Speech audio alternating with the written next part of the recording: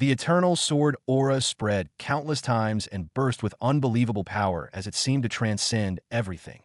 Finally, the eternal sword rule was born, and heaven and earth trembled. At that instant, the world changed. Apollo's sword, which had clashed endlessly with the ancient Shadow Guardian, suddenly stopped vibrating, but a deathly stillness descended over the battlefield. The air that once raged with violent clashes now seemed to kneel under the terrifying surge of something new, something transcendent. And then, crack, crack, crack, the very space around Apollo fractured. What is that? Someone screamed from the lower steps. Countless swordsmen watching the battle felt their sword aura violently trembling, as if desperately submitting to an invisible force.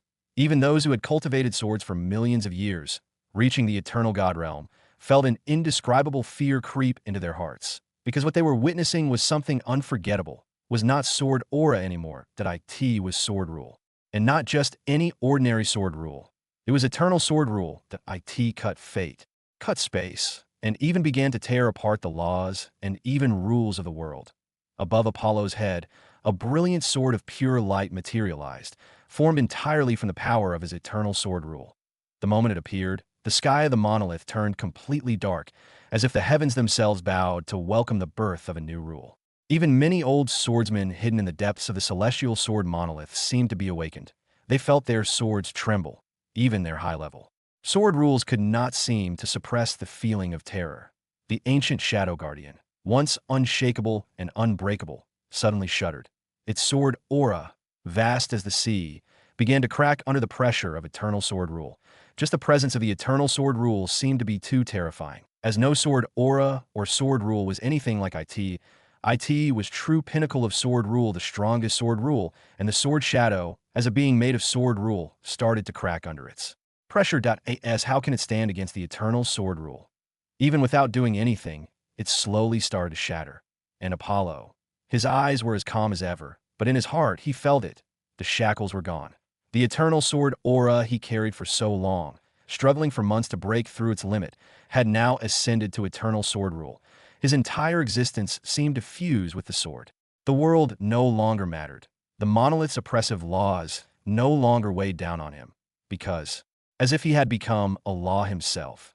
With his final breakthrough, his divine body, soul, and spirit also broke another barrier and instantly reached the 8th turn. For 10 months living here, his body, spirit, and soul, baptized by the sword power, already reached the peak of the 7th turn and only needed the little push. Hence, the moment he broke through the sword rule level, they also achieved a breakthrough and continued to improve rapidly even after breaking through 8 turns as his foundation was too solid. And the eternal sword rule wasn't a simple rule but the strongest sword rule of eternity. While he was enjoying the transformation and improvement in his strength, outside every swordsman was in chaos. Impossible. This can't be real. Broke through the barrier of sword aura and directly ascended to sword rule mid-battle. What kind of sword rule is this? So majestic, so ethereal. The eternal god-level swordsmen felt their knees go weak as they realized what had just happened. For millions of years, countless geniuses tried to comprehend sword rule after cultivating perfect sword aura. The transition was described as a near-impossible wall, and only a few across the vast cosmos had succeeded. But Apollo, not only did they succeed, but also understood the unprecedented eternal sword rule that no one had even comprehended. And then, Apollo raised his sword. Let's end this.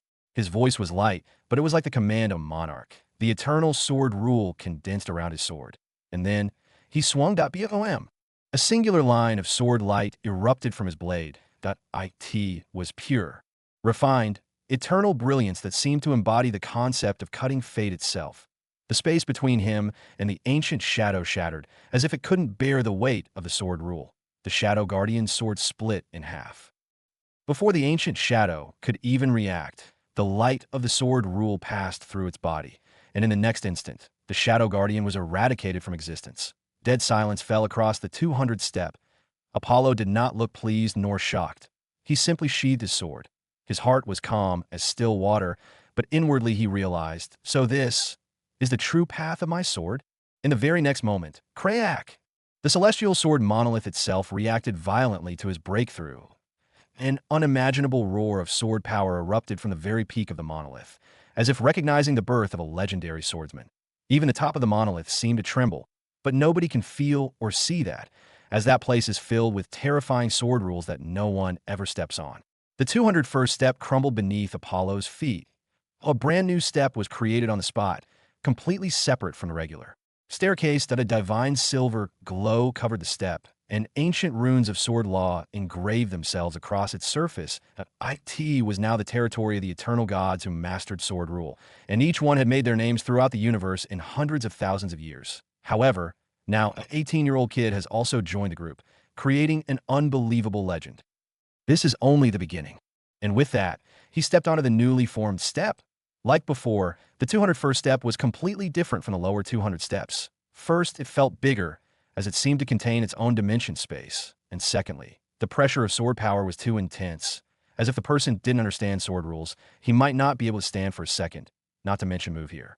Even for swordsmen who understood the rule, it was still a difficult task. But he was calmer, as even though his eternal sword rule just reached the first layer of rule, it was still countless times stronger than any early first layer rule that in fact, he felt the power was so amazing that he wasn't sure what level it had reached. He might be able to directly confront the second layer sword rule. The space around him seemed distorted by the sheer intensity of sword rule lingering in the air. Even his breath felt heavier, as if the very concept of a sword weighed down on his existence, that he could see traces of sword light flickering in the distance, like fragments of ancient battles eternally replaying in this dimension. Apollo took a step forward.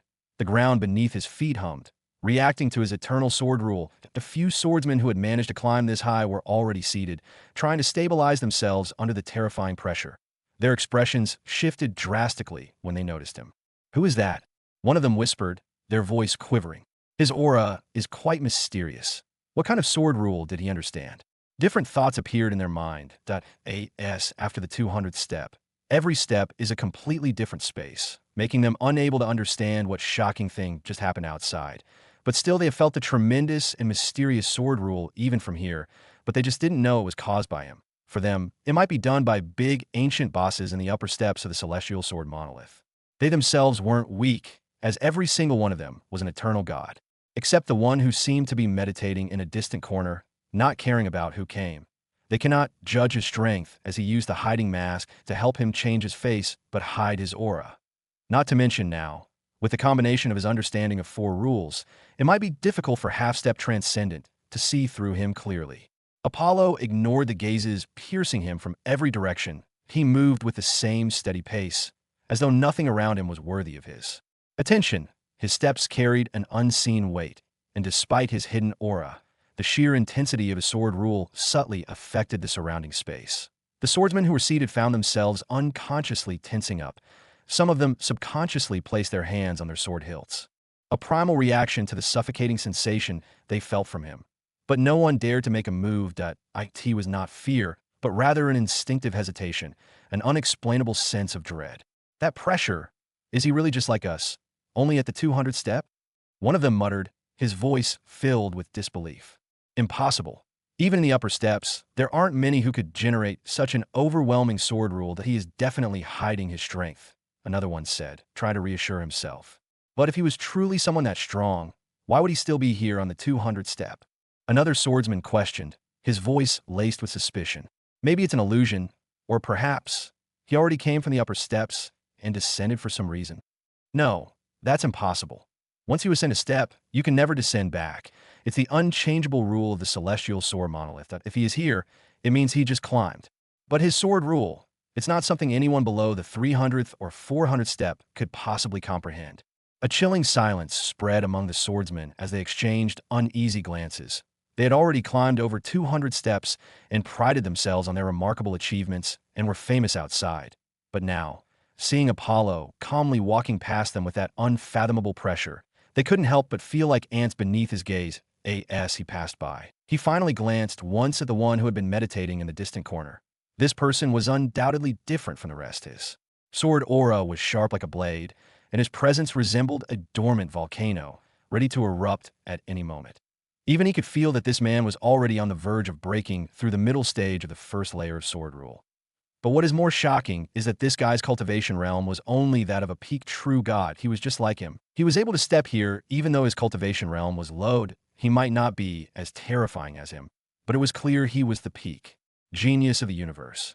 Not only that, but there seems to be faint killing intent concealed within his sword aura. It was subtle, like a dormant beast hidden beneath a calm surface. This meant that this person had undoubtedly killed countless beings and walked the bloody path of slaughter to temper his sword, the sword path of unrelenting carnage. A swordsman born from slaughter. Yet he seems to suppress it perfectly, Apollo noted. The meditating swordsman suddenly opened his eyes, locking gazes with Apollo. His pupils were deep and filled with a cold, unshakable will. The eyes of someone who had walked through mountains of corpses and rivers of blood. He clearly sensed that Apollo's gaze held no disdain, only genuine interest, and that alone made him frown slightly. He didn't speak, nor did Apollo. It was merely a brief glance, an acknowledgement between two monstrous sword geniuses.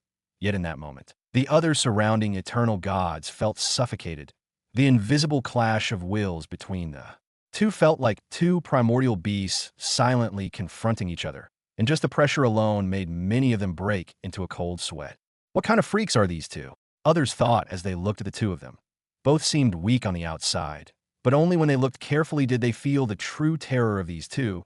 The peak true god finally withdrew his gaze and closed his eyes again, returning to his meditation. As if nothing happened, he didn't act arrogantly, nor did he show any fear. It was as if Apollo simply wasn't worth disturbing his meditation. He smiled faintly. He didn't react, interesting, but he didn't linger. Without any more distractions, he took his next step and began ascending toward the 202nd step. However, behind him, the peak true god, who had resumed meditating, suddenly opened his mouth and muttered under his breath. "What's your name?" He stopped for a moment and then calmly looked back. His voice drifted back softly. Apollo. The moment his name was spoken, a strange ripple flashed in the meditating swordsman's eyes. For the first time, his composed heart wavered slightly as he tried to remember any famous genius swordsman in the universe. There seemed to be no one of this name that came to his mind. The peak true god didn't mind, as the mysterious sword he felt was very mysterious, and he wanted to fight and learn what kind of sword rule he understood. A burning desire ignited in the heart of the peak true god. His sharp instincts, tempered through countless battles, screamed that the man before him was no ordinary swordsman. The sheer depth of Apollo's sword aura, masked as it was, had left a lingering mark in his mind, and his body instinctively yearned to cross swords with him.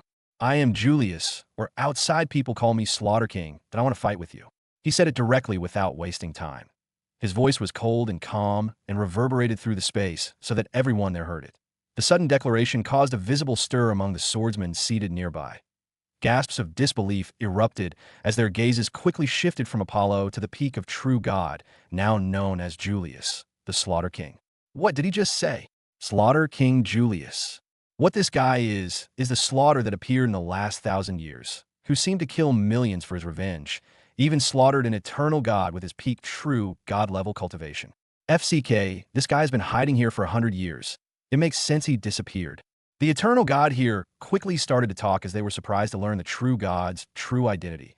But this also let them feel interested, as Slaughter King's name wasn't small, that he was someone who publicly killed an eternal god. Even if it was the weakest eternal, it was still an eternal god. Oh, Apollo was a bit surprised as he understood this true god seemed to be famous and have some extraordinary feats. "All right, let's fight. Let's see if you can surprise me." He accepted the challenge as he just broke through and needed someone to test his sword. And this Slaughter King seemed to be a perfect opponent. Haha, interesting, no one ever said that to me. Hopefully, you will also surprise me. Slaughter King also laughed. The next moment, all the other swordsmen present quickly distanced themselves from the two, not wanting to come between their battles. A chilling silence descended upon the 201st step. Every swordsman present felt their throats tighten as they realized what was about to unfold. A battle between two monsters of their generation. Julius, the Slaughter King, a peak true god who once shook the universe by slaughtering millions and publicly executing an eternal god, a man whose very existence was a nightmare to many forces. And now Apollo, a youth who had just broken through the threshold of sword rule and exuded a mysterious and unmatched aura of pure, eternal sharpness. Even without revealing his true strength, his presence alone made eternal gods suffocate in dread. Point one was a demon born from endless slaughter. The other was an unknown genius who had just created an eternal sword rule that transcended understanding. And now, they would clash. Julius grinned darkly as his hand slowly pulled out his sword, A terrifying blood aura burst out from his body, instantly changing the space around them. The sky turned dark, and a faint illusion of countless corpses piled under his feet emerged behind him. His sword, despite appearing plain, exuded pure killing intent. That it was not a divine weapon nor an artifact. It was simply a sword that had slaughtered millions. The very weight of karma and death imprinted on it made it far more terrifying than any divine treasure, Julius said, his voice low and chilling. I will not hold back. Apollo smiled faintly, his face still calm. That's exactly what I want. Boom! Julius vanished. No sound. No movement. Just pure killing intent erupted like a volcano. His entire body turned into a blurry afterimage as his sword came slashing toward Apollo's neck with such speed that space cracked in its wake. But Apollo didn't move. His eyes remained calm as the sword approached. Shing! The moment the blade was about to touch his neck, he burst out with a powerful aura like countless swords were awakened. And for an instant, the killing and bloody aura around Julius seemed to disappear. What? Julius's pupils shrank.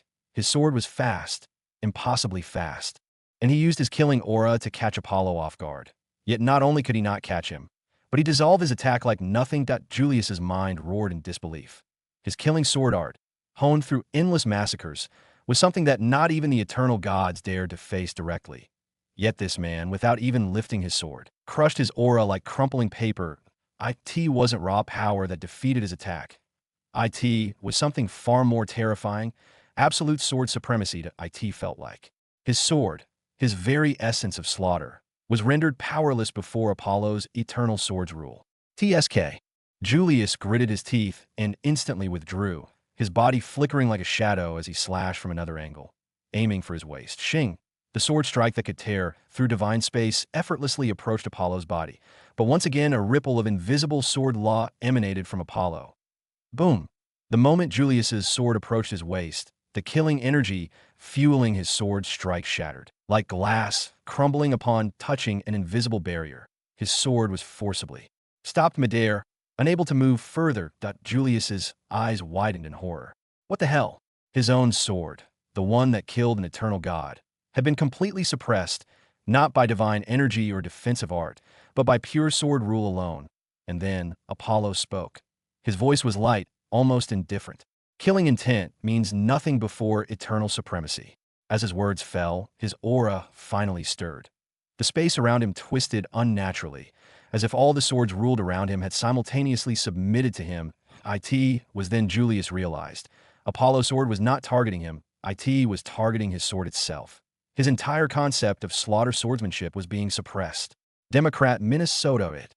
Julius's body blurred once again as he slashed faster, stronger. Hundreds of strikes per breath, all aimed directly at Apollo from every direction. The entire 201st step seemed to tremble as they felt countless aura killing that seemed to make everything a living hell. Every sword strike was filled with the sword rule of killing and could easily shatter a small star. And yet, right at the moment, hundreds of such sword strikes were aiming for him. But Apollo didn't even flinch. His eyes remained cold, and his sword stayed sheathed.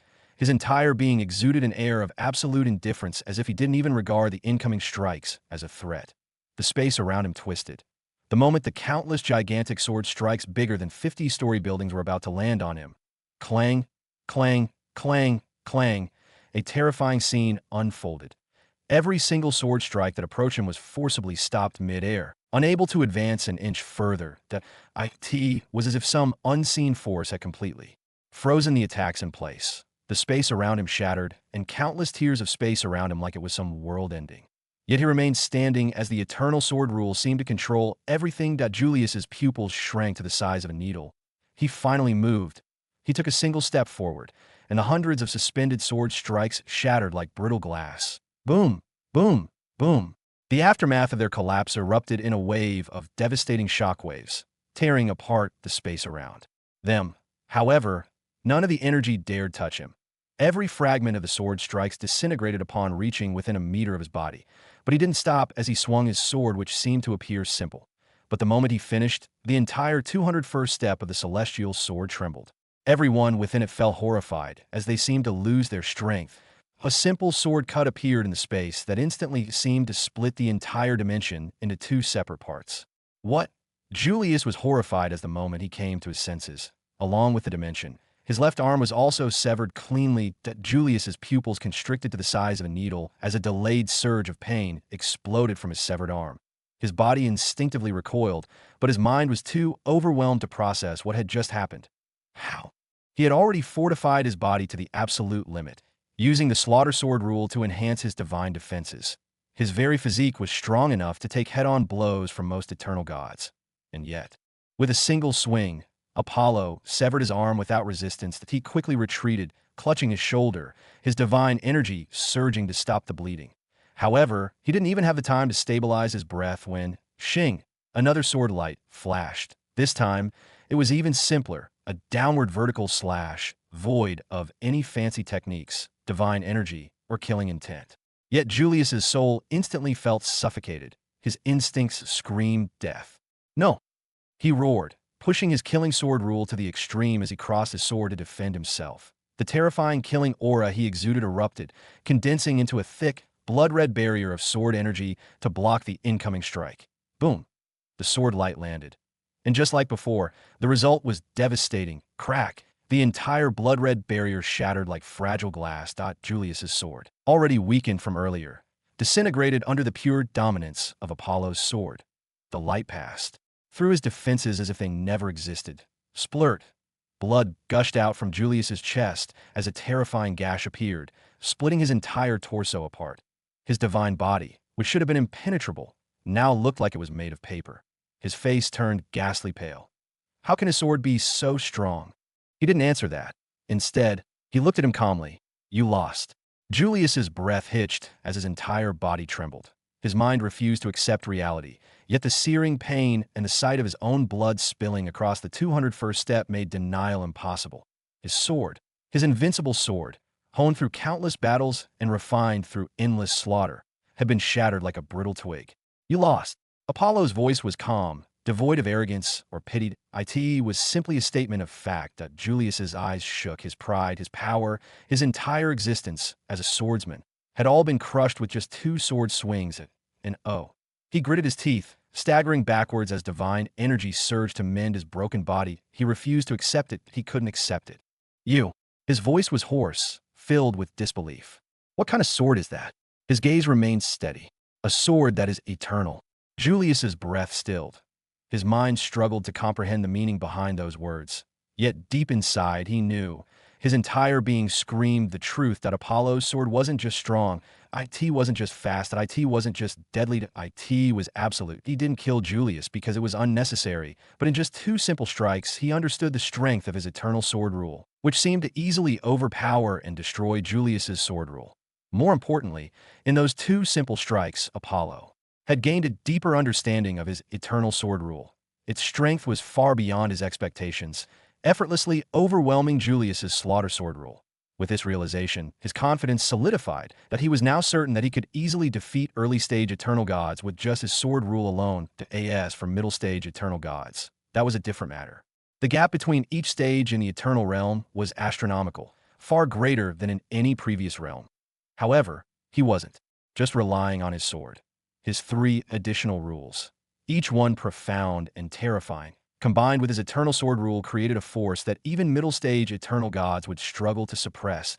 He exhaled softly, his eyes flickering with a sharp, unwavering light. He had come to test his strength, and the results were clear. He had already stepped into a realm where few could stand against him. Now, this 201st step didn't help him much, so he was ready to move up. He wanted to know how much higher he could climb, as he now understands the eternal sword rule. Not to mention, he needed a deeper concentration of sword rules understanding to improve his sword rule. Without hesitation, he moved forward. The moment he stepped onto the 202nd step, an immense pressure descended upon him. It was countless times heavier than before, pressing against his soul, bones, and even the very concept of his existence. But Apollo's expression remained calm. The guardian of the 202nd step started to materialize, and a many times strong ancient sword shadow appeared to the right of him. The sheer aura it exuded was enough to make the space around it crack and distort. It was a bit different from before, as it seemed more real than before. The sword's shadow guardian's gaze, cold, emotionless, locked onto him. Only those who truly grasp the essence of the sword may proceed. A voice, neither human nor divine, echoed through the step. For the first time, he saw the ancient sword shadow talk to it was clearly a bit different from the previous sword shadows and seemed to have its own will, which was a bit surprising. Apollo's grip on his sword tightened slightly, but his expression remained calm. He could feel it. This sword shadow was about the same strength as Julius, but when it came to the application of sword rules and swordsmanship, it was a bit better. But that wasn't his main concern, but he was excited as he was sure after climbing some steps, he would not only improve, but also face a terrifying ancient sword shadow. And with that, he started to move forward. The moment Apollo stepped forward, the ancient sword shadow reacted. The very space around them tightened, and an invisible force locked onto Apollo like a divine decree. Then, shing! The first sword strike descended. The it wasn't flashy, and oh, brilliant sword light. No overwhelming explosion of energy, just a simple cut. But Apollo's instinct screamed. His eyes sharpened. This wasn't an ordinary attack. It was pure, great mastery of the sword rule. Although the level of sword rule was weaker than Julius only at the early stage of the first layer, it was still extremely powerful. Apollo tilted his blade slightly and swung and returned at a clean, direct clash. Clang. A sharp ring echoed through the 200-second step. The impact alone caused the air to split apart, forming countless razor-thin slashes in the void. Apollo's feet remained firm. Unmoved, the ancient sword shadow paused. A flicker of acknowledgement passed through its gaze. Good, but let's see if you can handle this. It raised its sword once more, and the battle begins. They fought with a simple sword rule, but his eternal aura was still strong even when his usage and control were not good. But he tried to stretch the battle as long as he could so he could learn how to use his eternal sword rule from the sword shadow.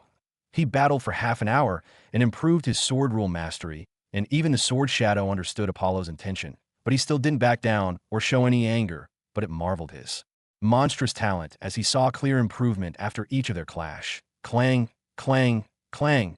The battlefield was filled with nothing but the crisp, rhythmic sound of swords clashing and wasted movements. No unnecessary energy, just pure, unparalleled swordsmanship. Apollo's sword grew sharper with every exchange. His eternal sword rule control became stronger at a visible pace. At first, his movements were just instinctual, relying on his raw talent and overwhelming aura. But now, he was beginning to truly wield his eternal sword rule. The ancient sword shadow noticed it. Unbelievable, it thought. With each strike, Apollo's mastery grew. His swordplay, once slightly rough and unpolished, refined itself in real time, adapting and surpassing limits at an impossible rate. The ancient shadow, for the first time in countless years, felt something it had long forgotten: anticipation. Could it be? Finally? But before it could think more, the sword came that seemed to have reached beyond the strength of sword shadow and completely destroyed him. Boom! With that sword that cut through everything in its path, Apollo finally ended the battle, and he quickly absorbed the insights of ancient sword shadows. He, without wasting any more time, mowed ahead, leaving the swordsman on the 201st step shocked, especially Julius, who watched everything that happened with his injured body. For the first time in his life, he felt inferior to others, but those thoughts were nothing to Apollo, who, without looking back, stepped forward. He's going to move forward without stopping. From the next steps, he didn't waste time, as he directly went to face the ancient sword shadow guardian and continued to climb higher. Quickly, non-stop, he continued his climb. Half a year passed in an instant. Apollo never stopped, step after step, battle after battle, sword clash after sword clash. Every fight was a lesson, every opponent a stepping stone. He no longer needed to pause for insights. His mastery evolved in real time. The eternal sword rule became part of him, refined through hundreds of battles. Each step sharpened his edge, pushing him closer to a realm beyond swordsmen. And now, he stood at the 300th step. The air here was heavier, ancient, unforgiving. The will of swords from countless ages lingered in the space, pressing down like an invisible blade upon anyone who dared to stand there. His black robes fluttered slightly as he exhaled, his gaze calm, yet piercing. That he has reached his peak, as the last few battles were extremely difficult. It may have been easier if he used his other rules, but this was the holy place for sword rules, and other rules could not be used in the battle. On the 300th floor, he only saw dozens of swordsmen. As the higher he climbed, the fewer people there were. These dozen swordsmen were among the best in the early stage, eternal god level. Even he wasn't sure he could defeat them. But in these half a year, he fully mastered his eternal sword rule and controlled it as his will. He also consolidated his first layer, early stage, eternal sword ruled. He can even break through the middle stage at any moment. Now that he was going to face the ancient sword shadow to reach the 301st step, he knew he might lose, as every 100 steps the change in strength was enormous. But he wasn't afraid of losing. He was afraid there was no more way ahead. What kind of opponent will it be this time? A hum filled the air, the space before him rippled, and then a figure emerged. Unlike the previous sword shadows, this one wasn't just a silhouette. It was a person, a living being. Not like the previous sword shadow, he was surprised to see this, as this was a bit unexpected. And although it somewhat looked like a human, it wasn't. As he felt the aura was completely different. It was like he was talking to a living sword. And he didn't mean figuratively, but exactly like the life form in front of him was a sword. His sharp eyes narrowed slightly. A living sword. Not a metaphor, not an illusion, but a true existence, an entirely new life form that he had never heard of. The being before him was not human, yet it carried the shape of one, that its silver skin gleamed like polished steel, and its flowing hair looked like strands of liquid metal. But what struck Apollo the most were its eyes. Not organic, but endless voids where countless sword wills clashed and merged, like an eternal battlefield contained within a single gaze. "You are different," Apollo spoke, his voice calm but laced with curiosity. The living sword tilted its head slightly, as if studying him in return. Then it spoke, its voice ringing like the clash of divine blades, each syllable sharp enough to cut through silence. "You sword rule." It felt the difference between the other challenger and Apollo instantly, as he felt the sword rule, the life born of the sword. It has the sharpest sense when it comes to sword rules, yet it feels terrified. For the first time in its existence, the living sword trembled. It wasn't fear in the way mortals understood it. No, it was something deeper, a primal, instinctive terror etched into its very essence. That Apollo's sword rule wasn't just strong, it was like an absolute force of the universe. The moment their aura clashed, the living sword felt it. The vastness, the sheer depth, the terrifying mysteries of Apollo's eternal sword rule. That it wasn't something that should belong to anyone, that it was something that belonged to a being beyond its understanding. This is impossible. The living sword had seen and battled countless challengers across ages and eons. Many wielded supreme sword laws. Some even reached near perfection in their understanding.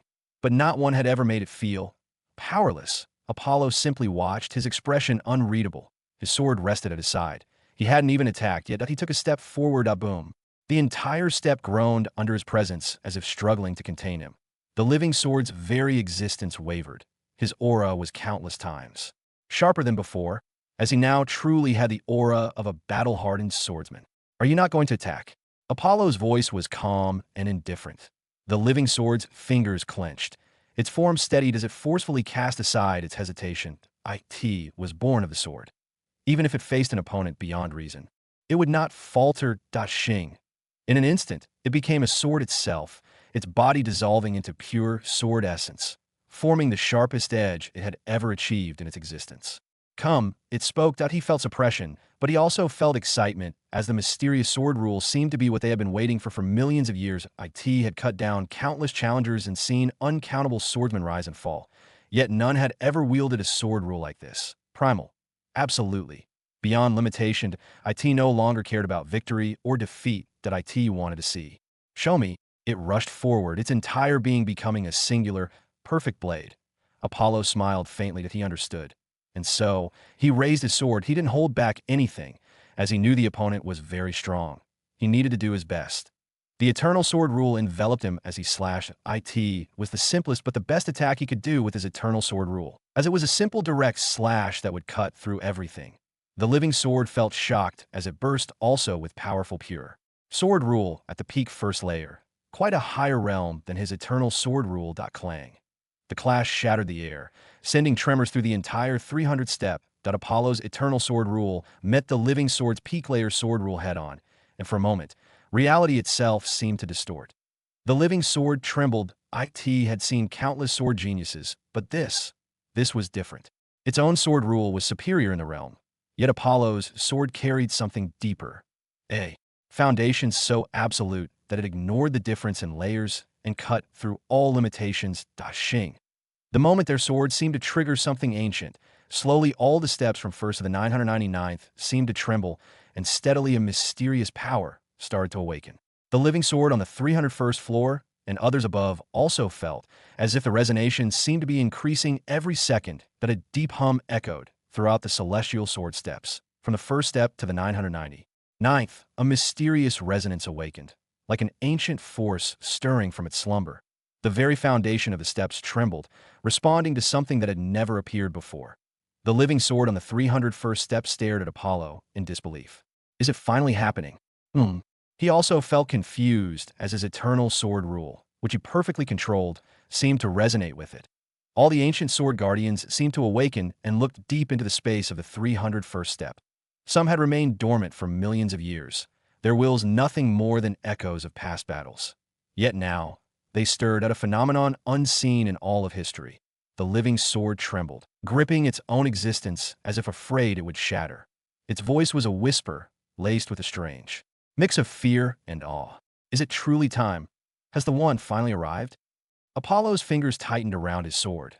His eternal sword rule surged, resonating with the unseen force. Boom! Boom! Countless explosions of sword power happened at the same time, shocking every swordsman in the celestial sword monolith. That a figure seemed to awaken at the top of the 999th step and slowly opened his eyes. The moment it opened its eyes, every guardian above the 300th floor seemed to feel something and stopped whatever they were doing. The first sword has awakened. The moment those words were spoken, a silence heavier than mountains settled over the celestial sword monolith.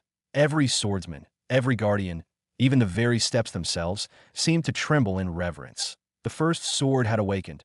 Above the 999th step, where no mortal had ever set foot, the figure fully opened its ancient, sword-like eyes, a gaze sharp enough to cut through reality, at a presence beyond the comprehension of even eternal gods. Boom. The entire celestial sword monolith quaked as if the very foundation of the trial was acknowledging its true master. Apollo's breathing slowed, his sword humming in his grasp, as if answering an unspoken call. His eternal sword rule surged, intertwining with the unseen force that had now fully awakened. A voice, neither young nor old, resonated across the monolith, reaching every swordsman present. After millions of years, finally that person has appeared. But after hearing the words of the ancient being, everyone was shocked and filled with confusion. Who appeared? Why wait for millions of years? Whispers spread like wildfire among the swordsmen standing on the higher steps of the celestial sword monolith. This was something that had never happened before. Even the oldest person here didn't know anything about the voice and what it was talking about. The swordsmen on the higher steps, beings who had reigned supreme in their era, exchanged uneasy glances. Even those who had trained for hundreds of thousands of years in the monolith had never heard of such a thing.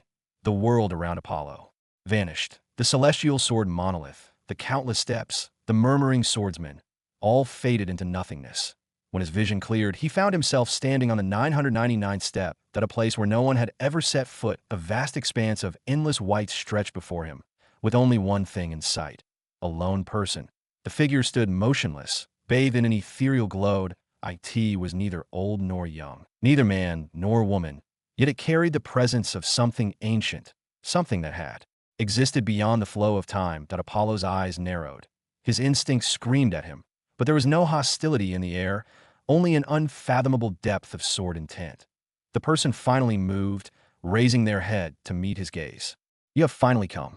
The voice was soft yet carried an undeniable weight, as if it had waited an eternity just to speak these words. Apollo remained silent. His eternal sword rule hummed around him, still resonating with the unseen force that had brought him here. The figure studied him for a long moment before speaking again. Do you know what you are? A question. Simple, yet heavy.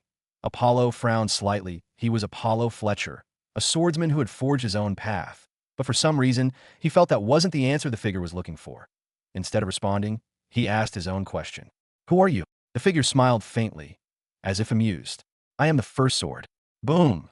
The space around them shook at the words. The resonance between Apollo's eternal sword rule and the monolith intensified. It was as if the very concept of swords recognized this being's existence. At least a portion of it. Apollo's mind raced. First sword? Did that mean the first wielder of the sword rule? The first to carve the path of the sword itself? He felt confused as his words meant various things. No, although I am the first sword to be born in chaos, I am not the master of sword rule. His gaze remained steady despite the storm raging around him. The very fabric of space trembled under the weight of the first sword's presence. His words carried an authority beyond time, beyond the understanding of even the strongest eternal gods. Born in chaos, yet not the master of the sword rule. Apollo thought, his mind rapidly analyzing the implications. But how is it possible? Didn't a natural sword born in chaos also have sword rules? Otherwise, what would make the sword special if it didn't contain sword rules? Would it even be considered a sword? The first sword's eyes, deep like the abyss, shimmered with an ancient light. For the first time, he showed a hint of admiration. Sharp. He paused for a moment, then continued, his tone carrying the weight of an unfathomable truth. I was not born with the sword rule, that I was born as the first manifestation of the sword itself. At that time, there were no rules, no concepts, no techniques, no limits. His fingers tightened on his sword. The implications of those words sent ripples through his mind. The sword rule came later, he murmured. The first sword nodded.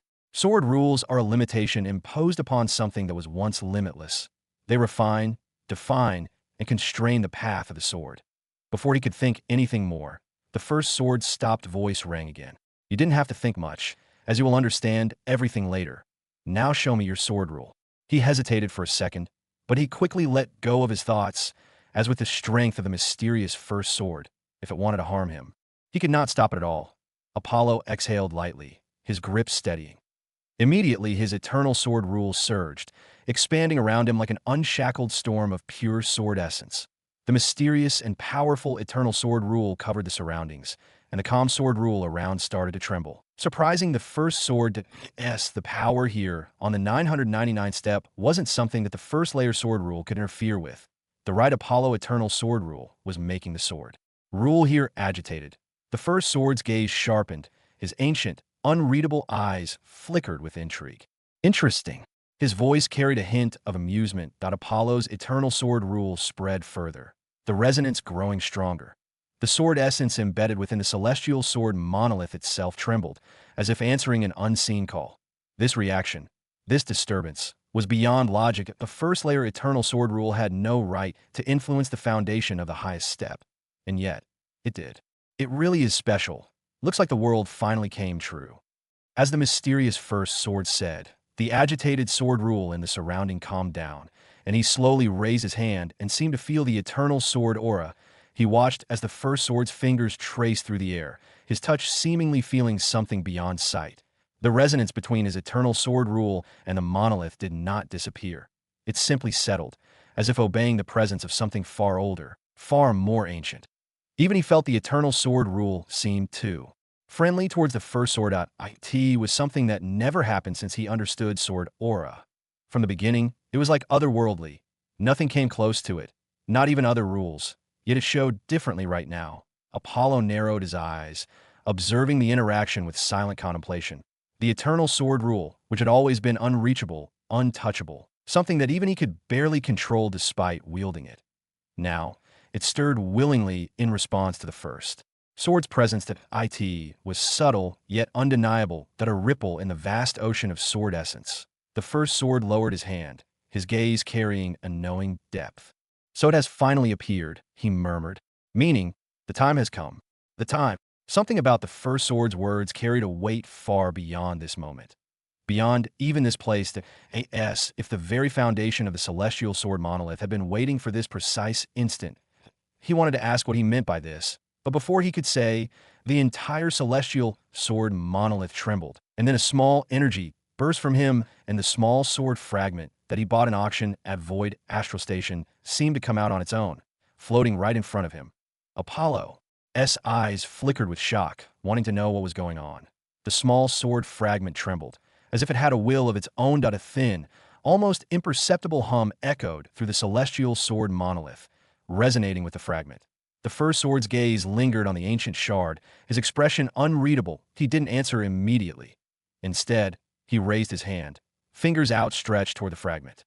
The moment his fingertips brushed against it, boom, a massive shockwave erupted, sending out ripples of sword essence that shook the entire monolith from the first step to the highest. From the massive sword monolith, a mysterious and powerful energy burst out and started to merge with the sword fragment. The moment the mysterious energy burst from the celestial sword monolith, it surged toward the floating sword fragment, wrapping around it like a tide drawn to its source. That Apollo's eyes narrowed as he sensed an ancient will within the energy. a force far beyond anything he had encountered before. The sword fragment trembled violently, its once dull and broken form now pulsating with a brilliance that felt both familiar and foreign. The first sword remained motionless, watching as the merging process unfolded. His expression was calm, but within his eyes, an unfathomable depth of understanding and expectation flickered that he felt a strange connection form between himself, the sword fragment, and the celestial sword monolith. Then, boom! A blinding explosion of pure sword light engulfed the space. The phantom sword shadow emerged within the glow, its presence suffused with an aura that sent shivers down Apollo's spine. His eyes flickered with sharp focus. The broken fragment that had once been nothing more than a mysterious relic was now transforming before his eyes. Crack, crack. The fractured edges mended themselves. Molten streams of sword essence weaving the gaps together. It was as if time was reversing, undoing the damage done countless eons ago. And then, a new sword emerged. Its form was perfect, neither extravagant nor overly ornate, yet it carried an aura that felt boundless, eternal, a presence identical to the first sword and the other sword life forms he just had encountered. It was alive. The first sword's gaze deepened, a glimmer of recognition flashing within. But although the aura was perfect, it seemed there was something missing, and most importantly, it was half the size of a regular sword. And currently, it can be called a dagger rather than a sword. After its transformation, it again transformed into light and went back into his mind. He felt its presence settling deep within him, merging with his soul, as though it had only awakened a part of itself and was waiting for something more to reach completion. The first sword watched this unfold with an unfathomable gaze. "It has recognized you," he said, "but you are not ready yet." Apollo remained silent, sensing the faint pulse of the half-formed sword within his consciousness. He also felt it was slowly improving his understanding of the eternal sword law. "Find the other piece, and then return here, and I will answer your questions." And then, without waiting for him, he forcefully teleported outside, directly at the first step of the celestial sword monolith, where he started. The overwhelming presence of the 999th step was gone, and only silence remained. But he didn't react to them. His hand instinctively touched his chest, where he could still feel the newly formed sword's power in his mind. Find the other piece. His eyes gleamed with sharp determination. Without hesitation, he turned and walked away from the celestial sword monolith. Selena quickly noticed him and came to him. "Lord, is everything done?" she asked. He thought for a second and then nodded. "Yes, at least for now." Selena observed him carefully. There was something different about him, an indescribable sharpness, as if he had become more attuned to the sword itself. Her eyes flickered with curiosity, but she didn't press further. Instead, she nodded. "Lord, they're also new from the Sky Tower. They asked Lord to attend the Three-Universe Alliance meeting as the representative of Sky Tower." Apollo's gaze flickered. Three-Universe Alliance meeting. For the Sky Tower to send such an invitation meant that this wasn't an ordinary gathering. Selena continued, her tone steady. "They said it's a meeting of the most powerful factions across the three great universes. Only those with real influence or potential power are invited." He remained silent for a moment. Still, for Sky Tower to make him their representative. "Did they mention why they chose me?" Apollo finally asked. Selena shook her head. Only that the invitation came from the highest level of the Sky Tower. His fingers lightly tapped against the hilt of his sword. The highest level of Sky Tower? Could it be his master and senior brothers? His eyes gleamed with interest. "Fine," he said, turning towards the horizon. "I'll go." He needed to rest anyway, after so much happened here. And going to a place where the strongest gather can also be a great way for him to see the current overlords of universes. "So, anyway, when the meeting is happening?" Selena replied without hesitation. "In 3 months, Lord. The location is within the Void Star River, one of the oldest neutral grounds outside the three universes." Apollo nodded slightly. 3 months. That was enough time to prepare, and, more importantly, for his breakthrough for the Void God realm. He can try to break through the 9th turn anytime, and after that he can finally become Void God. "Then, Lord, shall we return to the Sky Tower?" she asked. Apollo exhaled slowly, feeling the lingering sword resonance still flowing within him from the celestial sword monolith. "Yes," he said, "it's time to prepare." After this, they silently left the celestial sword monolith towards their spaceship, AS Apollo, and Selena silently left the celestial sword monolith. The echoes of his encounter with the first sword still lingered in his mind. They boarded their spaceship, its sleek frame humming with energy as it prepared for departure. Selena skillfully activated the controls, and the ship lifted off smoothly, breaking through the sword aura-filled atmosphere of the monolith's domain.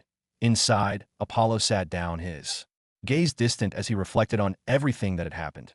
His fingers instinctively touched his temple, sensing the transformed sword fragment now embedded in his mind. Point one piece down. But where was the other? Selena stole a glance at him, but remained quiet. She could tell that whatever had happened inside had changed him. His aura had sharpened, refined into something even more profound, something beyond just strength. The ship surged forward, leaving the celestial sword monolith behind as they set course for the Sky Tower. 3 months until the Three-Universe Alliance meeting.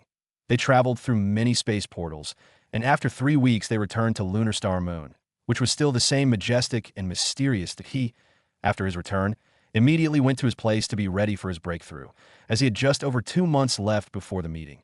Apollo closed his eyes, drawing in the vast energies swirling around him. The crystals and divine energy stones formed a celestial array, pulsing in harmony with his breath. Each inhalation pulled the raw essence of the universe into his body, refining it into something pure, something far beyond ordinary cultivation. His foundation was flawless. He had already reached the 8th turn in body, spirit, and soul, a feat few in history had ever achieved. Now, the only step left was the 9th turn, the final transformation before stepping into the realm of the Void God. But he understood. This breakthrough was unlike any before. The 9th turn wasn't just about power. It was a fundamental rebirth, a complete metamorphosis of body, mind, and existence itself. Boom! A muffled explosion rang out as his energy surged, shaking the entire chamber. The energies he had been gathering for weeks suddenly condensed, forming a vortex of pure divine power. His expression remained calm, that he was ready. He exhaled slowly, his voice barely a whisper. Let's begin. Boom! And like a world-swallowing beast, he started to devour energy. His body, soul, and spirit just needed a push in the right time, which exactly was now. And the first one to break through seemed to be his body, as it was always his strongest of three. Boom! A thunderous pulse erupted from within Apollo's body as his flesh, bones, and blood surged with untamed power. His physique, tempered through countless battles and unimaginable hardships, reached the very limits of mortality. And now, it was breaking through. The 9th turn of the divine body wasn't just an evolution. It was a rebirth. His cells trembled, shedding their old limitations, reforging themselves with the energy of the void. Crack. A sharp sound echoed as his skeleton shattered. Not in pain, but in transformation. The broken fragments instantly reformed, stronger and denser, no longer bound by the rules of conventional reality. His muscles coiled like celestial chains, his veins now carrying not just blood, but something more. The essence of the void itself. His first breakthrough was complete. But he didn't stop. His spirit was next. After his divine body broke through, his spirit also quickly made its way through. His cosmos meditation worked on its own, and the 9th floor of mind space started to appear. Deep within his mind space, the previously vast and infinite 8 floors trembled as a 9th floor began to materialize. Rumble. It wasn't just an expansion. It was a complete restructuring. The 9th floor wasn't merely an addition to his mind space. It was a new dimension, something far beyond what should exist within a cultivator's mind. Celestial symbols and ancient runes flickered into existence across the vast space, pulsing with ethereal light. The very fabric of his consciousness stretched and expanded, reaching toward an unknown peak. His spirit energy surged, becoming boundless. If before his spirit was akin to a vast ocean, now it was a universe unto itself. After his breakthrough in spirit, only the last of his soul remained. The soul of any being is the most mysterious part, not to mention his soul, which is like countless times stronger and more mysterious than any life form at the half-god level. Rumble. His soul space cracked open, revealing endless depths of primordial energy. It wasn't just a breakthrough. It was an evolution, a rebirth into something even he could not fully understand. The surrounding energy trembled violently as his soul was reaching the peak of the human soul. And then, boom! A massive shockwave erupted from his body. The very fabric of space trembled as a new energy burst forth from his being. His soul had completed the 9th turn. Apollo slowly opened his eyes, as he now has reached the ultimate level of half-god, and cannot improve anymore if he doesn't break through the void god realm. All things were done, and all he needed was to break through and finally transcend the mortal realm and truly take a step into the God realm. This was it, the moment every being who walked the path of cultivation yearned for, the leap from mortality to divinity. His body felt weightless yet indestructible. His spirit was overflowing with boundless energy, and his soul had become a singularity of power, containing mysteries beyond comprehension. He closed his eyes and started to enlighten himself as to the breakthrough he needed to create an internal world. He started to gather his energy and the power of the rules he understood. Others can only use the laws, but he had already understood the rules, and it wasn't one but four rules. With rules as his foundation, the internal world he would develop will be countless times terrifying. Yet he remained meditating for 2 days before finally his aura reached its peak, and the breakthrough process of the void god begins. The heavens roared. The earth quaked. The very fabric of space trembled beneath the sheer force of his breakthrough. Boom. A terrifying shockwave erupted from Apollo's chamber, sweeping across lunar star moon like an unstoppable tide. The celestial energy that had once remained dormant now surged wildly, causing storms of pure divine power to ripple through the sky. In that instant, every powerful existence on lunar star moon felt it. This aura, someone is stepping into the void god realm. Impossible. This level of energy, even impossible for true gods. This is inside the epicenter of the chaos. Apollo remained seated, his body at the edge of transformation. His internal world was forming as the mysterious energy of chaos from the universe seemed to merge with him. The eternal sword rule, the space rule, the destruction rule, and the fire rule, all four forces swirled in perfect harmony, merging into a single, unstoppable reality within him. His divine body, spirit, and soul synchronized with the evolving internal world. They no longer existed as separate entities. Instead, they became one with a new world forming inside him. Shaped by the primal chaos energy that had descended from the deepest depths of the universe, Apollo's internal world expanded, growing vaster with each breath. The mysterious energy of chaos surged through him, merging with his very existence. Unlike others who built their internal worlds upon mere laws, his foundation was built on rules. The highest form of comprehension. His blood boiled, turning more divine. His bones crackled, reforging themselves into something indestructible. His soul, already peerless, evolved into an eternal, undying existence. The transformation continued. The energy fluctuations from his body intensified. The entire lunar star moon trembled violently, unable to contain his rising power. And then, a single ringing sword cry echoed across the stars, shaking the heavens. He finally completed his breakthrough that moment.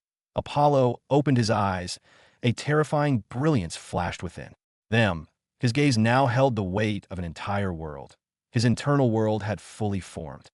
Vast and boundless, ruled by his four supreme rules. The transformation was complete. He was no longer bound by mortality, and no longer a half-god standing at the peak. He had stepped into the void god realm. Boom. A final explosion of power erupted from his body, sending out endless shockwaves across lunar star moon. The very fabric of space trembled under his presence. The stars above flickered as if bowing in recognition of his existence. His divine body had been reborn, reforged by the primal chaos. Energy, his soul and spirit had fused seamlessly into his internal world, making him an entirely different life form from before. He clenched his fist lightly. The space around him cracked. With just a thought, his internal world responded, a force beyond imagination. It was no longer just a realm inside him. It was an extension of his will, a boundless reality that he alone ruled. His very presence now radiated an unstoppable majesty, the aura of one who had truly transcended the limits of mortal existence. He quickly looked at the system's profile to see the changes. Void creation system, 70%, 2/3. Host, Apollo Fletcher, demon god. Life level void god, chaos internal world, 9,999 kilometers. Rules, space, destruction, fire, and eternal sword. Status, healthy. Creation energy, 7,384,465 points. Chapter Lost World, completion, 3%. Apollo's eyes flickered with intrigue as he scanned the simplified yet more profound system panel. His internal world, a staggering 9,999 kilometers in size, was leagues beyond ordinary void gods, whose worlds barely reached a few hundred kilometers upon ascension. This wasn't just a breakthrough. It was a complete redefinition of what it meant to step into the void god realm. Even among gods, my foundation is unmatched. The aura on Lunar Star Moon also calmed down, but still many were in doubt, as the aura of the breakthrough seemed to surpass true gods. They wanted to know who made the breakthrough, but sadly, due to the runic formation, they cannot tell. After his breakthrough, he calmly meditated and consolidated his strength, as in a few days he will leave for the gathering. Days passed in calm refinement, and soon, it would be time to depart for the Three-Universe Alliance meeting, the day of departing this time. Serena didn't follow, as she was in closed-door training, trying to break through to the next stage. Instead of her, the second strong guardian of the Lunar Star Moon is named Kale. With his current, quickly understood his strength, as he seemed to be an eternal god. Kale's presence was like an unshakable mountain, exuding profound stability and silence. He bowed slightly. Lord, I will accompany you on this journey. Apollo nodded, his gaze sharp. Let's go. And with that, they stepped into the space portal, as he wasn't going alone. There would be many more members from Sky Tower that would also come with him. They arrived at a floating city in the void, named Sky Nexus, a massive floating city suspended in the endless void, radiating an ancient yet futuristic aura. It was one of the important places for the Sky Tower. And here also the other guys who were joining him were waiting. As Apollo and Kale stepped out of the space portal, they were greeted by the breathtaking sight of Sky Nexus, a colossal floating city that defied the very laws of reality. It shimmered with an ancient grandeur, yet pulsed with an advanced, futuristic energy. Massive sky bridges, constructed from mystic alloys, connected towering spires that seemed to stretch into infinity. The city itself hovered over a swirling abyss of void energy, drawing power from the fabric of space itself. This was one of Sky Tower's most important domains, a place where void gods, and even eternal gods, gathered to prepare for significant events.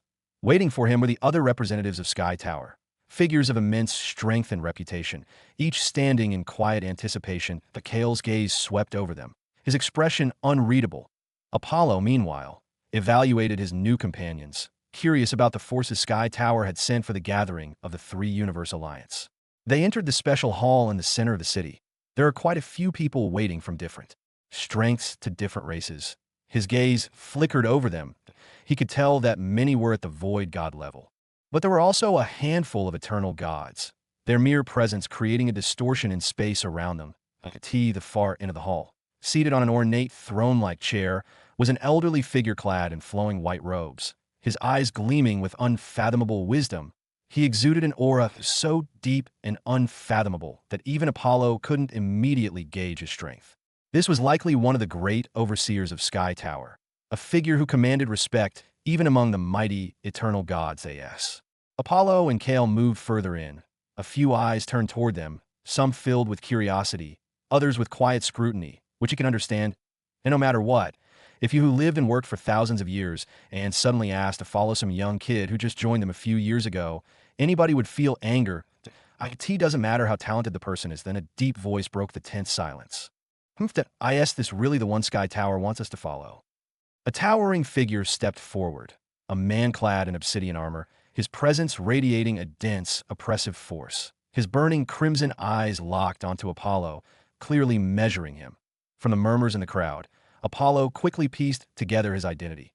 Draven, the Abyss Blade, a powerful eternal god who had been at this level for nearly 20,000 years. Known for his battle-hardened experience and ruthless combat style, that he wasn't the strongest here, but he was undoubtedly among the most vocal. Apollo met his gaze calmly, completely unfazed. You seem dissatisfied, he said flatly. Draven smirked, stepping closer. It's not dissatisfaction, just curiosity. Sky Tower calls you our leader for this gathering, but why should we acknowledge a kid like you? His aura flared slightly, the weight of his power pressing onto Apollo like a heavy storm. He cannot help it, as he fought all his life and now had to follow a kid who was countless times younger than him, which was beneath his pride. Apollo was ready to give this guy some lessons. However, before he could do that, the overseer made his move as the entire place seemed to feel the pressure. The air grew thick, the very layer of space trembling under an unseen force. The moment the overseer made his move, an overwhelming pressure spread through the hall, suppressing everything beneath it. The Draven's smirk vanished instantly. His body tensed, sweat beating at his temple as he instinctively took a step back. This wasn't normal suppression. It was as if the very laws of the universe were bending in submission. Apollo, however, remained unshaken. His divine body, infused with the essence of four supreme rules, adapted instantly. Even if the pressure was suffocating for others, to him, it was little. More than a passing breeze, then, a calm, yet indifferent voice echoed through the hall. If questioning leadership was so easy, then why weren't you chosen instead? The overseer appeared, a figure draped in flowing silver robes, eyes like the endless cosmos itself. His very presence carried an authority that demanded respect. Draven clenched his fists but wisely held his tongue. He wasn't a fool as strong as he was. Challenging the overseer's words would be sheer arrogance. The silver-robed figure continued, his voice laced with an undeniable decree. Apollo was selected by Sky Tower. That alone is enough. A tense silence followed, and no one dared to speak. Apollo finally smirked, his gaze locked onto Draven. Well, still curious? He asked, his tone sharp yet composed. Draven's expression darkened, but he knew better than to press the matter further. Without another word, he stepped back into the crowd, his challenge diffused, but not forgotten. The overseer glanced around the room, his presence looming. Now that this matter is settled, you all can depart. The three-universe alliance gathering awaits. He then moved his hand, and a space portal appeared behind them, leading them to their spaceship. Go! Without hesitation, the gathered warriors stepped forward, one by one, into the shimmering portal. Apollo followed last, his gaze sweeping over the crowd. He could feel the lingering resentment from some, the cautious approval from others, and the silent expectations pressing down on him. It didn't matter. He had long since learned that respect was not something given. It was something earned through power. As he stepped through the portal, a vast expanse of endless space greeted him. Before them, the Sky Tower's flagship awaited, a massive Void-class battleship, floating like an ancient titan among the stars. Its metallic hull gleamed with an eerie, otherworldly glow, embedded with countless runes that pulsed with restrained power. The warriors boarded swiftly. Inside, the hulls of the ship were lined with advanced formations, built for both defense and war.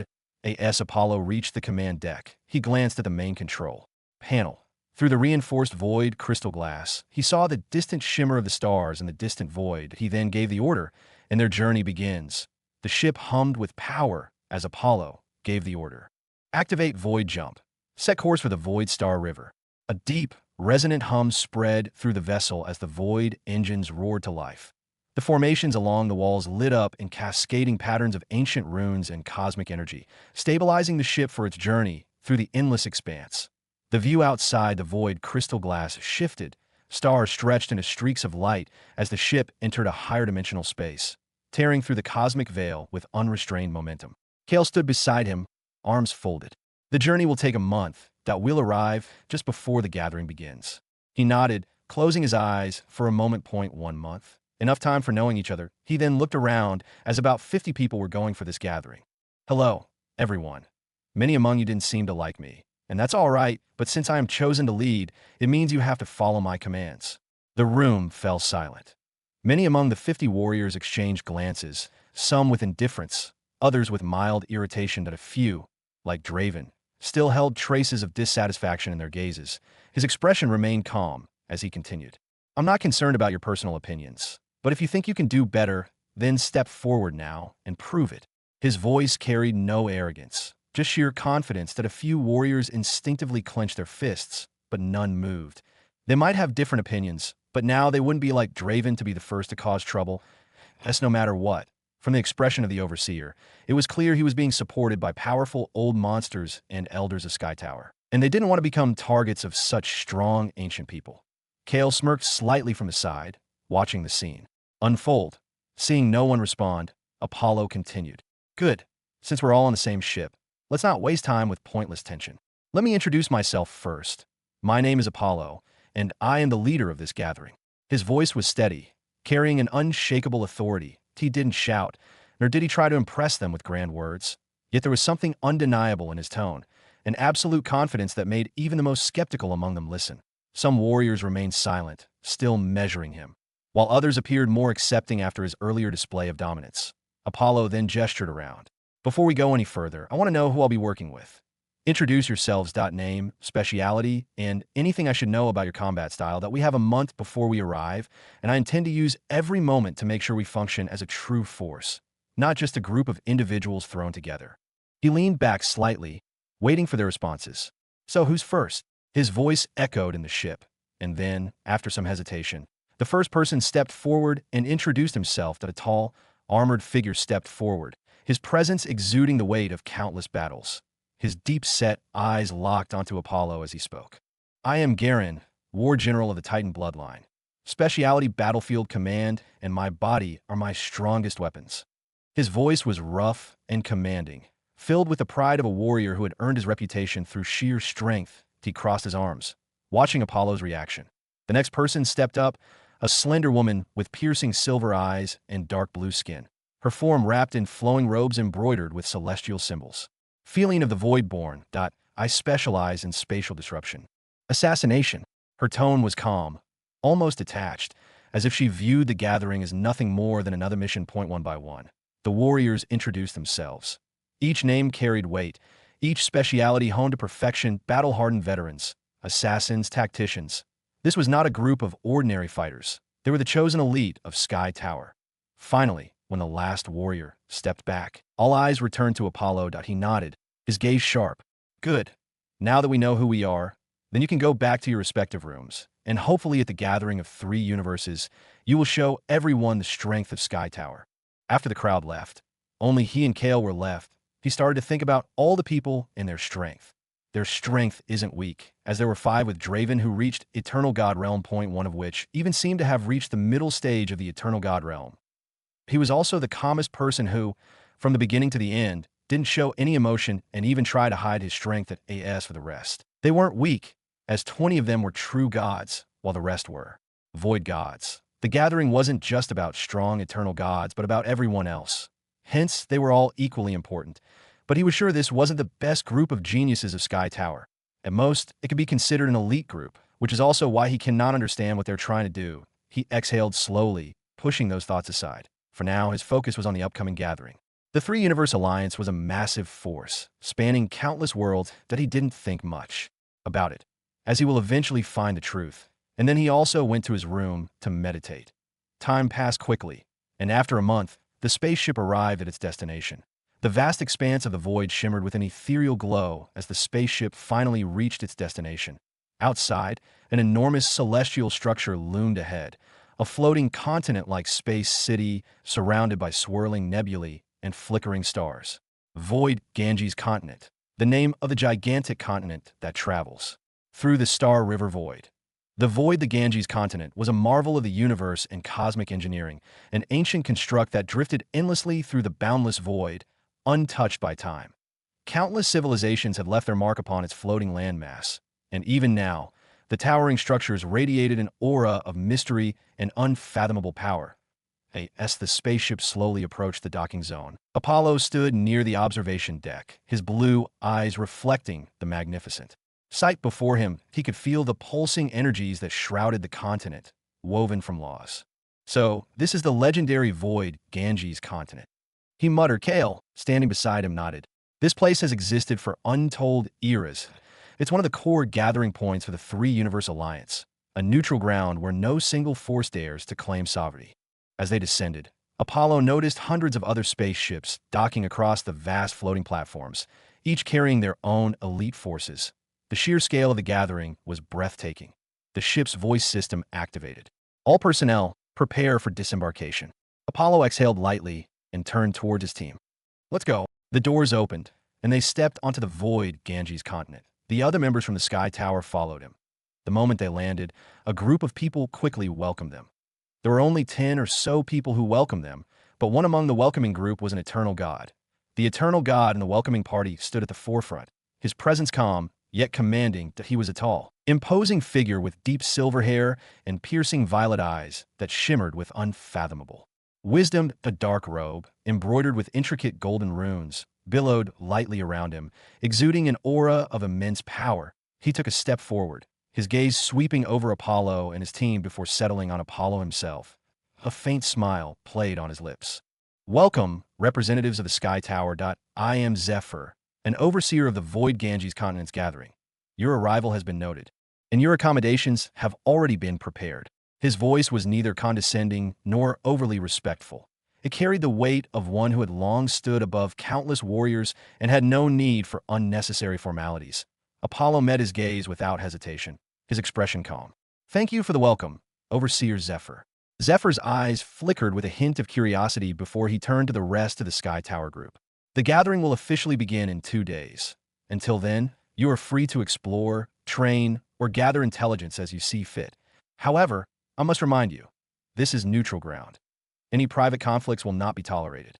His gaze sharpened slightly at the last part, as if warning them in advance. Draven, standing at Apollo's side, scoffed lightly, but said nothing.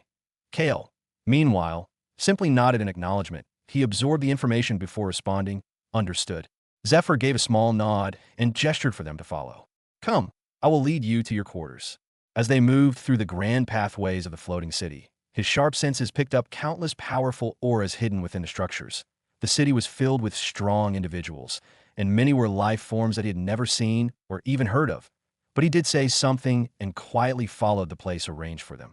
"This will be your residence for the duration of the gathering," Zephyr said, gesturing toward the structure. "Each of you will have your own chambers.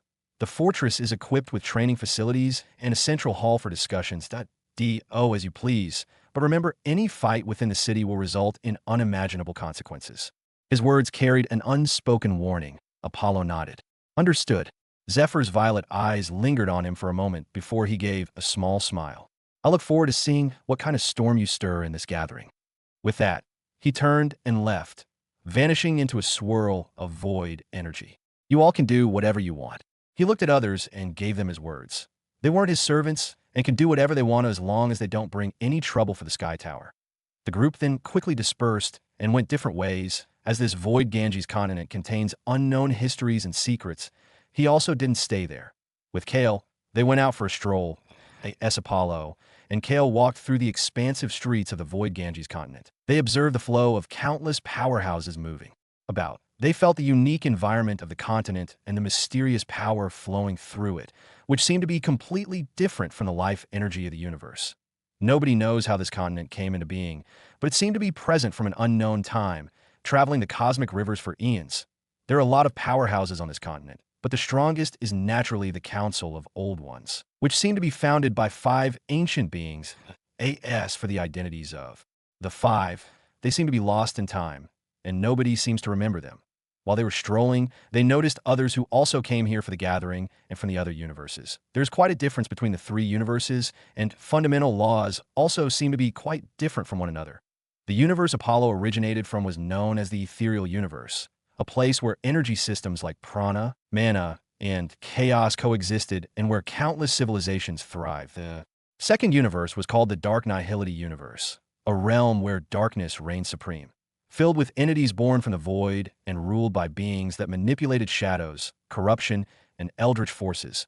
The third universe was a celestial continuum, a place where divine forces and cosmic harmony shaped reality itself. Laws of light, order, and fate were deeply ingrained into their existence, but he observed the various figures moving through the streets. Warriors clad in glowing armor that resonated with celestial forces, shadowy figures whose presence seemed to warp the space around them, and beings whose very essence shimmered between different states of existence. All of them clearly also came here for the gathering. All of them had strong and powerful auras of their respective cultivation realm. Looking at this, he also was looking forward to the gathering, as he still didn't know the reason for this early gathering that was supposed to happen a few thousand years later. But for some reason, it was organized early now. It must be for some important reason. He looked at the people from the other universe, especially the celestial continuum universe, as the people from this universe very much look like the angels and have beautiful white wings behind their backs. A tall figure among them caught his attention. Unlike the others, whose auras were serene yet imposing, this one carried a distinct pressure, one that hinted at a deep connection to the fundamental laws of the universe. His wings were larger, edged with faint golden patterns that pulsed with hidden power. "He stands out," Kale murmured beside him. Apollo nodded. "A high-ranking angel, no doubt." Just then, the celestial being turned slightly, as if sensing Apollo's gaze. Their eyes met for the briefest moment, and Apollo felt a strange force press against his soul. Not an attack, but a test. He smirked, allowing a sliver of his own power to leak through, meeting the pressure head-on. For a moment, the air between them seemed to distort. Then, as quickly as it had come, the force vanished. Both of them looked at each other for a second, and then they moved on. Kale chuckled.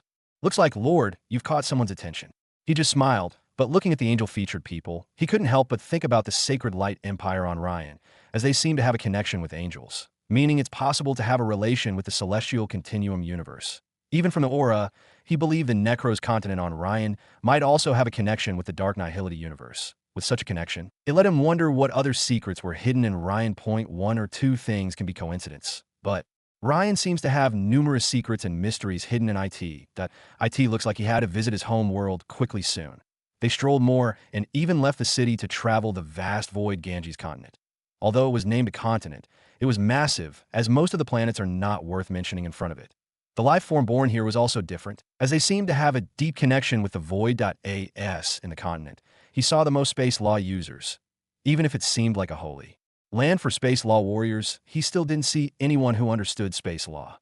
Even in a place overflowing with spatial power, those who could truly grasp the space rule were rare. But Apollo had no doubt such individuals existed here. Perhaps they were hidden, perhaps they ruled from the shadows, but they were here. Kale glanced at him. Thinking about something, he smirked, just wondering who the real monsters of this place are. As they were just going to leave, he felt a tremor in the deepest layers of the void. What's that? What? Kale didn't seem to feel anything, as he didn't understand space rules like him. Let's see what this is. And thereafter, he seems to tear space around him, and then both of them seem to disappear in the void. And a moment later, they appear in the deep void filled with nothingness, such a deep void that even the most eternal God wouldn't dare to come, as they can get lost here for their infinite life. But with his deep understanding of space rules, it wasn't difficult for him to bring someone here. Here it is, he murmured as he seemed to have found the source. Looking at the deep void, and slowly a massive creature seemed to be traveling this dangerous void. That Kale's eyes widened as he beheld the colossal being drifting through the endless void. Even as an eternal god, he felt an instinctual sense of insignificance before the sheer scale of the entity. The creature was vast beyond comprehension, its body stretching across the void like a slumbering god. Its form was semi-transparent, shifting between solid and ethereal, as if it existed between dimensions. Entire galaxies seemed to swirl faintly within its body, trapped in an eternal drift. It was shaped like a whale, but was too big to consider a simple void beast. Void beasts are mostly colossal, but it was a completely different level that he narrowed his eyes. This wasn't just any void beast. It was something ancient, something far beyond the level of even an eternal god. When the F-kin. Stars, Kale whispered. Apollo extended his senses, reaching into the very layer of the void to analyze the creature's presence. And then, it looked at him. A single eye, massive and filled with unfathomable power, slowly rotated and focused on him. Instantly, the void around him trembled, and the infinite void world stone that he brought back from the black flame, sovereign realm, started to resonate with the creature. His expression darkened as he felt the infinite void world stone tremble within his storage. Ringed, a deep hum echoed through the void, as if the stone itself was awakening in response to the entity before him. The void whale's gaze held no malice, yet its sheer presence caused the surrounding space to warp and shudder. Even Kale, who had fought countless battles across universes, felt his breathing hitch. Lord, what the hell is this thing? He didn't respond immediately. His mind was racing, piecing together the clues. The infinite void world stone, the creature's incomprehensible existence, and the resonance between them. Its strength definitely surpassed eternal God, and it wasn't something he could take on. Just as he was ready to, end at it made a loud sound that seemed to make the entire void tremble. And then, like a black hole, it started to swallow everything. Apollo's instincts screamed danger. The void itself twisted and warped, collapsing toward the whale-like entity as if reality itself were being devoured. Apollo grabbed Kale's shoulder, space energy crackling around him as he prepared to tear through the void and escape. But he couldn't move. An invisible force, stronger than anything he had ever encountered, locked them in place. The entire void felt like it was being sucked into the creature's massive form, dragged toward that endless abyss of an eye. Kale's face paled. Lord, if you have some miracle left, now's the time. He gritted his teeth that he had faced monsters before and had crushed enemies above his level. But this thing was an existence beyond logic, an entity that defied the natural order. Like that ancient creature of the black flame sovereign realm whose strength wasn't something he could currently take on. And then, the infinite void world stone trembled violently. A pulse erupted from it, clashing against the creature's devouring force. The resonance between them intensified, creating a rippling effect that stopped the suction for a brief moment. In that instant, the whale's massive eye gleamed with an unreadable emotion.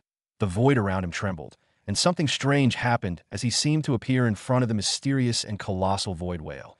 And then suddenly the mysterious void whale turned into a ray of light and turned into a tattoo on his wrist. Apollo's breath hitched. What the hell just happened? One moment, he had been staring at a creature far beyond the power of even an eternal god. Next, the massive void whale had dissolved into pure light and merged with him. He looked down at his wrist. A deep black tattoo, shaped like a swirling cosmic whirlpool, had appeared on his skin. The mark pulsed faintly, carrying the same aura of boundless void energy that the creature once radiated. Kale, who just felt the void whale disappear and didn't see anything that happened with him, said, "Lord, the monster disappeared. We are saved." He didn't understand anything. For him, being able to save their lives was already the greatest joy. Apollo glanced at Kale, who looked genuinely relieved. His companion had no idea what had just happened. The void whale hadn't disappeared, it had merged with him. But he didn't explain. Not yet. He wasn't even sure he understood it himself. He smirked slightly, masking his thoughts. "Yeah, looks like we got lucky." Kale exhaled, running a hand through his hair. "Lucky? DMN, Lord, I thought we were finished. That thing was beyond anything I've ever seen." He flexed his wrist again, feeling the faint pulse of the void energy still lingering in his body. Whatever had just happened, it wasn't over. "Let's head back," Apollo said, turning away. Kale eagerly nodded. "Yeah, let's get the hell out of here before another nightmare shows up." As they stepped through the void, his mind raced. What if the colossal void whale suddenly disappeared and transformed in a bright light? And more importantly, what had he just become? Why did it seem to merge with and leave a tattoo behind? After returning, wanted to feel if something changed within him, as he didn't feel anything, with only the new thing being the tattoo. Nothing else seemed to be different. But still, he needed to carefully check himself. They quickly came out of the deep void and then left the area. But the moment they left, a moment later, two figures seemed to appear in the void. The two figures floated silently in the deep void, their presence barely disturbing the space around them. One of them, cloaked in shifting shadows, narrowed his eyes. "Did you feel it?" The second figure, wrapped in a mantle of flowing silver light, nodded solemnly. "Why, yes, an ancient presence, one that should not exist in this era." They both turned their gaze toward the lingering ripples in the void.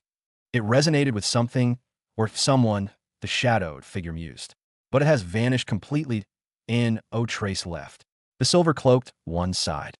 "If it truly is what I suspect, then the balance has shifted." Silence stretched between them before the shadowed figure chuckled. "Perhaps this is the beginning of something far more interesting." Then, just as silently as they had arrived, the two figures disappeared into the endless void. Meanwhile, after returning, Apollo sat cross-legged in his chamber, his fingers lightly tracing the tattoo on his wrist. It didn't just feel like a marking. It pulsed faintly. Almost as if it were alive, he focused inward, sending his consciousness deep into his soul, searching for any changes. But he didn't find any changes, so after this, he started to use various rules to see if anything changed with this tattoo. Apollo infused the tattoo with his understanding of various rules: eternal sword rule, fire, and even destruction. But nothing seemed to happen. The tattoo remained unresponsive, as if it were nothing more than an ordinary mark. That he frowned. That colossal void whale had power far beyond an eternal god. There was no way it had simply disappeared without consequence. Next, he channeled the power of the space rule, letting the energy of the infinite void seep into the mark. For a moment, nothing happened. Then, buzz, a deep hum resonated through his very soul, and for an instant he felt weightless, like he was being pulled into something vast and unfathomable. The surroundings around him blurred, and suddenly he found himself floating in an endless, starless void. His expression sharpened. This wasn't an illusion, that it was real. And then suddenly he again saw the void whale floating right in front of him. He instantly felt closeness to the space, like he was transformed into a void creature. Boom! For a moment he felt like a void whale could devour space and increase his strength, but he suddenly felt a bit weak, and instantly he snapped back to reality. Apollo took a deep breath as his vision stabilized. The void whale was gone, and he was back in reality. But the sensation lingered. He knew the feeling was real, but why it suddenly gave him this mark, he was still in confusion for now. But at least it seems to do no harm for him, and even seems to improve his strength. 2 days. quickly passed, and the day of the three universe gathering came. Numerous forces from the three universes slowly started to gather in the city center hall. He stood at the edge of the grand city center, his gaze sweeping across the vast hall filled with powerful figures from the three universes. The air was thick with energy, different rules, different fundamental forces clashing subtly, yet held in balance by the mysterious nature of the void Ganges continent. His fingers instinctively brushed against the tattoo on his wrist, but his gaze moved across the hall. The celestial continuum beings radiated sacred light, their pure white wings shimmering with divine power. They stood with effortless grace, exuding an untouchable arrogance. From the dark nihility universe, dark-cloaked figures stood eerily silent. Their presence seemed to distort reality itself, and shadows coiled unnaturally around them, as if they weren't fully part of this world. And then, there were the void Ganges continent. Natives that, everyone were looking around, feeling the power of different forces from the three universes. Just then, a deep, commanding voice rang out. "Welcome, masters of the three universes. The gathering begins now." The voice was mysterious and powerful, filling the entire space. Thousands of people present here immediately calmed down. Even though only the forces that have a powerhouse at the level of eternal God and above were invited, they still dare not show any displeasure in front of the voice. Apollo narrowed his eyes. The sheer weight of that voice was enough to silence even eternal gods. That it wasn't just power. It carried an ancient, unfathomable authority. The center of the grand hall, the space twisted, and a figure emerged, shrouded in flowing black and gold robes. The being's very existence seemed detached from reality, as if it existed in multiple dimensions at once. It had no distinct facial features, only a shifting mass of cosmic energy where a face should be. The air around them trembled. Even the proudest celestials and the eerie nihility lords stood still, their gazes filled with caution. "Who is this?" he thought, and Kale beside him noticed this and quickly transmitted his voice. Kale's voice rang in his mind. "Lord, that's one of the current 5 leaders of the current council." Apollo's eyes narrowed, slightly point, one of the 5 leaders of the council. That meant this being was one of the strongest figures in the entire void Ganges continent, perhaps even beyond. This person was definitely above the eternal gods, but he was covered in a mysterious aura, so he cannot fully tell how strong he is compared to the terrifying powerhouse he saw in the black flame sovereign realm. The presence of such a figure only reinforced the gravity of this gathering. The leader's voice echoed once more, reverberating through the hall like the toll of an ancient bell. The three universes have flourished in their own ways, and have reached new heights with countless powerhouses emerging after our last gathering. Now, once again, the time had come for selecting the champions. A ripple of energy surged through the hall as the leader's words sank in. Selection of the champions. His eyes gleamed with intrigue. This was no ordinary gathering. This was a test, a proving ground for the strongest among them. The leader continued. Each universe will send forth its chosen warriors, those deemed worthy to represent their realm. They will face the trials of the void, and the champions will be granted access to the primordial sanctum. A low murmur spread through the hall. Even among the eternal gods present, some expressions darkened, while others shone with ambition. The primordial sanctum, that a place of legends, where the remnants of the ancients were said to be buried, that a place rumored to hold the deepest secrets of the cosmos. Apollo remained silent, his mind racing. The void whale's mark on his wrist tingled slightly, as if responding to the words. Was this connected to why it had chosen him? The leader raised a hand, silencing the murmurs. The trials will begin in 3 days. Each force from a universe can send contenders at different levels. With that said, the senior disappeared, leaving the people present here with different thoughts. "Hey, I didn't expect this year they would open the primordial sanctum." "Yeah," another voice chimed in. "The primordial sanctum hasn't been opened in countless years. There must be something special about this cycle." Apollo listened silently, his fingers subconsciously brushing against the tattoo on his wrist. The more he thought about it, the more he felt like this event had deeper layers than what was being revealed. Kale, standing beside him, let out a low whistle. "So, Lord, are you going to participate?" I will participate."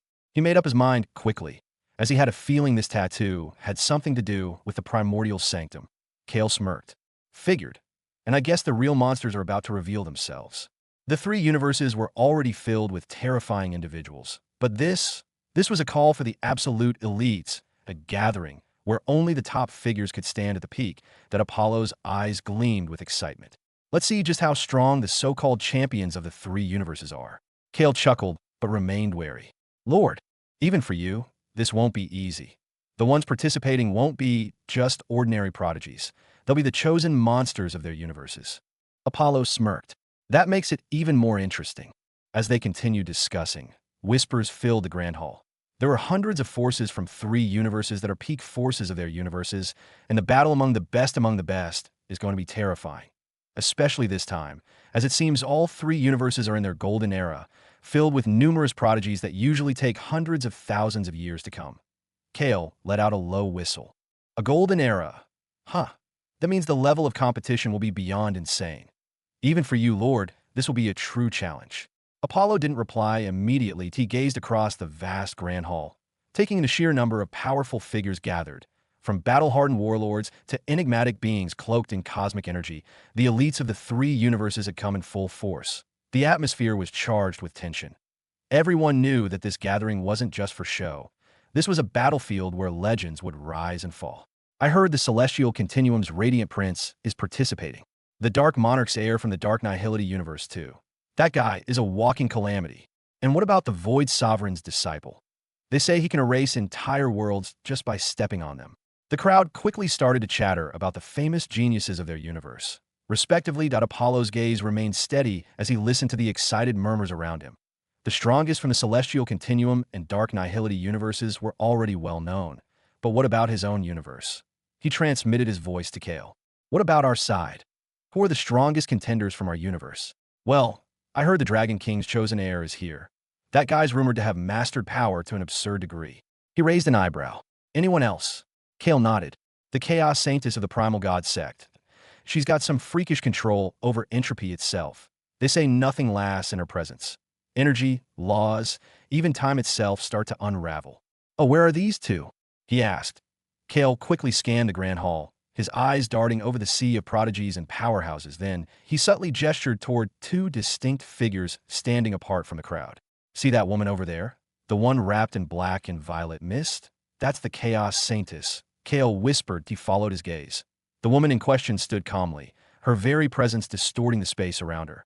The mist coiling around her seemed to devour light itself, creating an eerie, shifting void. Even the eternal gods nearby instinctively kept their distance. And the other one? Apollo asked. Kale smirked. That guy over there. The one who looks half-dragon and filled with a terrifying, oppressive aura. His gaze shifted toward the figure Kale pointed out. The man stood tall, his golden-scaled arms crossed over his chest. Fiery, draconic energy radiated from him, distorting the air around his body. His very presence carried an oppressive weight, making even some eternal gods wary. 2 curved black horns extended from his head, pulsating with an ancient, destructive power. The Dragon King's heir, Kale continued. He's said to have inherited the bloodline of an ancient primordial dragon.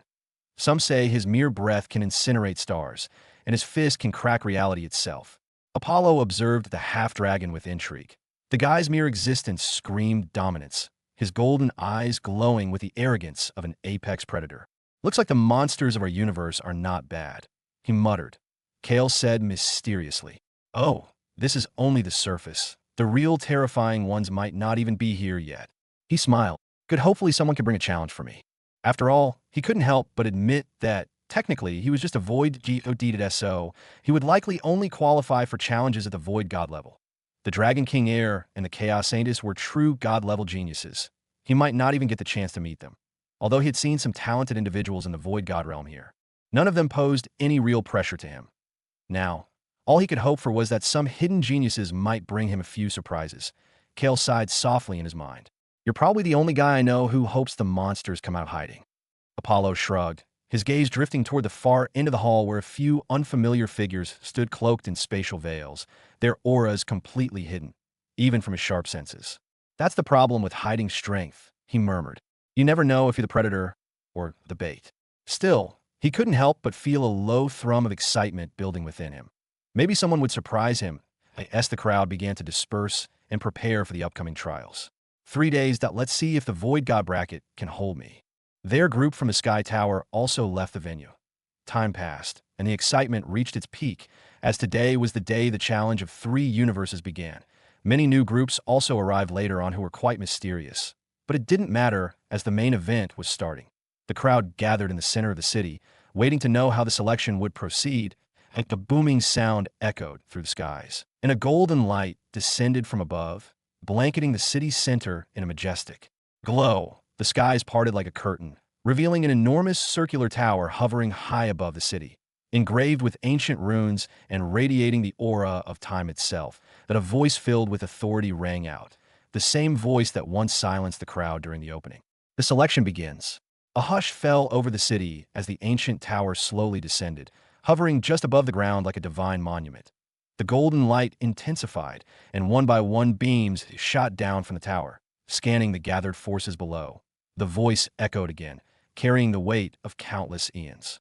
Contenders will be tested by the Tower of Epic. Within it, whether it was Void God, True God, or Eternal God, they will face challenges according to their level. Gasps swept through the crowd. The Tower of Epic, they're using that. This year is really different. They are using all their strength. Murmurs and gasps rippled like wave through the sea of gathered prodigies and powerhouses. Even those standing tall with pride now wore serious expressions. Someone whispered, "They haven't used the Tower of Epic in the last 3 gatherings. This means they expect something far more dangerous or important ahead."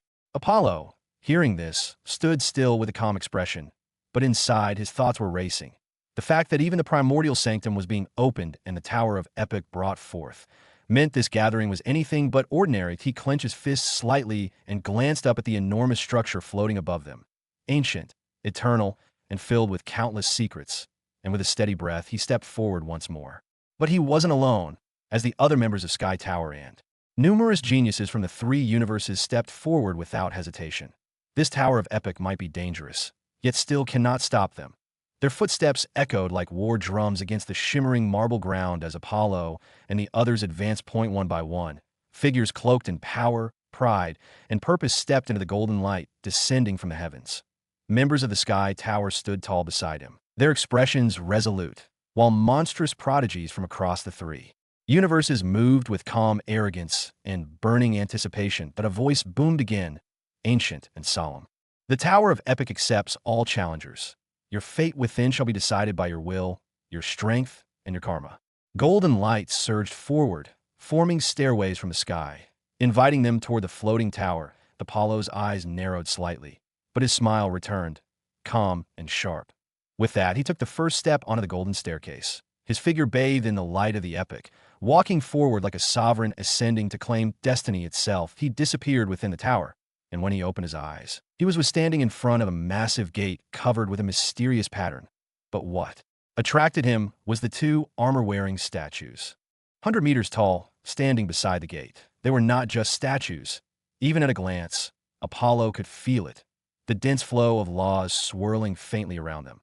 Their armor was tarnished with the weight of countless eras, and yet they gave off the impression that they could awaken at any moment and obliterate worlds.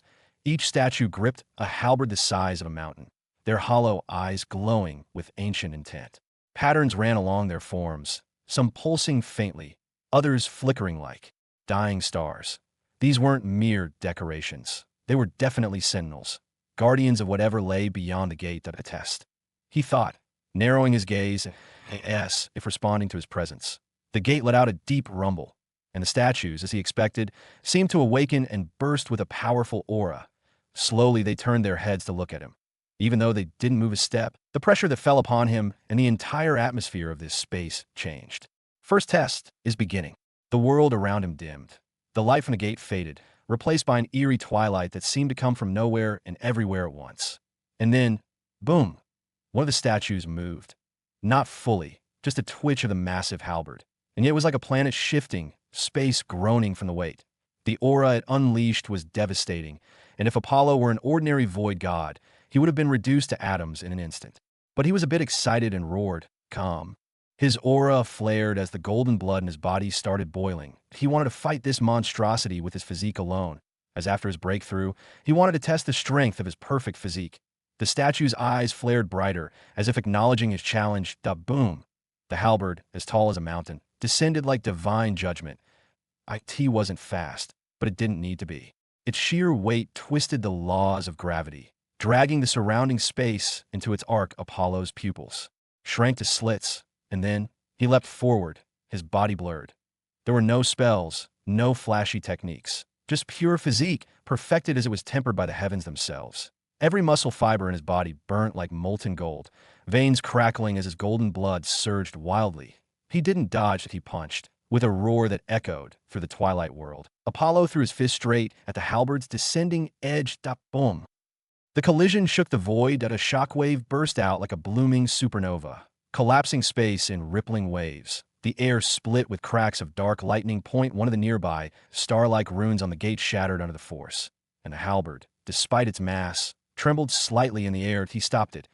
Apollo stood at the center of a cratered void, his right arm scorched and having a small mark on it. Still standing, he muttered, flicking blood off his hand. Not bad. The statue paused. It didn't seem capable of emotion, yet the subtle shift in its stance carried certain weight. The second statue moved. It didn't raise its halberd. Instead, it stepped forward, a single step that made the whole world tilt. That Apollo's smile faded slightly. Oh! Its gigantic body moved and punched. Not only that, the punch seemed to contain hidden mysteries, as it seemed to contain extremely concentrated power that seemed to destroy the moon and stars. Haha, come on. He didn't feel afraid and equally gathered all his strength. His body was like an ant's, not to mention his fist, but the power contained in his fist wasn't less, as his tiny fist collided with the mountain-like fist of the statue. Bom!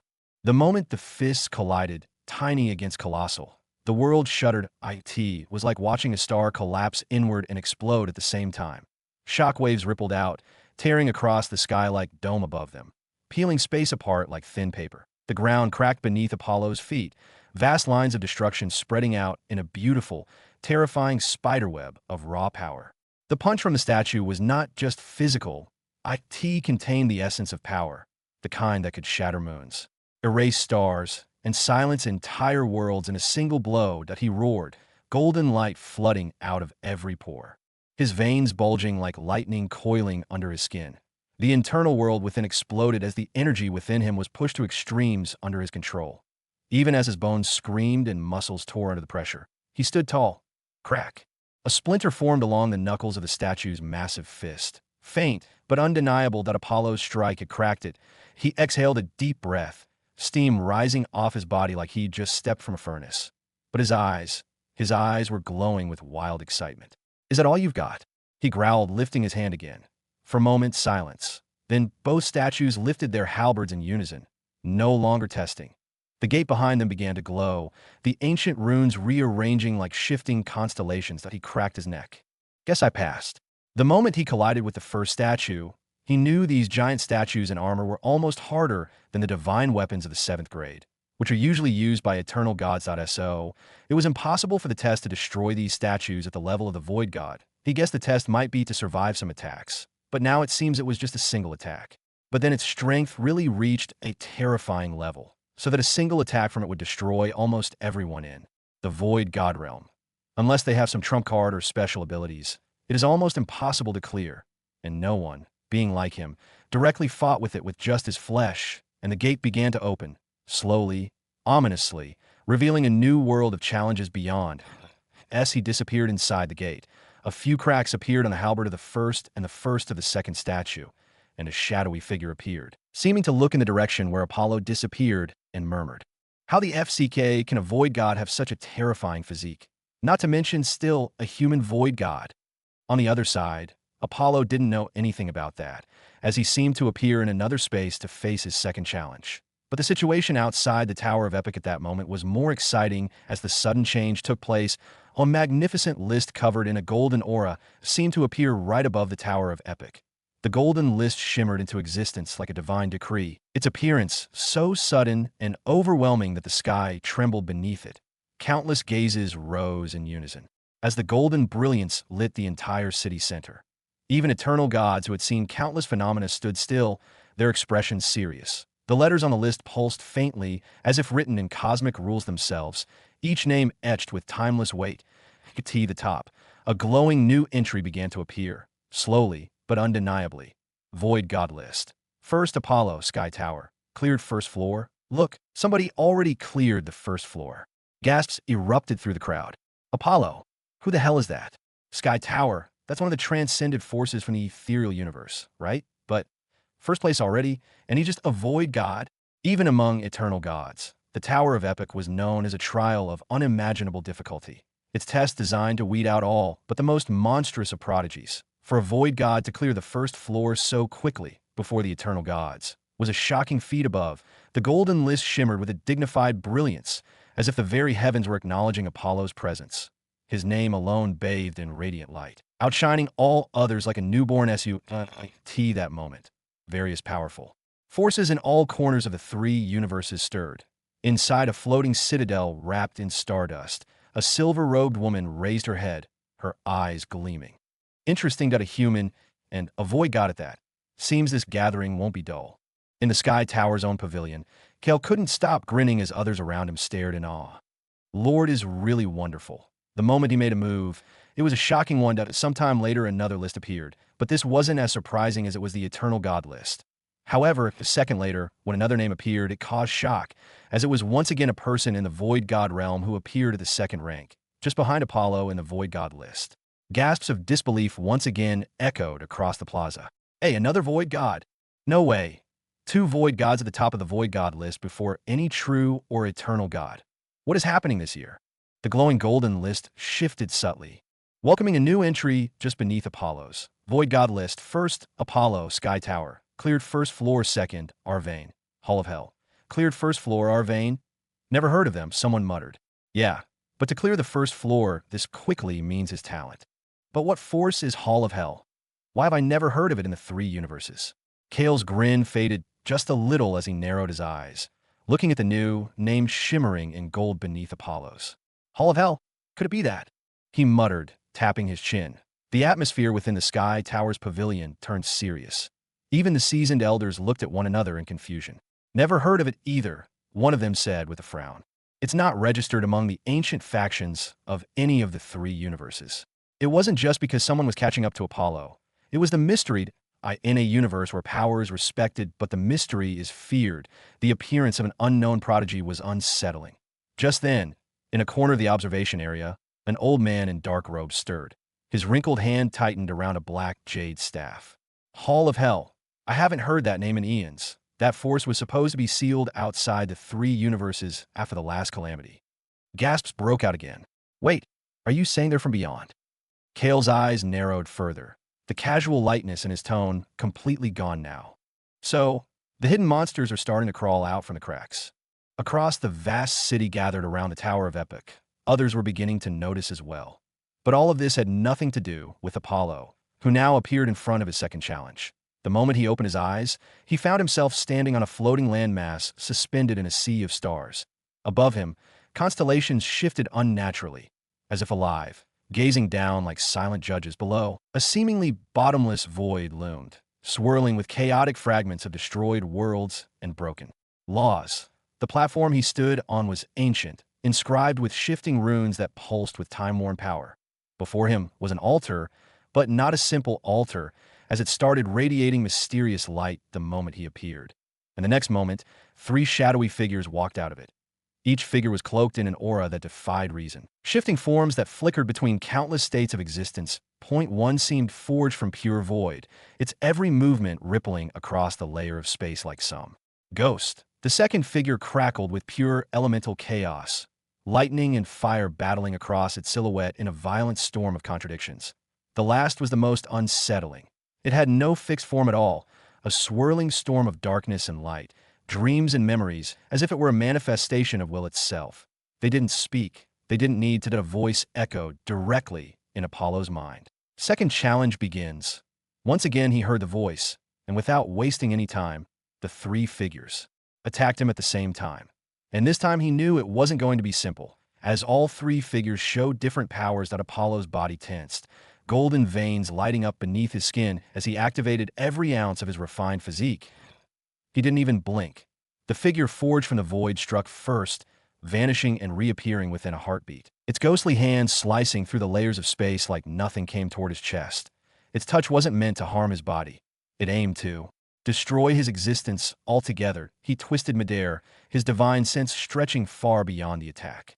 Trying to destroy me, he growled, but he met the attack head-on, timing it perfectly and finding the ghostly figure while coating his fist in layers of divine energy and slamming it into the void being.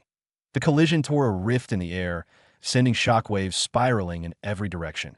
The figure stumbled back, flickering like a corrupted star, but then the second figure descended, a being of elemental chaos, flames, and lightning writhing wildly, striking at Apollo like a primordial god's fury that didn't follow logic and didn't obey a pattern.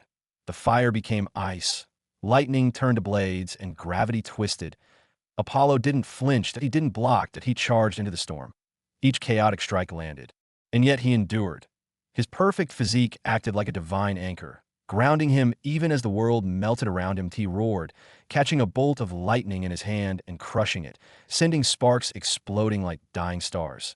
Before he could recover, the third figure made its move. Will incarnate, in O form, in O sound, it was a weird spiritual attack. Doubt, memories, regrets, all surged into his mind. The mental attack was the weirdest he ever faced, but the other two weren't going to give him a chance. He quickly snapped back to face the dangers, as his mental strength was forceful. But still, it was a surprise, as this entity was still able to make him lose his senses for a moment, that Apollo's pupils shrank slightly. "Tsh, that was dangerous," he muttered, shaking off the last remnants of confusion. The third figure's strange will attack had struck deep, not just at his thoughts, but at the very essence of his journey. Whispers of failure, flickers of loved ones left behind, moments of doubt from his childhood until now. Even with his formidable spiritual strength, it still caught him off guard. But there was no time to reflect. The void life form was already warping toward his flank again, and the chaos elemental surged forward like a cataclysm reborn. Their coordination was eerie, like pieces of a puzzle designed to destroy everything. He narrowed his eyes and exhaled slowly. Enough. Seeing this, he didn't hold back as the rules of destruction started to appear around him. The space around them started to shatter and annihilate one after another. "Take this." His fist gathered the rules of destruction, and then he punched. The punch roared through the realm like the scream of an ancient god awoken from slumber. The rules of destruction didn't just enhance Apollo's attack. They became it. The space around his fist shattered like fragile glass, reality buckling inwards under the weight of annihilation. Time warped. The air turned black. The floating platform beneath his feet cracked, unable to withstand the destructive resonance. The three figures reacted. Instantly, but too late. The void entity tried to phase out of reality, only to be dragged back in by the collapsing space, then erased in the wake of the punch, reduced to swirling black mist. The chaotic elemental let out a silent screech, exploding into a storm of unstable elements as Apollo's attack tore straight through its core, extinguishing its storm like a candle in a void. The will entity flickered, attempting to dive into his mind again. But this time, Apollo's spirit was lit with a raging fire. His soul burst forth with divine will, the embodiment of his unshakable self.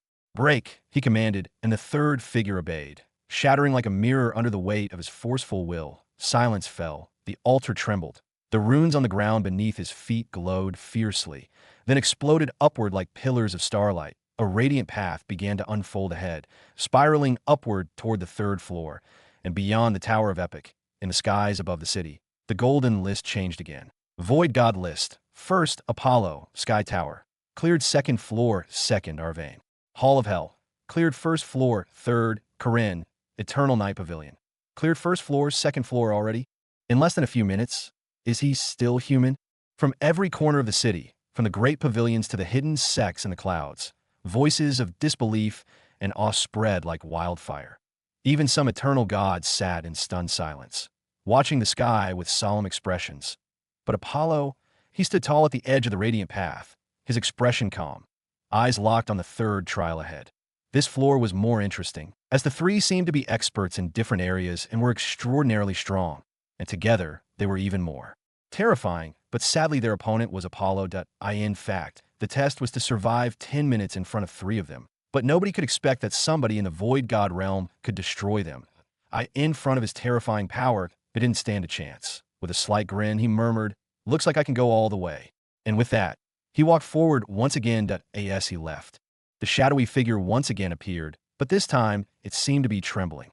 "FCK, what kind of monster is this human?" It stared at the broken remnants of the altar, where the three guardians had once stood, entities meant to push void gods to their absolute limits. Did he just destroy the three guardians? And what the FCK did he just use? Rule. And not an ordinary rule, but one of the strongest rules of destruction. What the hell happened outside? Did in the last 100,000 years the outside world have changed? And now the universe is filled with monsters. The tower trembled faintly, as if laughing. And Apollo? He had already appeared for his next challenge, and continued to clear one after another floor, although every floor put him to different challenges. Each floor was a different world, some filled with ancient beasts forged from law and chaos, others riddled with mind-breaking illusions meant to shatter even the firmest will. One floor dragged him through a time loop of death and rebirth, forcing him to battle endless versions of himself. Another flooded his senses with emotions of despair and rage, trying to erode the clarity of his soul. But none of them were enough. He moved through them like a storm wrapped in golden lightning, his blood roaring with power, his fists shattering every so-called impossible trial. With each step forward, his aura grew heavier, more refined. The rules of destruction danced around him naturally now, blending with faint echoes of time. But he wasn't just clearing the tower, he was conquering it. Outside, across the vast gathering of peak powers and ancient clans from all corners of the three universes, all eyes were locked onto the golden list hovering above the Tower of Epic. Its glow was dazzling, sacred, untouchable. And yet, what drew gasps, what silenced even the haughtiest of geniuses, was the very first name on that list. Void God list, first Apollo, Sky Tower. Cleared 7th floor. The name flickered with each breath, every beat of time, as though unable to stabilize because it continued to climb. He's still going? I heard even top-tier eternal gods barely reach the 6th. Whispers turned to stunned silence. Representatives of mighty factions exchanged uneasy glances. Some clenched their fists, some took a step back, and others looked up at the Sky Tower Pavilion, where Kale stood with arms crossed and a proud grin dancing on his face, basking in the glory of his lord. But the real pressure was now on the other prodigies, because the tower had opened for everyone, and Apollo had just set the standard so high. The Tower of Epic was a weapon that transcended divine weapons, and although the Void God test was different from the Eternal God test, it is still known for its terrifying difficulty. IT doesn't have hundreds of floors but has just 9, so clearing a single floor makes them geniuses among geniuses. Not to mention climbing high, like the 7th floor. IT was something that never happened in hundreds of thousands of years. Even the old monster who survived, who knows how long, from the Void Ganges continent, and saw the fall of countless forces. Even civilizations, they knew what the 7th floor represented, as they knew since the beginning only 12 people had ever reached and cleared the 7th floor. And now, if Apollo had already become the 13th person in history. The moment later, Apollo cleared the 7th floor, and his result was shown on the list. The Tower of Epic shone with a mysterious aura. That moment, time itself seemed to hold its breath. Above the Tower of Epic, the golden list didn't just flicker, it roared too. Life, enveloped in divine radiance, as if the very cosmos had bowed in acknowledgement. Ancient patterns emerged across its surface, shifting like celestial gears, resonating with an ancient rhythm that hadn't been heard in hundreds of thousands of years. The letters reshaped themselves with power as another list filled with ethereal aura with 12 names appeared. But mysteriously, for some reason, they seemed not to be able to read the names, like the names contain unimaginable power that made them lost and sucked their souls. A second list that IT shimmered into existence beside the first. Carved not with light, but with rules itself. Not divine power, but something beyond. Tower of Epic, true record list. The list had always been there, sealed, dormant, waiting. For countless ages, it had held only 12 names. Each one is a myth that a legend whispered in fragments. Names no one dared speak aloud. Not because they were forbidden, but because they were too great, too full of weight, too full of power. And now, a 13th name burned its way into that list. Many didn't believe in evil and tried to look at the names, but sadly they all failed. The moment eyes met those characters, their minds blanked, their souls shaken. IT felt as if they were staring directly into a primordial truth they were never meant to understand, a name that contained the echo of destruction, of rebirth, of an overwhelming will. Even eternal gods trembled. Even old monsters fell silent on the ground. Someone gasped in awe. I can't even look at it. It's like the universe itself is bowing to his existence. Up in the Sky Tower Pavilion, Kale's mouth was slightly open, speechless for once. But then he laughed, softly but with pride and a bit of madness. Our Lord has walked into the realm of legends. Deep within the Tower of Epic, far away from mortal noise, Apollo stood in silence as the 8th floor revealed itself to him. unaware of the storm his steps had caused, uninterested in praise, his eyes fixed only on the path ahead, because he hadn't come this far to stop. The 8th floor, right in front of him, was simple, as it appeared to be a plain, floating island in the void. The moment he landed there, he instantly felt pressure, as from the void, a person walked out. Someone again finally reached this floor, and it seems to be the most interesting one among them. The figure walked out of the void and started to mumble. Looking at him, he also looked at the person with interest, as he seemed to appear human and didn't seem to have the aura of any other race like he was really human. But for some reason, he felt it wasn't right. Seeing his expression, the mysterious entity smiled. Everyone who came here sees different things. Like for you, I appeared human, but if some other race came here, they would see me differently according to their hearts. But to be fair, do you believe you are currently human? He asked with a mysterious smile, like hinting at something. Apollo felt weird hearing this question then and thought he was messing with him. Who are you? And what is the test of this floor? He asked directly, as he would rather not waste time. I forgot my name, but I'm the one who made this tower, so you call me Epic Lord. And for the test, it is basic to defeat me. The words rang out like thunder in a quiet storm. His eyes narrowed slightly, not in fear, but in rising interest. Defeat me, the Epic Lord said again like it was a simple game. But the space around them said otherwise. The island trembled. The void beyond twisted. The laws themselves began to distort slightly, as if the rules of the universe were being rewritten in this place. But I have to tell you that no one ever defeated me, he said again with a smile. Apollo exhaled slowly, then took a step forward.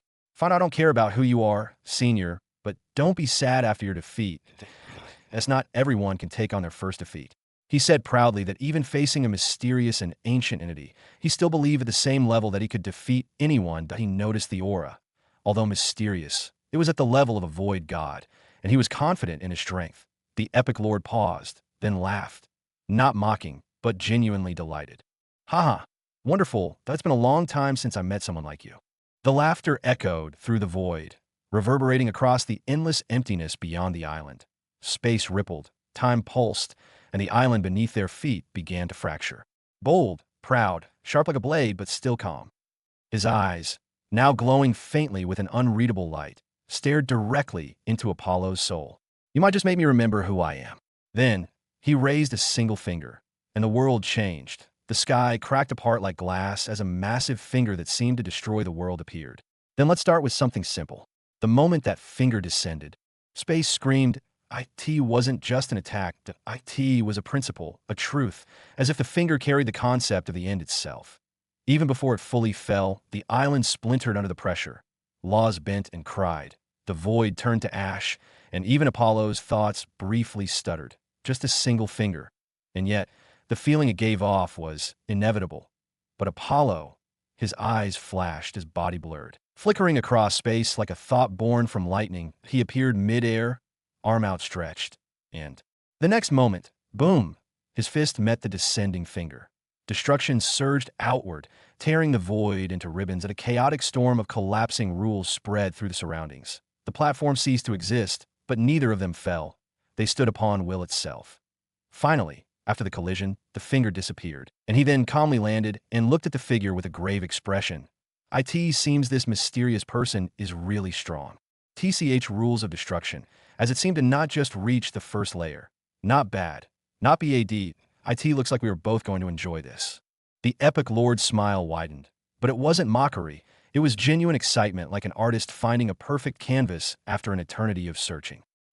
It's been too long since someone could endure even that. He rolled his shoulders, and when he did, the void screamed. Each of his motions caused the fabric of reality to twitch like a living thing under a scalpel. But you, he said, pointing at Apollo, carry something strange. Power, yes, but more than that, a scent, like the beginning and the end fused together. What are you, boy? Apollo didn't answer. He raised his hand again, a blackish aura of destruction rumbling in the air around him. His aura grew deeper, darker, and sharper. Then he spoke, voice calm but heavy with intent. I'm just someone who doesn't know how to give up.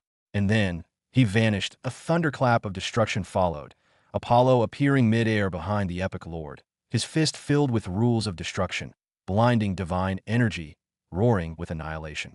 Take this. He attacked ferociously without trying to hold back. Boom. The instant Apollo's fist landed, space folded inward. Imploding rather than exploding, did a ripple of absolute destruction surged out, erasing not just matter, but even laws and rules. Color vanished. The sound became silence. Even the idea of motion seemed to flicker. The epic lord didn't dodge. He raised his palm slowly, calmly, like he was curious rather than threatened. That Apollo's fist struck, and for the first time, the epic lord slid back. Just a step, just one. But on this battlefield of will and distorted laws, even a single step was enough to make the stars dim. Interesting, the epic lord whispered, eyes gleaming. It's been a very, very long time since I had to move. His palm bled faintly, a single line of divine ichor. But his smile widened, not with arrogance, but with satisfaction. You are the 13th, but perhaps you may become the first. He raised both hands this time. The entire void stirred, and infinite laws bent toward him. Order and chaos danced at his fingertips. Then, show me what makes you think you can defy even the epic. He was a bit surprised, as his rule of destruction didn't instantly defeat his opponent. His expression became serious, as it appeared he had to go all out this time. Knowing this, he took out his sword, and an aura of mysterious, ethereal, eternal sword aura started to permeate the space. Oh! The mysterious opponent expression also showed a surprised expression. As from the sword aura, he felt a mysterious power that even he had never felt before. The void stilled for a moment, as if the entire universe had paused to witness what would unfold. Apollo's sword hummed softly, yet in that sound was the melody of ending worlds and forgotten eras. The eternal sword rule that flowed around him wasn't just sharp. It cut through destiny, fate, and even the illusions of time. It shimmered with a silver-gold brilliance that made the stars themselves dim in comparison. The epic lord, for the first time, narrowed his eyes seriously. He stepped forward, no longer smiling. His aura surged, no longer playful but regal, ancient and commanding, like a will that had once ruled the laws themselves. From behind his back, a staff materialized, shaped of crystallized time and void power. Come. With that said, both of them made their move. Apollo, eternal sword rule, and void rule. The power of the Tower Master, epic. Boom, boom, boom. Their attack booth containing terrifying rules collided. It was usually impossible for void god level to fight using rules. But right at the moment, two such monsters were fighting one another. Every time they collide, they destroy space and create space turbulence strong enough to destroy a peak true god if they just get caught in the aftermath. In fact, their strength has surpassed early stage eternal gods at the moment. The void itself twisted, unable to contain the might of their duel. Epic Lord's staff wove through realms of space and shadow, bending the flow of existence itself with each strike. Apollo's eternal sword rule, imbued with an ancient brilliance that defied decay, met the staff blow for blow, each clash igniting blinding bursts of fire. Cracks ran across the island they stood on, each footstep causing it to distort, split, and reform. The epic lord's gaze sharpened. You've reached the edge of the void god realm that no one ever achieved.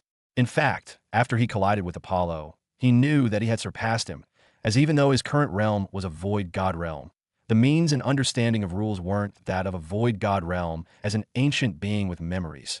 This stage was meant to be impossible, and yet someone right now was at the verge of clearing it. 16 Sword, éternelle destruction.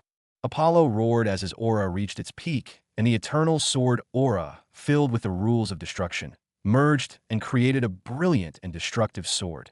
The void quaked. When Apollo raised the 16th sword, eternal destruction, even the fractured remnants of space around them recoiled, as if in fear. It wasn't just power. It was finality, like the end of all things had taken form in that radiant blade.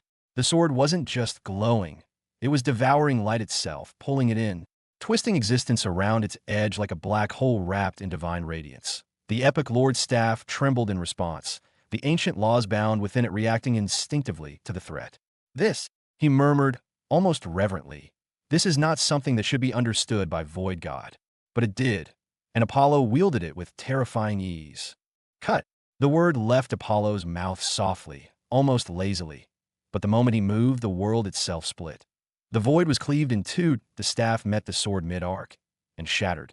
The blow didn't just break the epic lord's weapon, it tore through his defenses, through the binding laws of the space they stood on, like a sword that didn't stop at flesh, but continued cutting into what you were. The epic lord was sent crashing back, spinning through layers of dimensional folds until he finally skidded too. A stop. Kneeling on one knee out of silence followed.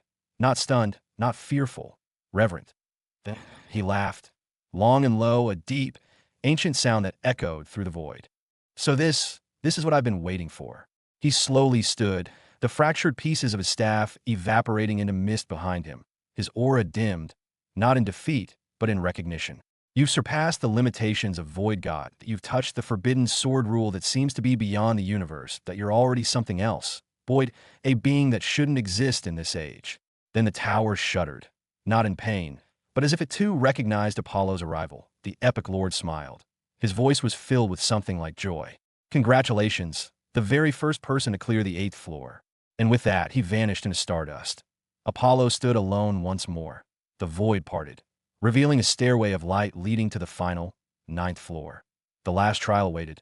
Outside, the results were also immediately displayed as the mysterious and ancient list seemed to burst out, and Apollo's name among the 13 names reached the top. The golden list blazed with divine brilliance. Countless beings from the 3 universes looked up. All turned toward the Tower of Epic. They were the only name visible on the Tower of Epic true record list that previously only contained 12 people. And with Apollo's entry changed to 13, they reached the top of it, leaving the other 12 behind, creating an unprecedented history that has never happened since the creation of the Tower of Epic. Whispers echoed through the stars from distant realms, from the deepest voids, from hidden sanctuaries where even time dared not trespass.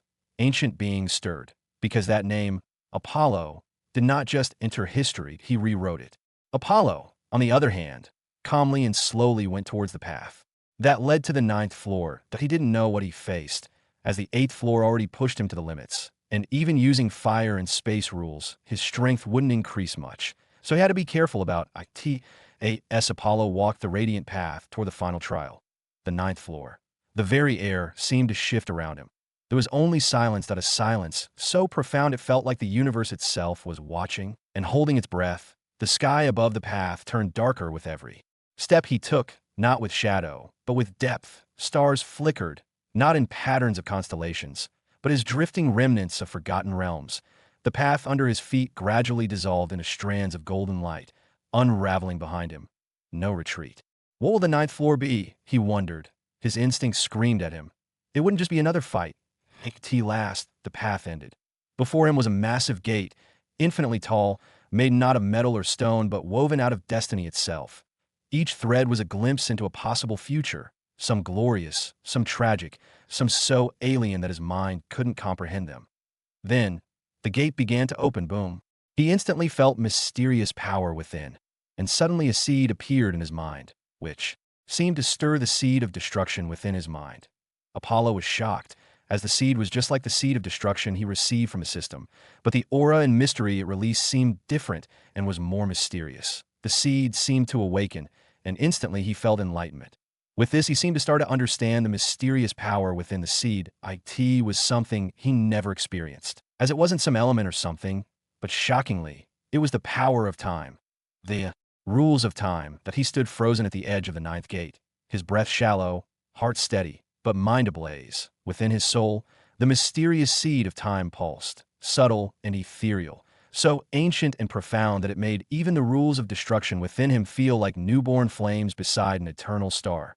The moment it stirred, the destructive seed within his core trembled. He saw moments unraveling, futures yet unwritten, pasts never lived, choices never made. It was the first whisper of the rules of time, and no longer a mere elemental or conceptual rule, but the primal thread of all causality and existence. So this is what it means to touch the flow of time. His voice was low, reverent. The seed of time calmed down, but he was still shocked by the difficulty of time rules, as even with the help of the time seed, he still didn't break through the barrier of the first layer rules of time. He just reached the peak of the 99% law of time. However, even then he felt the mysterious power of time. Not only that, but this also gave him some hints for his future improvement of the eternal sword rule. Even though he didn't reach the first layer of rule, still, just with the power of the rule of time, his strength increased. With its support, all his qualities improved many times. As he was thinking about his increased strength and mysteries of time, the space around him changed, and he appeared in an empty hall. Seeing this, he looked around in alertness, as he didn't know what he was going to face on this last floor. But even after a few minutes, nothing happened, making him feel confused. Just as he furrowed his eyebrows, the time seemed to stop, and a figure suddenly appeared in front of him. However, the person wasn't someone unknown, as it was someone he had just met. He was none other than the Lord Epic whom he just defeated just now.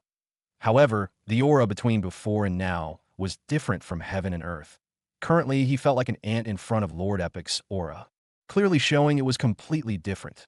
The pressure was suffocating, like standing beneath a collapsing star or before the gaze of time itself. Apollo instinctively tensed, his instincts warning him that this version of the Epic Lord wasn't someone he could contend with. Not yet. The Lord Epic stood tall, expression unreadable, eyes reflecting countless ages, stars, and forgotten eras that he wasn't smiling now. Not with amusement, at least. I must commend you. The being finally spoke, his voice quieter than before, yet every word echoed across the hall like a decree. You surpassed me, at least in the void god realm. I believe you are the strongest human ever.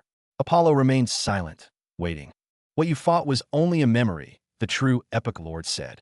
A sliver, bound into the Tower of Epic to test void gods, Akati has more experience and an understanding of some rules. And yet, you still won. So that was just a fragment? A memory. The difference between them now was like heaven and earth. And yet, even that memory of Epic Lord, a phantom bound by time and space, had nearly forced Apollo to his limits. You have walked far, young one, he said, beyond what any void god should be capable of. You took a step forward, and reality trembled. But perhaps you are proof that even the impossible can fracture. Then, he raised a hand, not to attack, but to offer. You should have guessed there is no ninth floor. The 8th floor is meant to end, and frankly, I didn't expect anyone to reach here. But with your appearance, this time it might be possible. From his palm, a small light gathered. Not dazzling, not terrifying, just serene. This is my reward to you, he said, and countless powers of time were pushed onto him. You already received the most important treasure I possessed, but it wasn't enough to push your understanding of time to a ruling level that S.O. I can only push it forward forcefully. Apollo narrowed his eyes as the light touched his chest. And then, everything changed, his mind expanded. Suddenly, time was no longer as mysterious as before as he observed. It was a river with constant flow, yet could be interrupted. The rules of time, once a mystery, now echoed inside him. An ancient resonance merged with him. The world no longer moved around him. He moved the world with his will. The perfection of law at 99% once again showed an increase as slowly his understanding continued to increase. It quickly reached the stage where it was ready to break through that mysterious barrier and finally reach the first layer of time rule. Boom! Time itself froze. No, it bowed. A ripple of pure chronoessence erupted from Apollo's body, like a sovereign announcing his arrival. The laws of the universe bent around him with joy and resistance both, anointing him and fearing him in that instant. Apollo stepped into the first layer of the time rule. The void stood still for a breathless heartbeat. Then, reality itself trembled. The Tower of Epic, ever silent and distant, shuddered like a living thing awakening from eternal slumber.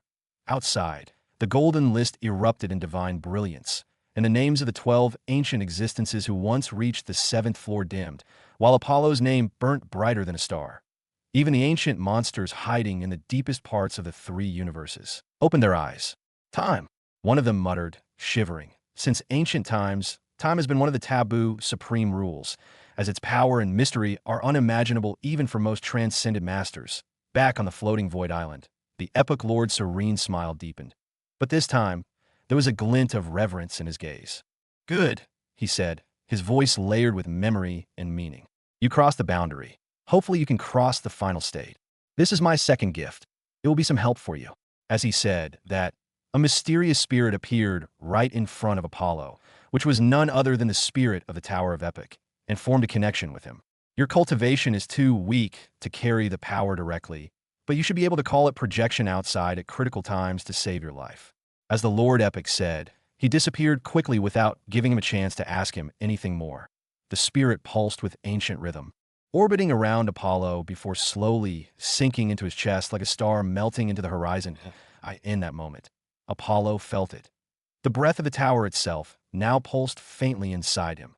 The spirit's presence was dormant, calm, but potent. It was like holding a sleeping dragon within his soul, one that would awaken when the skies themselves try to fall upon him. A projection of the tower, Apollo murmured, his voice low, but it was more confident. The very tower that had tested countless generations, that had rejected kings, gods, and ancient monsters, was now connected to him. Even if it was just a projection, it was enough to make even the most arrogant eternal god pause before daring to face it. Apollo stood quietly for a moment, the windless void whispering faint echoes of power. His aura was no longer just that of a void god. With his comprehension of destruction, eternal sword, and now time, he was many times more mysterious and stronger. With that, he was instantly transported outside. But the moment he came out, the entire city was in turmoil because of his performance. The golden list above the tower flared with divine brilliance. Brighter than ever before, Apollo's name shimmered at the very top of the ancient list that even the oldest immortals dared not gaze at for too long. Crowds from the three universes, void Ganges, gathered, whispering, gasping, and shouting to I in the Sky Tower Pavilion. Kale stood frozen, gripping the railing with trembling hands. He really did it. He's not human. Across distant thrones and far-off galaxies, hidden monsters awakened. Ancient ones who had slept for tens of thousands of years stirred as the golden list shook the fabric of reality. Those who had once set foot in the tower but failed long ago. Their eyes opened. And Apollo, he stood calmly, dusting off his sleeves as if nothing had happened. Though his clothes were slightly tattered, his presence was taller than the sky, his aura almost transparent, calm, and terrifying, and arrogance. Just truth.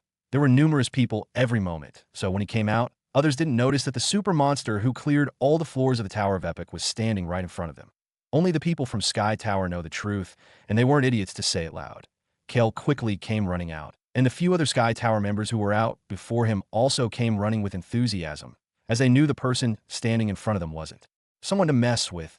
They even felt proud knowing something this legendary and can brag about this until their death. Lord, they all quickly greeted him, as they have extra respect for him, especially the guys from the Sky Tower who doubted his strength and why he was chosen as leader. They didn't kneel, but the way they stood said everything: respect, loyalty, fear, and pride. Apollo merely gave a faint nod. He looked up for a moment, gazing at the golden list above, which was still flickering. After this, he started to look at the other names, as anybody who can clear the first 3 floors can be called a super genius. Dozens of names danced in bright light, their ranks shifting slowly with each passing breath. Yet none could outshine the first. Void God list first. Apollo, Sky Tower. 9 floors. The name didn't just flicker. It burnt, as if it carried weight heavier than history itself. Apollo narrowed his eyes slightly, scanning the list that reached into the heavens. His gaze landed on the 2nd and 3rd ranks. Point 2 ND. Arvane, Hall of Hell. Cleared 5th floor 3rd. Uriai, Dawn Sect. Cleared 4th floor and further down. 11th H. Vera, Crimson Bell Pavilion. Cleared 3rd floor, 22nd. Lucan, Ashbourne Dynasty. Cleared 2nd floor. Each of them was terrifying in their own right. Top of the few, except him, have the strength of the half-step Eternal God realm to achieve this result. Having such strength in the Void God realm is really terrifying. Although there was nothing in front of him, they were still worth meeting, as he wanted to know what was special about them. Behind him, Kale stepped forward, slightly lowering his voice. Lord, the capital is in chaos. Every major faction is already moving, either to win your favor, or to find ways to block your rise. Although Lord's identity can be hidden currently, it is just a matter of time before others find out. Apollo didn't answer right away. His eyes remained fixed on the golden list, shimmering with names that once stood tall and proud, now utterly dwarfed beneath the brilliance of his own. That a quiet breeze drifted by, impossible in the stillness of the tower's surroundings, but it stirred the hem of his cloak as if the heavens themselves acknowledged his presence. Let them come, he finally said, voice low but resolute. Let them try. That wasn't arrogance. That was certainty. He himself wasn't weak. Not to mention, he has the protection of the Epic Tower. He then asked him about the top names on the various lists and about the powers standing behind them. Not only the Void God list, but the True God list. He wanted to know more about them. He could be confident, but he shouldn't be careless. Kale took a deep breath, his expression grave as he replied. Yes, my lord, you're right to be cautious. Let me summarize what I know. He pointed toward the list of the Void God rank, then lifted his hand slightly to motion toward another board that shimmered into existence beside it, a darker, deeper golden hue radiating from it. The True God list first. Dagon, empty throne court. cleared 5th floor. An ancient genius who's said to have once stepped into the eternal god realm, but chose to regress for reasons unknown. He hasn't been seen in the last 30,000 years. Point 2 ND. Cyriva, frozen myth sect, cleared 5th floor. She's rumored to have fused two laws and glimpsed the edge of rules. A terrifying monster who holds grudges for eternity. 3rd, Iselra, verdant ruined temple, cleared 5th floor. She's considered the current #1 genius of this younger generation before you appeared. Her temple controls an entire galactic plane. Kale paused before continuing, glancing back at Apollo. My lord, all the names in the top 10 of the true god list. All of them were from transcended force. The factions behind them would go to war for them, as they are heirs of their forces. He turned toward the void god list again, gesturing to the 2nd and 3rd names. Void god, list 2nd, Arvane, Hall of Hell, cleared 6th floor. This guy is a bit mysterious, and nothing is known about him. But the rate at which he cleared the floor means he might still move up and reach the 6th floor, which is already a great feat rarely seen in hundreds of thousands of years. Point 3 RD. Uriai, Dawn Sect, cleared 4th floor, a rare ghost body cultivator. His techniques are strange. His comprehension is freakish, that he doesn't fight much, but never loses that. IT also said he had a strange habit of hiding his strength, as he never fully showed his strength. Kale was able to tell all this, as they were somewhat famous and made their names outside. At least they left some legends in their respective universes, so knowing somewhat about them wasn't difficult. There aren't many like Apollo and Arvane that suddenly appeared. Kale lowered his hand and added, all these people are worthy of attention, my lord. But now, with your feet, clearing all 9 floors, you've broken the balance of the current era. Apollo nodded, and time continued to pass. He still maintained low-key status, as the other forces of the 3 universes tried to find information about him. But sadly they found nothing, as not a single famous Apollo appeared in the last 1,000 years that matches the current situation. The Arvane guy also finally cleared the 6th floor, becoming the 2nd only to him. He has also drawn some attention, but it is nothing compared to him. 3 days passed, and the test of the Tower of Epic finally ended. Only the top 1,000 of each list will receive the opportunity to go to the primordial snackdom. The divine voice that resonated from the tower was like the will of eternity itself. Calm, unfathomable, and unshakable. The tower's judgment is complete. Those who have earned the right shall step forward. The top 1,000 names of both lists, Void God, True God, and Eternal God, may now walk toward the gates leading towards the primordial sanctum. As the glowing names settled, Kale whispered, more to himself than to anyone else, this sanctum is a very mysterious place with unknowns. As there are different legends about this place, like it was a battleground of gods and demons or a resting place of ancient strong. But no one knows for sure, my lord. What is known is that anyone who leaves that place changes that if they live. Apollo remained silent, but his eyes gleamed with interest. The primordial sanctum. Even the name pulsed with ancient weight, that a place spoken of in fragmented myths, and feared even in whispers. Apollo's gaze drifted toward the towering gates in the distance, now glowing with celestial light, wide enough for titans, carved from materials not found in any known realm.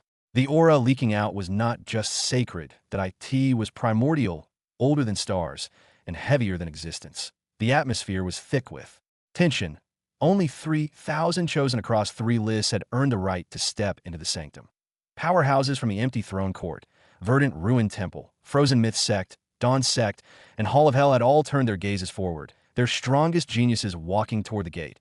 And at the very front of the void god list, Apollo walked calmly, unhurried, unshaken that he wasn't alone, as 2 other members of the Sky Tower also seemed to have reached the top 1,000 in the void god list. That it was frankly a bit of a surprise, as he didn't expect them to reach this step. The 2 of them were named Clark and Sarah. Both of them cleared 2 floors, which was a great result. The moment their group came, their presence could not be hidden, as everyone was waiting for the Sky Tower geniuses to appear, wanting to see what kind of monster Apollo is. Who cleared the epic tower? He didn't hide it. He knows that it cannot be hidden, and he had previous low-key behavior because he didn't want everyone to bother him. Leading the trio was Apollo, his black robes rippling gently despite the absence of wind, his every step calm and unwavering. Though his face held no arrogance, his presence demanded silence. The space around him almost seemed to avoid touching him, reality bending faintly to accommodate his passage, and on either side trailed Clark and Sarah, the unexpected stars of the Sky Tower. The moment the crowd understood who he was, it caused shock as every single one of them looked at him with interest and shock. He stepped forward, Hushed murmurs spread across the three great universes delegations. That's him. He cleared all 9 floors. What kind of monster is Sky Tower nurturing? Everyone looked at him with horror, fascination, or jealousy. All of them have different thoughts. Many even have killing intent, as they want to catch him and find out how he did it, whether he has some treasure or a heaven-defying chance to achieve such a result. Clark and Sarah walked a few steps behind, their expressions mixed with awe and resolve. They understood that following in Apollo's footsteps was impossible, but walking beside him, even for a moment, would define the rest of their lives. As they reached the threshold, a sudden burst of divine energy surged from the gate, and a pillar of multicolored light scanned them from head to toe, not like a test, but like a recording. Then, click, the gate began to open, not like stone or metal, but like a living creature unfolding its wings. The sacred patterns etched on its surface began to pulse, and the space inside twisted, forming a tunnel of stars, ruins, and collapsing timelines that it felt less like they were entering a place, and more like stepping into history itself. That Kale's voice reached Apollo, faintly from behind, respectful and steady. "My lord, may your legend grow even deeper within the sanctum." Apollo didn't look back, but he gave a slight nod. Then he stepped through. He was followed by Clark, and Sarah entered the gate first. Seeing this, other thousand of geniuses from various forces also stepped forward. The instant Apollo stepped into the primordial sanctum, the world changed again. Reality fragmented and reformed around him as if the gate had torn away the skin of the universe, revealing something far older beneath. The stars in the sky were no longer stars, but each star seemed to represent something or someone. Thereafter, they landed on a mysterious star filled with ancient aura. Clark and Sarah stumbled slightly behind him, their faces pale with awe and disbelief. They felt a very ancient and mysterious aura which, although it didn't do any harm, still made them feel heavy in their souls. It took them some time for the two to adjust. Apollo, on the other hand, was waiting to see if others were also coming, but after a few seconds, nobody else came, meaning every force is teleported randomly here, which is actually a good thing for most. However, it didn't matter to him, as he also wanted to see how good the other geniuses were. "Looks like you adjusted. Let's go." He looked at the two of them, and then calmly moved forward. Clark and Sarah quickly followed his lead, as not much is known about the primordial sanctum except that there are countless treasures and legacies of ancient strength, but it was also filled with danger. They stepped through the swirling mist and were immediately enveloped in a strange twilight. This place was vast and silent, like a forgotten continent resting at the edge of reality itself. Towering ruins stretched into the sky like jagged spires. Black rivers of law energy twisted through the air like veins, and the ground beneath them occasionally shifted as if something massive slept beneath. Suddenly, a voice, not ancient, but young, filled with mocking delight, rang out. "Oh, could it be time for a group of bold little insects to appear here?" From the shadows, a figure emerged, slender, wrapped in robes woven from time itself, with burning blue eyes that ignored space and distance. The aura on him was a bit weird, as it was different from the people of 3 universes. Rather, it seemed kind of broken, abandoned by heaven. Apollo couldn't help but feel interested. As from the news, it was known there were living creatures within the sanctum, but they seemed to be unable to leave this place. They also are one of the dangers here, as most of the inhabitants are very strong, but they seem to be suppressed and able to use a little bit of their strength, and yet they still are a major problem for geniuses. The new figure's footsteps didn't echo, but the space around each step twisted, as though refusing to bear his presence. The smile on his lips was sharp, cruel, and utterly confident. Clark instinctively reached for his weapon, while Sarah narrowed her eyes and quietly activated a defensive formation. Apollo, however, merely tilted his head. "You're not from the 3 universes," Apollo said flatly. He quickly understood. The robed figure smirked, as if that much should have been obvious. "The 3 universes? I was forgotten before they even began to rot." The primordial sanctum seemed to respond. Low vibrations thrummed through the stone, and the laws in the atmosphere curled away like frightened beasts. But his gaze locked on the figure, not with fear, but with genuine curiosity. The stranger's smile widened, as if feeding off the attention. "Ah, how delightful. For merely being lambs screaming in the dark, you seem quite confident." He raised his hand slowly, and for a heartbeat, the stars above paused. The laws froze, and then they cracked. "Beings like me were shackled here when your ancestors were still crawling through mud, praying to false skies," he said softly, voice echoing inside their minds. "But don't worry, I won't kill you, YT. and oh no, you interest me. Especially you, he said, pointing a single withered finger toward Apollo. I especially like torturing you overconfident, proud geniuses who don't know essay about the universe. Apollo's expression remained unreadable, but a faint shimmer of sword aura leaked from his palm, slicing a faint line in the mist that healed slower than it should have. I don't like talking to corpses, he said at last. If you're done monologuing, try. The stranger blinked once, then laughed. Oh, good, I like you. But I didn't, so let's end this bullshit. Apollo then made the first move and punched towards the stranger from the sanctum, without giving it any chance to talk more. Boom. Although the punch seems simple, it contains extreme power that can peak a true god instantly. Even an early-stage eternal god wouldn't take it easily. The void screamed as Apollo's fist tore through space in one devastating burst, the punch. Carrying the accumulated might of countless battles and the sharp edge of absolute confidence, struck straight toward the sanctum being. The person from his sanctum, seeing this, didn't try to run. Instead, he stepped forward, and in an instant, a soul-chilling coldness erupted from him. The air itself seemed to freeze as an indestructible, ice-like wall formed before him. Boom! Apollo's fist struck the wall, evidently fortified by the rule of ice. Crack, crack. Countless fractures spread across the mountain-like barrier, yet it managed to withstand the force of his strike. Apollo wasn't surprised that his attack had been blocked. What truly caught his attention was the opponent's mastery of the rule of ice. He felt a strange sense of familiarity. After all, he once relied on ice as his primary means of combat. Later, however, he refined it into the lunar law, something far more mysterious and powerful than ordinary ice. Sadly, he had yet to reach the threshold of understanding a true rule. Maybe this battle could give me some insights.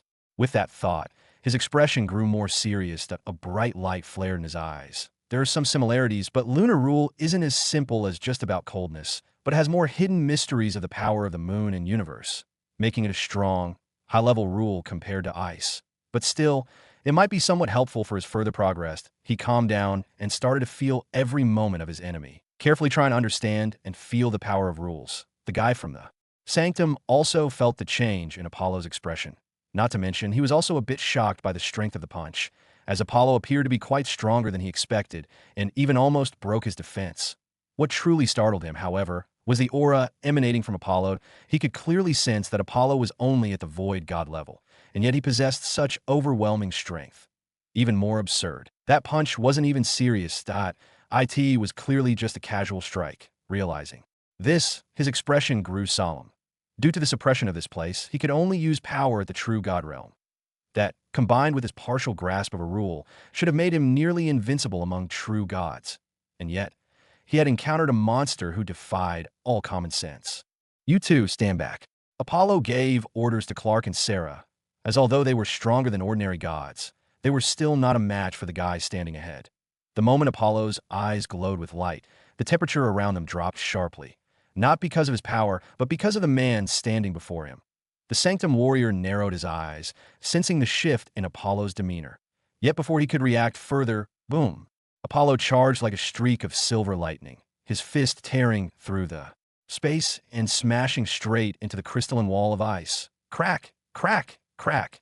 The wall this time couldn't stop him, as it was quickly shattered by his punch that seemed to destroy worlds. Frozen shockwaves surged across the land, tearing apart ancient stone and freezing thousands of kilometers. The sanctum warrior gritted his teeth, his feet sinking into the ground as he tried to stabilize himself. This power, this pressure, from a void god. He roared, feeling a bit angry as he was pushed, summoning his true might. Glacial spears rained from the sky, each forged from condensed rules, enough to skewer armies of void gods. His domain expanded, freezing air, land, and space itself into an ethereal battlefield of absolute cold. Every breath became sharp as daggers. But Apollo didn't falter. The silver glow around him shimmered brighter, resonating with something deeper. Lunar law and the rule of ice. Although the difference between law and rule was enormous, with his condensed divine energy and divine body stronger than 7th-ranked divine weapons, he didn't lose it all. In fact, he pushed forward domineeringly. He didn't just endure the storm, he cut through it. Each step forward shook the frozen land beneath him. Lunar light spiraled around his limbs, blending with the biting cold until moonlight and ice became indistinguishable. Two forces entwined, and in that moment, he wasn't resisting the rule of ice, he was embracing it, dissecting it. learning its rhythm, that he felt something as the previous lunar law seemed to show some increase. This let him feel more excited, and his attacks became more deadly that he was advancing. The battlefield shifted with him. Each of his movements grew sharper, cleaner, and impossibly fast, where his fists once shimmered with silver light. They now carried a biting edge. Lunar arcs laced with elemental frost, carving through the icy domain, like divine blades. Every strike cracked the frozen sky. The man from the sanctum felt it too. The change that Apollo's presence was becoming oppressive, majestic, as if a divine king had descended. His aura now cut through the glacial air, no longer being resisted by the rule of ice but weaving into it. The heavens echoed with thunderous clashes as Apollo, burning with divine light, pressed forward like a storm that refused to be stopped. The more they fought, the more horrified the enemy became. He wasn't a young genius, but an old monster who survived for who knows how long. But now he was pressed down and beaten by a young lad whose cultivation is lower than his. How could such a thing horrify him? Clark and Sarah are hiding far away and also looking at the battle with shocked expressions. Before, they didn't fully understand the level of strength Apollo had reached to clear the 9th floor of the Tower of Epic, but looking at the battle, they could understand this was no longer a battle between void gods. No, it had transcended even the realm of true gods. The sky was torn asunder. Mountains crumbled like sandcastles in a storm. Space rippled and bent with every exchange of blows. In the heart of it all stood Apollo, a void god in name only.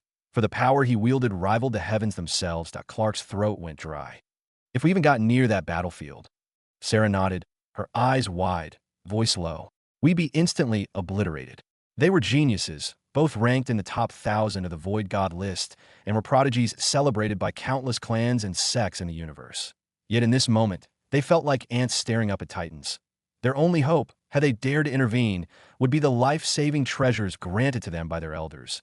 And even those might only buy them a heartbeat of survival. The battle reached its climax, a dazzling storm of divine might and collapsing space.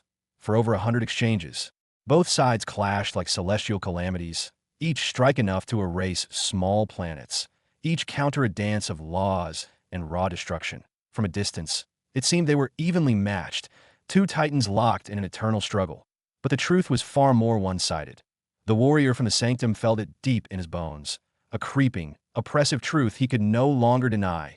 He was being suppressed. Apollo, radiant with silver light and ever-growing power, was clearly holding back. Each attack he launched was controlled, deliberate. Not because he couldn't go further, but because he chose not to. Meanwhile, the man from the sanctum was being slowly, relentlessly pushed back. His breaths grew heavier. The divine energy in his body began to falter. And worst of all, the suppression of the sanctum itself was beginning to eat away at his strength, like invisible chains tightening with every moment he fought. His expression paled. He gritted his teeth. He had faced many geniuses during previous openings of the sanctum. Some were arrogant, others cautious, but almost always, once they felt the difference in power, they would do the smart thing. They ran. But this one, this silver-eyed youth, didn't run. He pressed forward like a force of nature. The sanctum warrior's heart sank that if he didn't retreat now, he might not get another chance. He had underestimated the boy. No, this monster in human skin. And now he could almost feel his ancient bones trembling under the pressure. Had I not run, he muttered under his breath, gaze filled with disbelief, my ancient remains might have stayed buried in this forgotten battlefield. And with that bitter thought, he prepared to flee. Pride shattered, and survival, now his only goal. Apollo naturally noticed this and quickly understood the guy's thought. You wish, come continue to fight for a few more hours. His voice echoed across the shattered battlefield, like silver bells tolling in a frozen abyss. Ever since the battle began, his lunar law had been resonating, subtly shifting, deepening with each exchange. The collision between his evolving law and the opponent's rule of ice had created the perfect storm of enlightenment. With every clash, every flicker of resistance, Apollo was peeling back another layer of mystery. He could feel it. He was close on the very edge of transformation. If he could push this fight just a little further, just a little longer, he was certain his lunar law would take the leap toward a true rule. There was no way he'd let this opportunity slip. In no way he'd let this man run. His aura surged violently, and the battlefield responded. Silver light mixed with streaks of moonlight rained down from above, sealing space, slicing open rifts, and locking the sanctum warrior's path of retreat. You're not leaving, Apollo declared, his voice like the judgment of the heavens. until I've broken through. His aura flared, and then he burst out with all his strength. His divine body, which can take on high-level divine weapons, exploded. Every muscle, every thread of spiritual essence ignited, unleashing power so vast it caused space itself to convulse. Dim cracks laced the sky, and time felt as though it were beginning to slow. His fist rose, wrapped not in mere energy, but in eternal moonlight, glowing with a silvery brilliance so pure it made the stars above seem dulled. It was a divine light. But beneath its beauty was a cold so profound that even the countless layers of space began to shatter around it, a frigid, silent dominion that froze sound, sight, and sensation to a fist like a falling moon at a meteor forged from law and will. That single strike descended. No longer just a blow, but a cosmic judgment, radiating with ancient chill and unstoppable force. As it fell toward the sanctum warrior, the world beneath trembled like it awaited the impact of a god. The man looked up, face pale with disbelief, his body frozen, not by fear, but by the sheer suppression of the incoming force. Democrat, Minnesota, you pushed me. Crack. Some seal within him seemed to break as he was pushed to the corner. His aura, which had weakened, suddenly started to rise rapidly. It quickly seemed to have surpassed true God level and reached eternal God level. The skies darkened. The earth wailed. Die, he roared, and the world itself seemed to answer his fury. Boom. A detonation of power ripped across the battlefield. His once sharp and elegant rule of ice transformed, evolving to a terrifying second layer. It wasn't just cold anymore. It was primordial, a force of creation and extinction. Creation of a shocking ice age that seems even able to freeze a burning sun. Everything began to crystallize. Air, space, light, even sound. But Apollo stood still at the heart of it all, the eye of the storm. The radiant silver glow around him didn't dim. Instead, it pulsed brighter, because within this calamity, within this overwhelming pressure, he could feel it. His lunar law was trembling, shifting, ready. So this is the pressure needed to reach the next step, he whispered, eyes glowing like moonlit stars. Bring it on. He roared and also poured everything and punched again with all his strength. His body burnt with divine energy as the lunar law seemed to flicker, as it seemed to push the final barrier and started to gather the strength of the universe with his attack. The heavens shook in resonance as the divine law drew the breath of the universe itself. Starlight, void currents, celestial fragments, all coalescing into the strike. His body became a beacon of moonlit majesty, radiating cold serenity and devastating power. The two gods, one shrouded in ancient ice, the other wrapped in lunar brilliance, hurled themselves at each other one final time. Boom! Their clash shattered thousands of miles of land. Mountains were flattened, and the sky cracked open like glass under divine fists. Crack! A sound echoed, not just across the world, but through the laws themselves. No, the sanctum warrior screamed, his face twisting in disbelief. In that instant, Apollo's lunar law erupted. It was no longer just law. It had become a rule, vast, eternal, and unshakable. The rule of the moon, embodying silence, gravity, and ice, is a cosmic force of balance and beauty. Silver light bathed everything, purifying the battlefield, silencing all resistance. That Apollo's punch crashed through the defenses, through the second layer rule of ice, and struck true. The sanctum warrior's body convulsed under the blow. His body cracked, his aura collapsed, and with one last cry of despair, he was flung across the horizon, his form breaking apart into frozen dust under the moonlit radiance.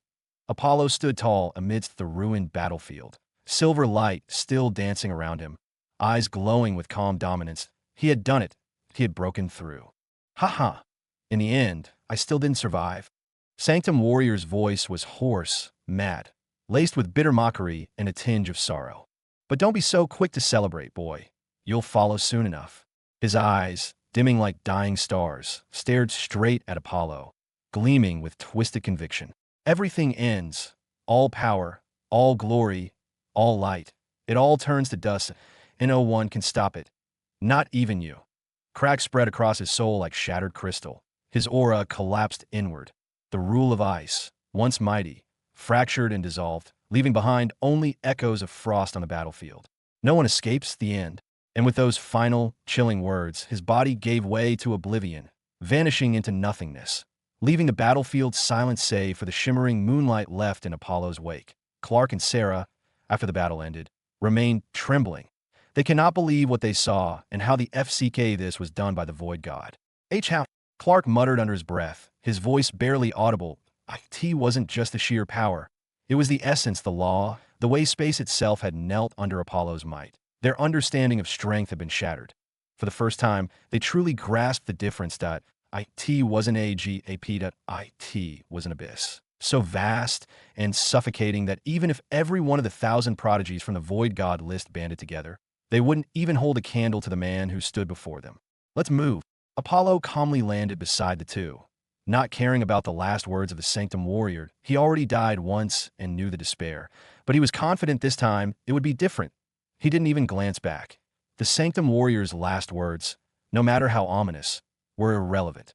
Without hesitation, the three of them began moving forward, their steps steady, their shadows long beneath the broken sky, toward whatever awaited them in the depths of the sanctum.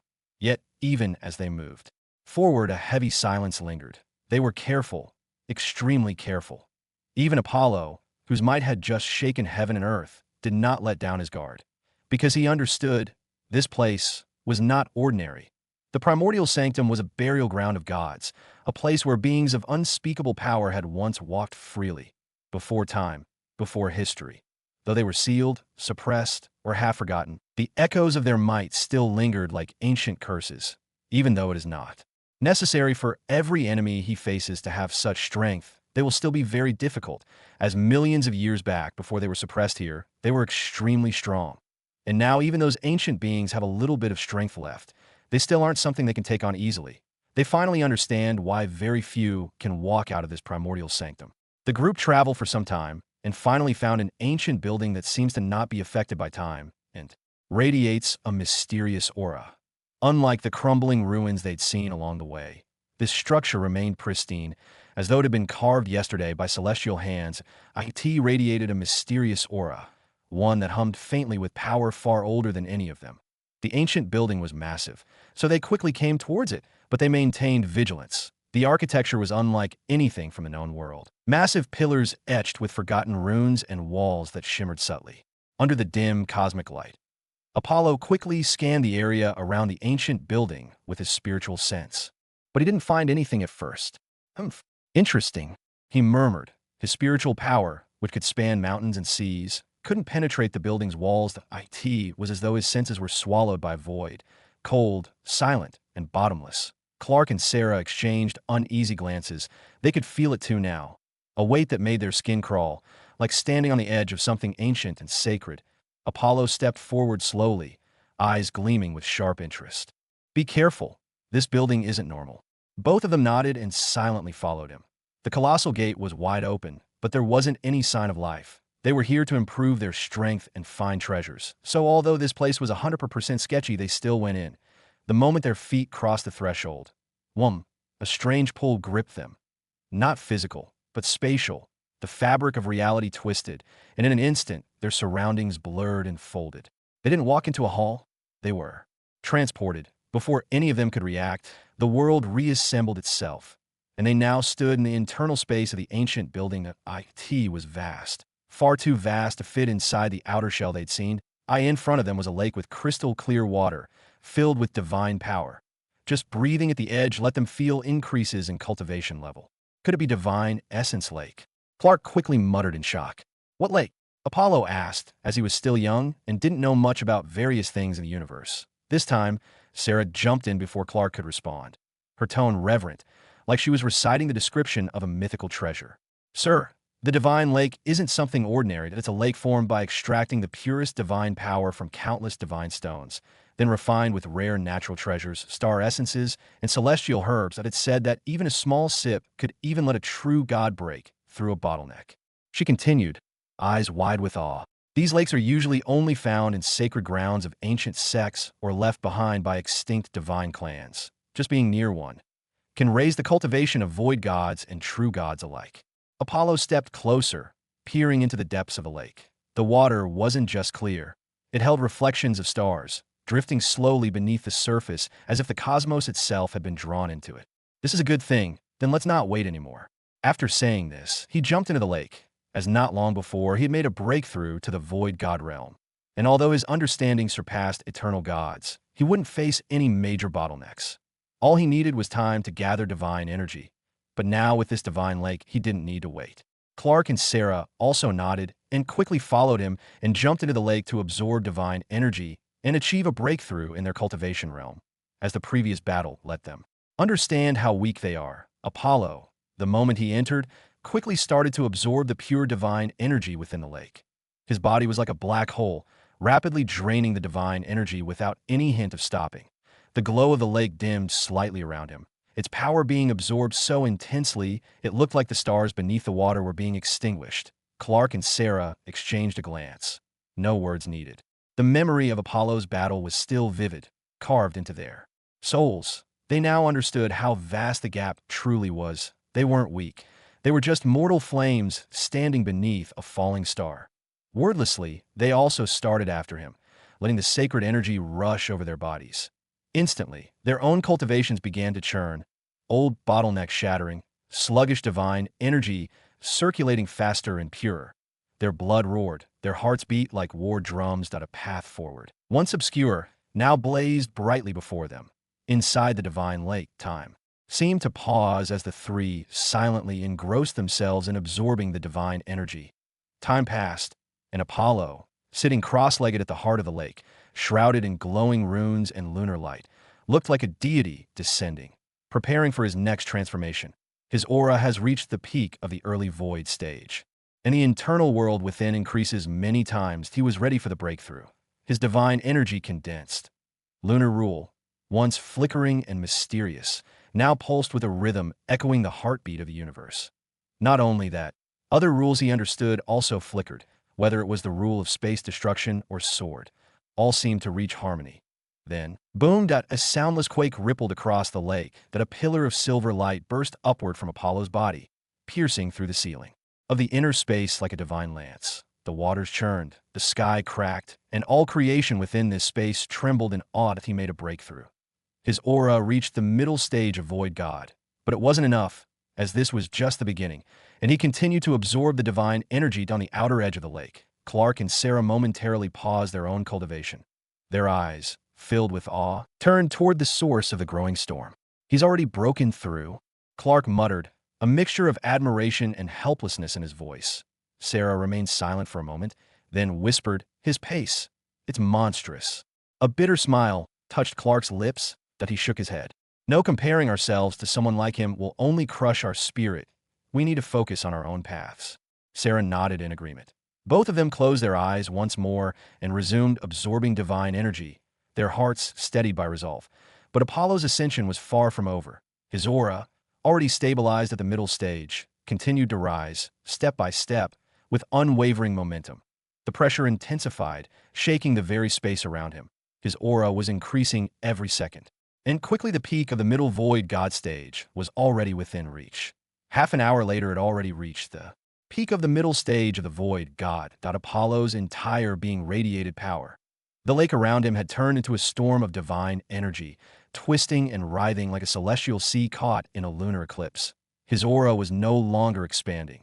It was condensing, focusing, sharpening into something terrifyingly pure. The space around him trembled, as if groaning under the pressure of a coming calamity.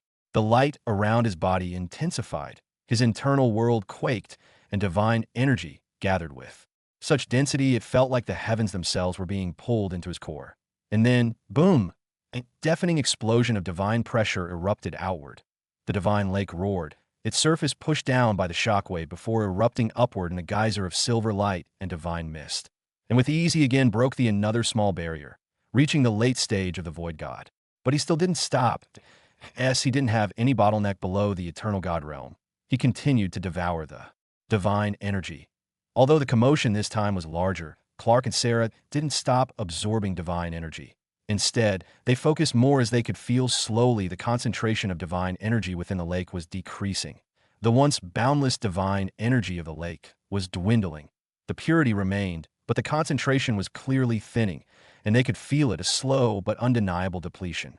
They exchanged glances, both seeing the same realization reflected in each other's eyes. This This lake should have been enough for hundreds of void gods to break through to the true god realm, Clark muttered under his breath. Yet just from two small breakthroughs, early to middle and middle to late, Apollo consumed nearly 20% of it, Sarah whispered, almost in disbelief. They felt a sense of urgency. As if they didn't break through quickly, Apollo would devour all of the divine energy in it. Both of them quickly tried their best, and quickly half an hour passed. And both of their auras also showed fluctuations, as they also seemed to reach a critical breakthrough point. Without hesitation, they tried to break the final barrier, as although they might not be monstrous anomalies like Apollo, they were also geniuses, and the barrier of a true god could not stop them. Boom! Crack! Crack! With twin echoes that reverberated through the ancient space, the invisible shackles around them shattered. Their life force surged. A divine brilliance enveloped both Clark and Sarah, marking the transformation from void god to true god. Their bodies began to undergo a fundamental change. Divine bones forged anew, inner worlds expanded, and their presence began to ripple with the authority of true gods. Ha! Now we are stronger. Both of them quickly opened their eyes and felt the surging strength within them and couldn't help but feel great, as after entering, they were constantly under pressure, especially seeing the Battle of Apollo and other Sanctum warriors. Now, after their breakthrough, they're still not an opponent of Apollo, but they can at least have a greater chance of saving their lives. Apollo, seated at the heart of the lake like a sovereign sculpted from moonlight and divine runes, opened his eyes. Slowly, he had noticed Clark's and Sarah's breakthroughs the moment they happened. Two flashes of ascending divinity that bloomed at the lake's edge like twin lotuses. But he didn't show any surprise. It's only natural, he thought. Both of them were already standing at the peak of the void god realm. With this level of pure divine essence saturating the lake, even ordinary cultivators might have had a chance for them. Geniuses born with destiny coiled around their bones. It was expected. He turned his gaze inward once more, sensing the surging tide of power within his own body. His divine body was glowing with sacred radiance, stronger than ever. His inner world had expanded dozens of times over. He had reached the late stage of the void god realm. And now, he stood on the verge of breaking into the peak. But a small frown formed on his lips. Still not enough. The divine lake, that celestial pool brimming with energy extracted from divine stones and tempered by time, had already lost more than 50% of its essence. The once blinding clarity of its waters had dimmed slightly. He could feel the thinning density in every breath. The remaining divine energy would likely allow him to reach the very peak of the void god realm. But it wouldn't be enough to cross the final threshold. Still, Apollo didn't stop. Even though he knew the divine energy wouldn't be enough to take him past the void god realm, he wasn't disappointed. Far from it. Reaching the peak of the void god stage in such a short span was already a monumental leap. He sat calmly at the center of the lake, his breath slow and steady, like an ancient deity meditating beneath a moonlit sky. Every inhale drew in strands of divine power. Every exhale released faint silvery mist filled with divine energy. He could feel it, his internal world expanding further, becoming more stable, more refined. Good, he murmured under his breath, voice low and tranquil. He wasn't greedy, even though he wouldn't reach true god level. But his strength still increased many times, and when he reaches the peak of true god, his strength should surpass middle stage eternal and be close to late stage. And with every breath, every ripple in the divine lake, he was forging that foundation into something unshakable. His divine body pulsed once again, adapting to the rapidly condensing divine energy as his aura quietly surged to the very cusp of the limit of the void god realm. Clark and Sarah, still seated nearby and stabilizing their own breakthroughs, occasionally glanced at him, and each time, their hearts trembled a little more. Apollo aura was like a black hole with an unknown limit. Time passed, an hour passed. The divine lake, which was filled with dense divine power, seemed to have lost almost all his brilliance. Boom! A shock wave spread from Apollo's body, the water beneath him flattening into perfect stillness before scattering in a ring. His aura had transformed, dense like a black hole, deep like the void, and brimming with suppressed, godlike pressure. The lake was now nothing more than a reflection of what it once was, ordinary water, its energy completely exhausted. But the result was unmistakable. Apollo had broken through the late stage and reached the peak of the void god realm. His presence now unfathomable, as he hovered right at the doorstep of becoming a true god. Just one final wall away from taking that leap into a higher order of existence. Clark and Sarah stood nearby, barely stabilizing their own breakthroughs, gazes locked on him. Neither spoke. What was there to say? The man before them wasn't someone they could chase anymore. He had already become a legend in the making. He opened his eyes and carefully felt his surging strength. He now was extremely confident, not to mention his body, soul, or spirit. Everything improved, and along with his vast divine energy, he was sure to face the late-stage eternal god. Maybe he still cannot beat late-stage eternal gods, but he can now hold his own against them. So this is peak void god. Not bad, he muttered to himself, a rare trace of satisfaction in his tone. He wasn't arrogant. He understood the scale of what lay beyond. The eternal god realm wasn't a mere continuation of power. It was a transcendence. Every small stage within it was like crossing a great chasm. The gap between early and late eternal god was like comparing stars to galaxies. But now, even if I cannot defeat a late-stage eternal god, he thought, I can stand my ground. And that alone makes me a myth. He smiled faintly. Who else, without even stepping into the true god realm, could clash against those monsters standing atop the universe? Apollo and the other two then quickly came out of the lake, which now had fully lost its divine power. The moment they stepped out, the ground beneath them trembled faintly, responding to the presence of three beings who had just undergone powerful transformations. Their auras were no longer the same. They had become profound, steady, and overwhelming. Clark and Sarah stood quietly behind Apollo, both instinctively glancing toward him. Despite their own incredible breakthroughs into the true god realm, his presence still eclipsed theirs, like a vast moon dimming the stars. But they didn't say anything more. Instead, they looked around. This ancient building already provided them a great chance, but this place seemed to be quite massive, and the Divine Essence Lake was just a fraction of it, that Apollo's sharp gaze sweeping the expansive halls beyond the chamber. The air still carried dense traces of forgotten laws, and intricate runes etched into the walls whispered fragments of divine knowledge. The Divine Lake was just one treasure. There must be more, Apollo said, his voice calm but heavy with certainty. Just as he said that, suddenly behind them, the chamber began to subtly shift. The lake's waters receded, revealing the carved stone floor beneath, inscribed with a massive rune circle that started to glow faintly. Formation? Clark asked. Apollo narrowed his eyes, as he also wasn't sure. A moment later, the light expanded from the rune, and a beam of pale silver extended down the hallway, pointing toward another chamber deeper within the ancient building. His lips curved slightly. Let's see what this place is really hiding. Then three of them slowly started to follow the pale silver light. The pale silver light flickered like a living thread, dancing along the cracked tiles and ancient murals that lined the walls of the hallway. Apollo walked at the front, calm and composed, while Sarah and Clark followed closely behind, both visibly more cautious now despite their breakthroughs.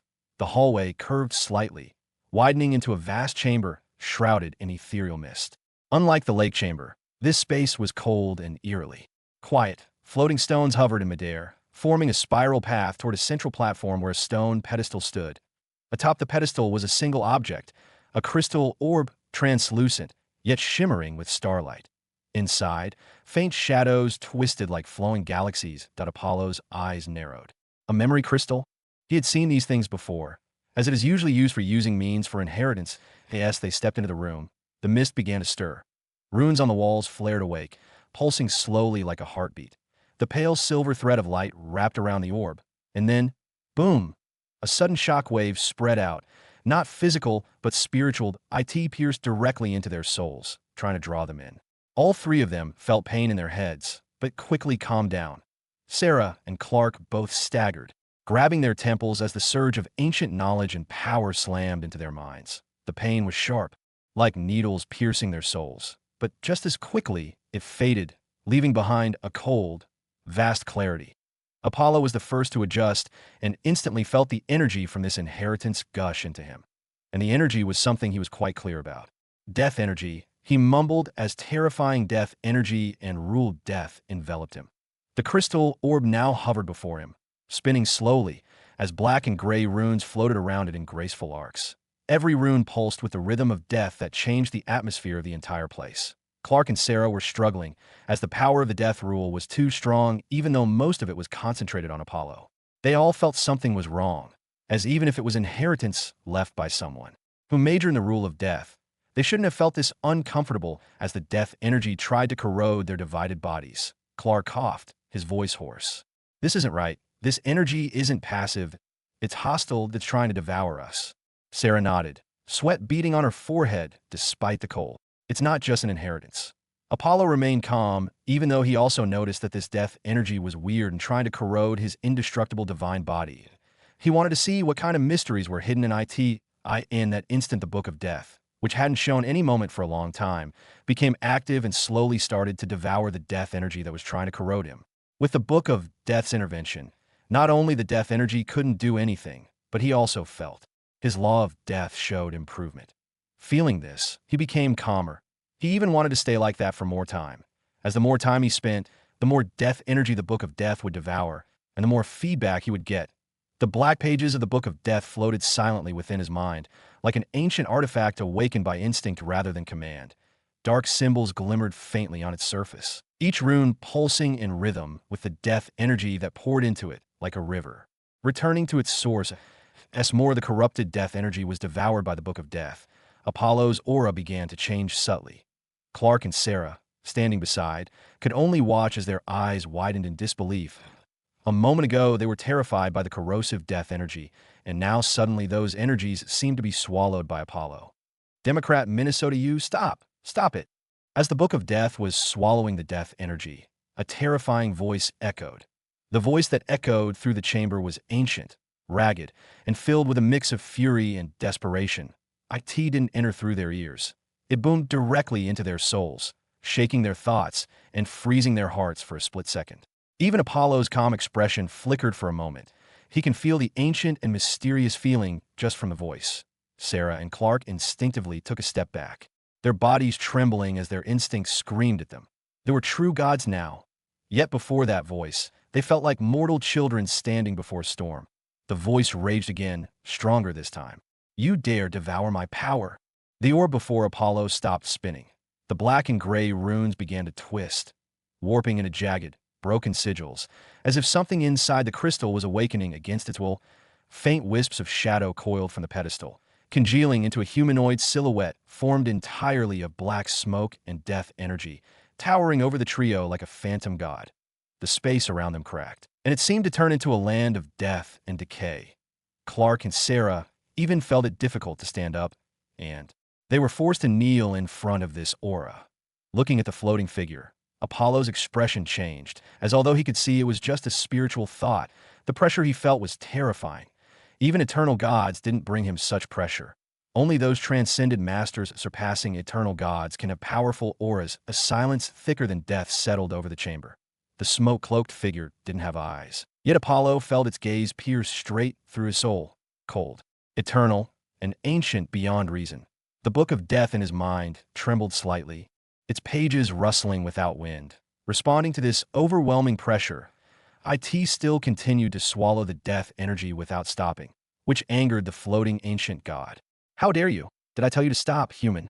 He was very angry, as the death energy isn't just simple energy but also his lifelong essence of the rule of death. First, he was very happy to see the three of them, especially Apollo, whose body was beyond even his imagination. Now, after Ian's, he could finally leave this place that it was a perfect vessel for him, and he even felt he maybe could go beyond this time with such a monstrous vessel.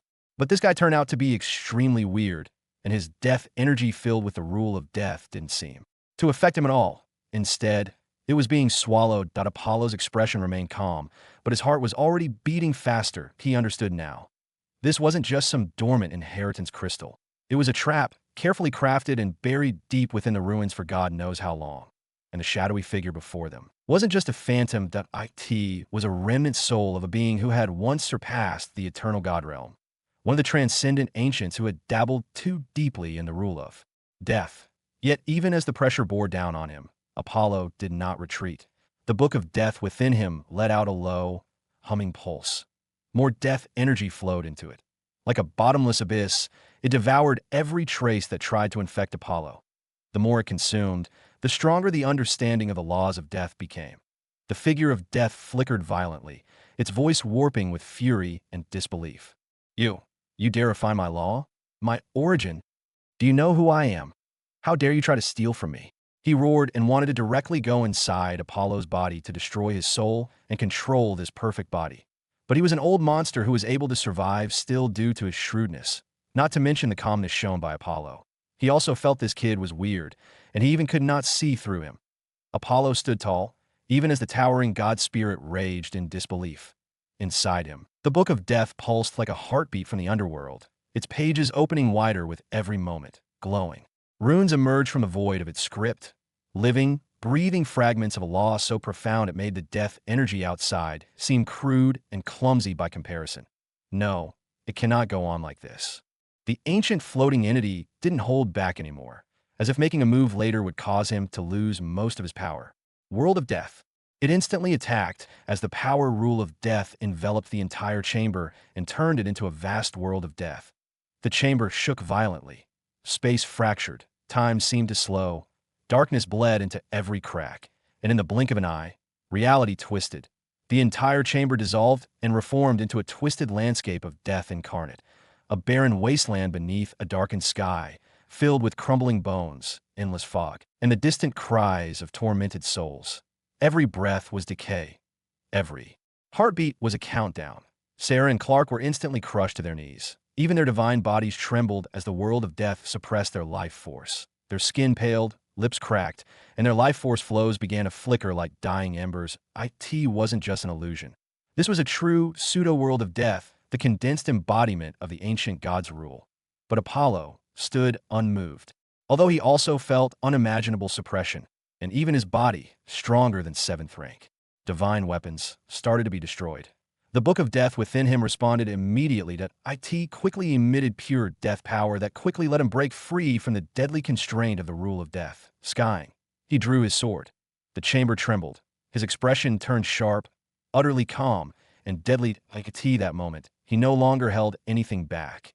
Every law he understood, eternal sword rule, space, destruction, lunar, fire, and even traces of time, merged into one devastating strike. His divine power surged from his core, boiling, rising, compressing into the sword until the entire sword glowed like a collapsed star.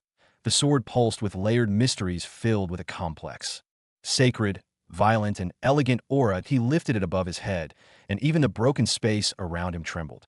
Break. With a single motion, he swung. It wasn't a sword strike.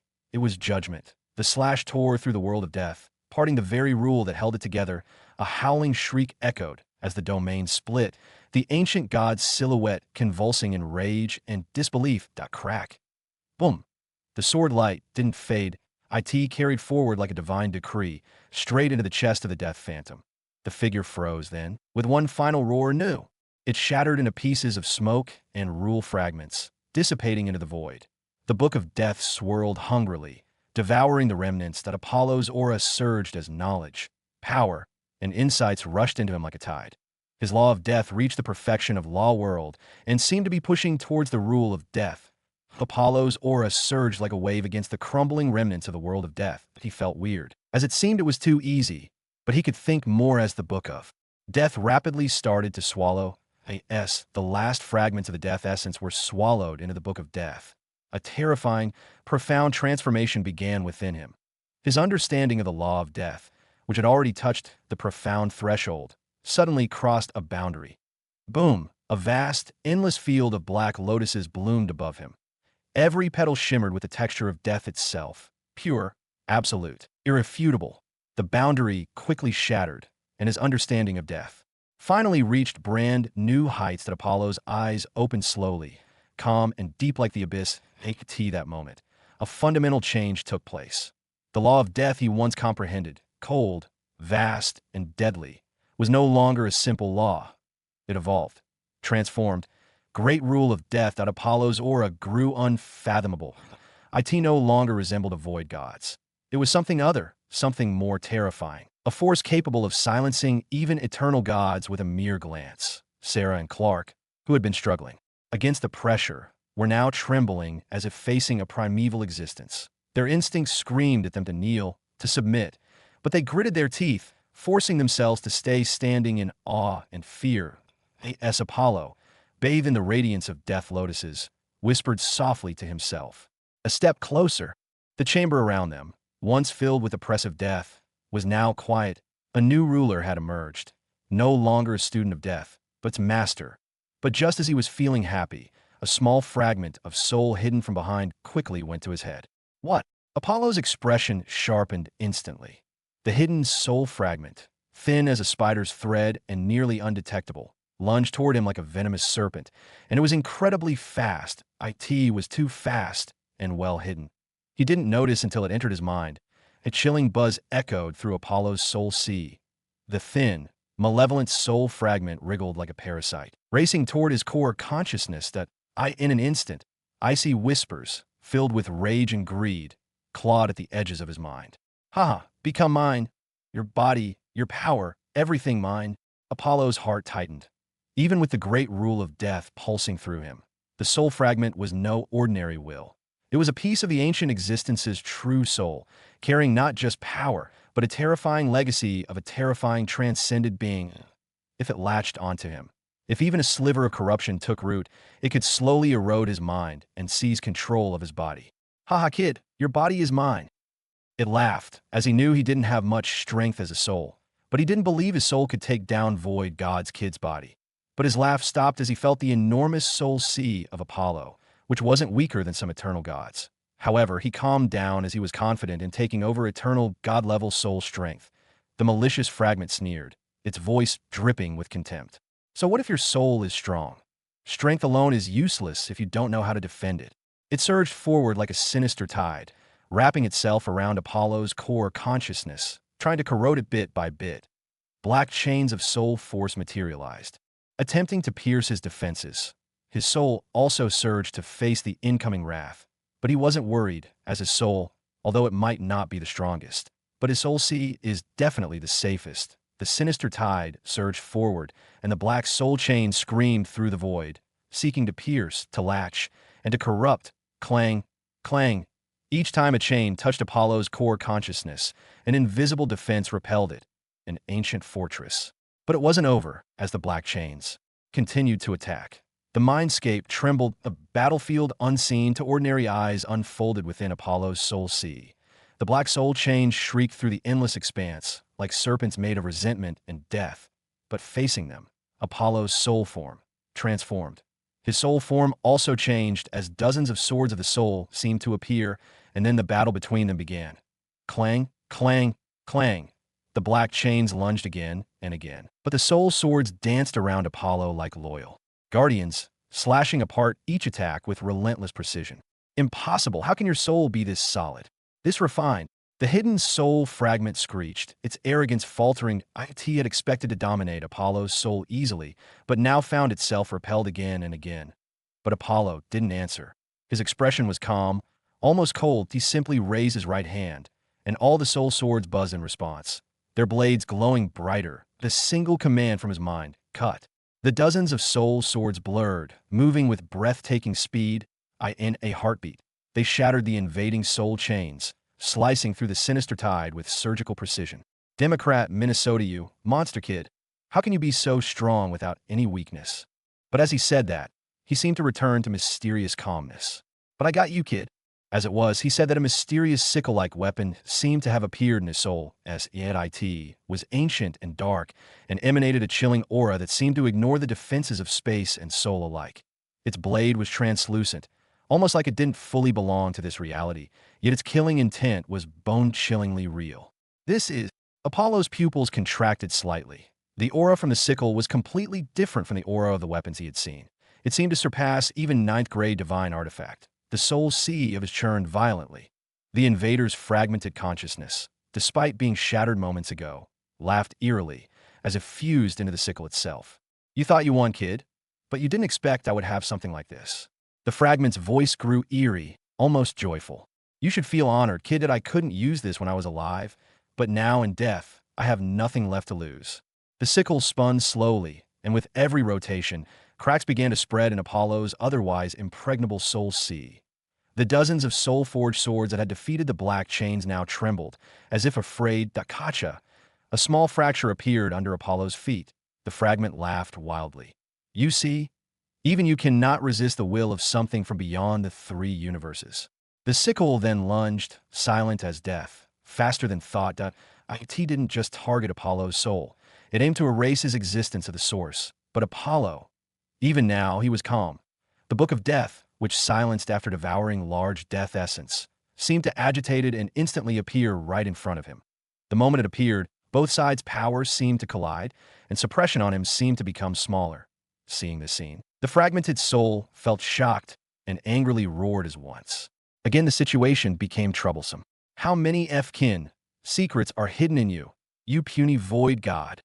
He felt jealous. Even he, who surpassed the eternal god realm, wasn't this lucky, even with his strength. The soul sea rumbled violently, as if two primordial beasts had awoken and clashed. The mysterious sickle floated in midair, radiating a chilling sharpness that made even space in the soul realm tremble. Its black edge seemed to cut through the soul. Meanwhile, the Book of Death floated serenely in front of Apollo. But its pages fluttered furiously, emanating an ancient, world-destroying might. The two artifacts, one a terrifying sickle from beyond the realms, the other a supreme book connected to the source of death itself, faced each other in his soul sea. The collision of their auras distorted the entire soul sea, splitting it into black and gray halves, one filled with the hunger of death, the other with the cutting will of annihilation. Apollo narrowed his eyes, cold and indifferent, and he felt a bit weird, as although there seemed to be some difference in the power of the two treasures, for some reason he felt they seemed to have originated from the same source. Whether it was the Book of Death or the weird sickle, both seemed to have some connection, and quickly his guess came true. A faint resonance echoed in the soul as an ancient, bone-chilling vibration that seemed to come from the very roots of existence.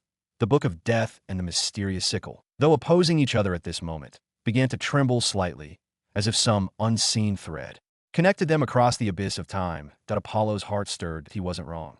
There was a connection. And then, snap, like an invisible chain being tugged, the Book of Death flipped open violently, pages fluttering at incredible speed. Symbols older than the cosmos itself shimmered into existence, projecting a phantom image above the book. It was an ancient sigil, a black sickle embedded within a book, their forms overlapping perfectly.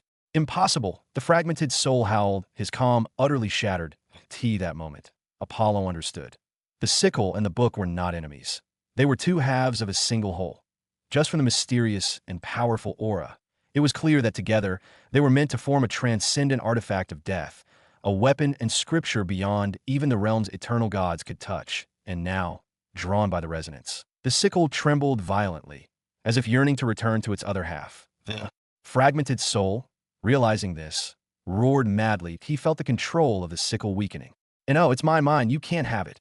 Desperation burnt in his voice. He forced the sickle to unleash its strength, a terrifying blade of annihilation slashing toward Apollo's soul form in a final act of madness. The void split apart. The sickle's power was monstrous beyond words. That if struck, even his soul might be wounded, or worse. But Apollo stood motionless, utterly calm. The Book of Death flipped open one last time. From within its pages, a phantom sickle formed, a perfect, mirrored image, and it collided head-on with the incoming. Slash-dot-boom! A silent explosion shook Apollo's soul sea, ripples crossing the infinite expanse. When the aura settled, the fragmented soul had been blasted backward, weakened and trembling. The real sickle in his grasp flickered, half rebellious, half subdued, clearly affected by the book's pull.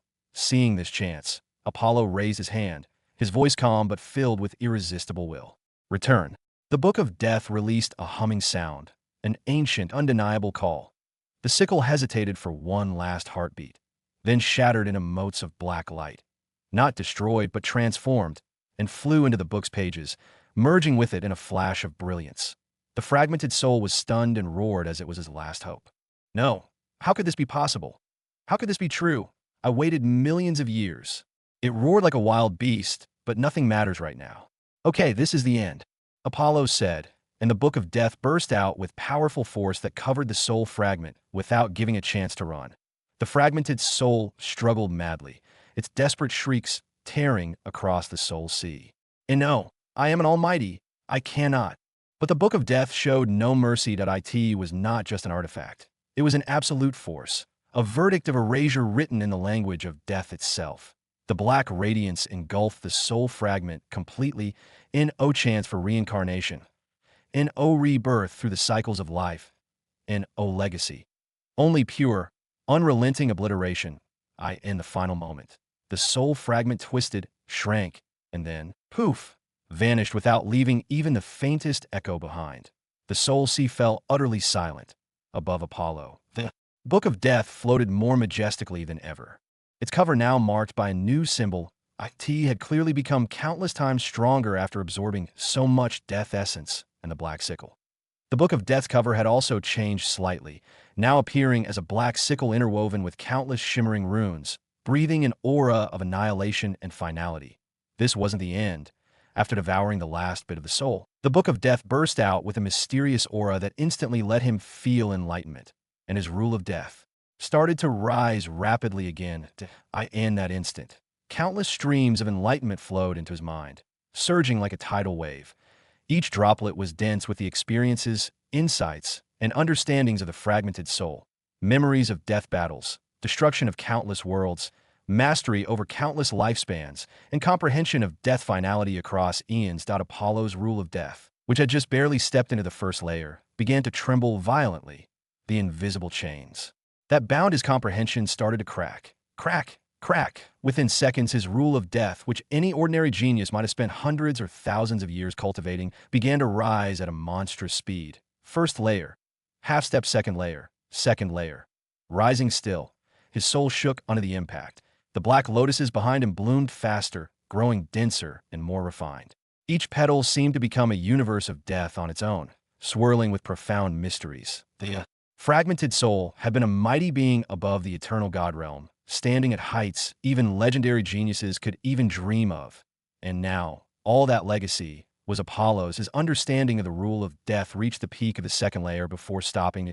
He was just a step away from the third layer, and all he needed was a bit of time to sort things out that he felt just now and then, and he would naturally break through the third layer, reaching the heights that are even rare among beings that surpassed eternal god ranks. Death is not just an END. IT is a supremacy over all things that exist and fade. Apollo's entire being seemed to breathe with this truth that in the material world, Sarah and Clark fell to their knees unconsciously.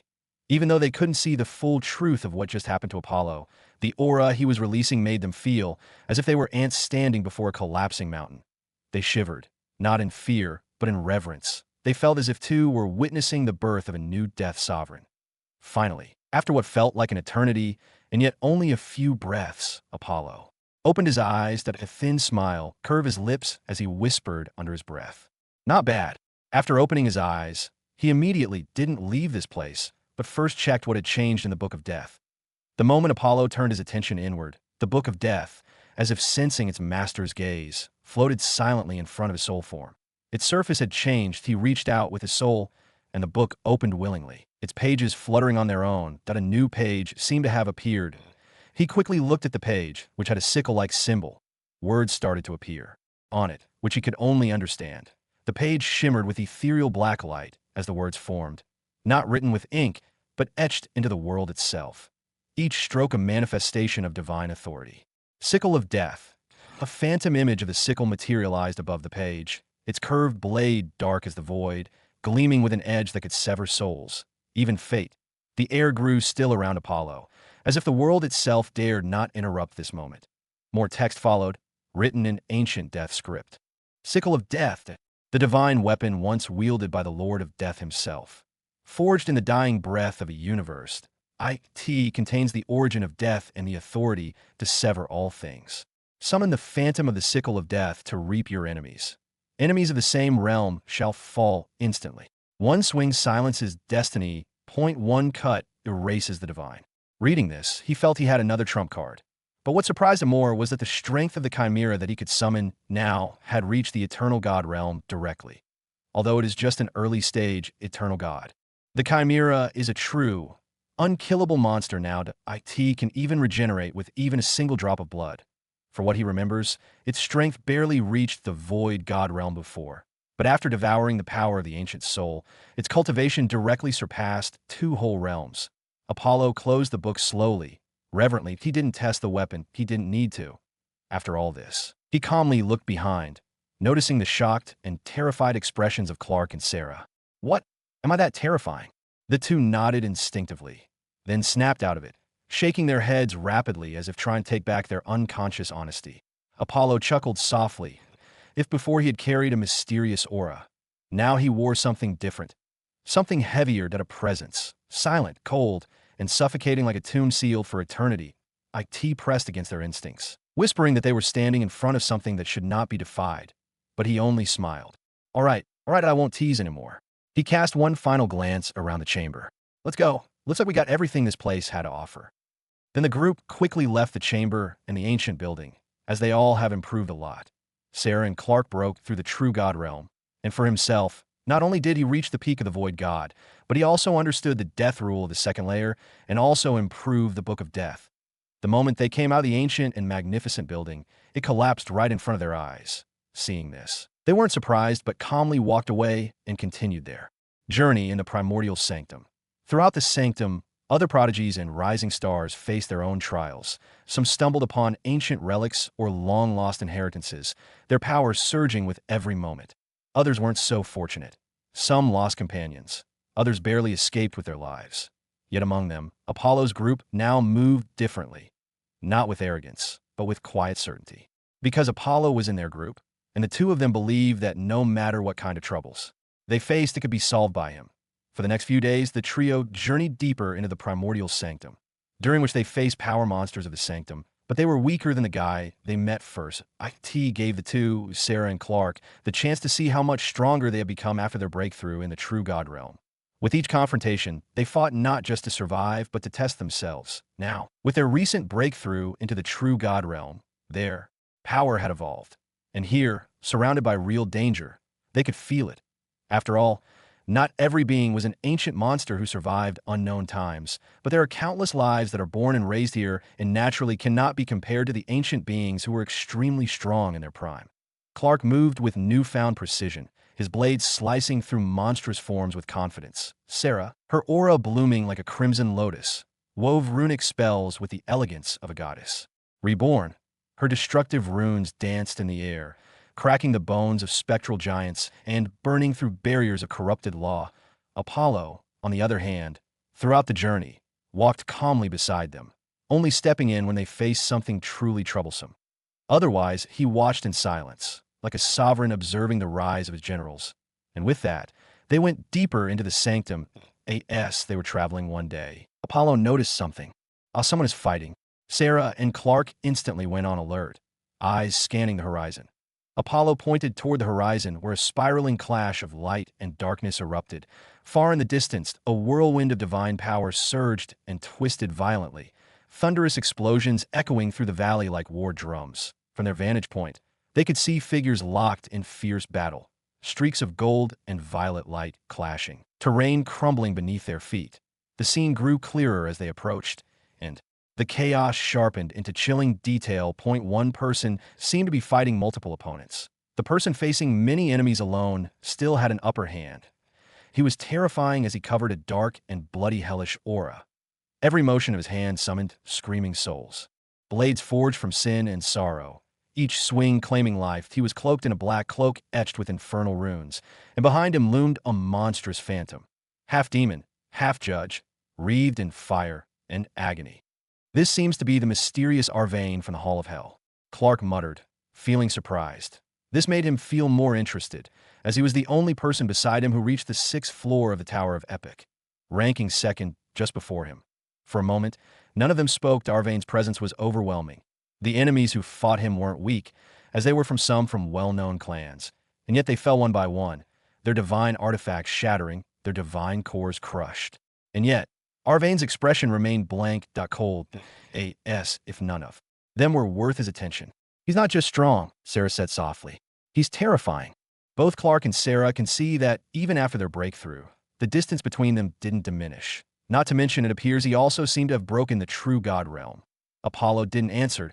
He was watching the crimson phantom behind Arvane. Something about it stirred a deep instinct in him. Something ancient.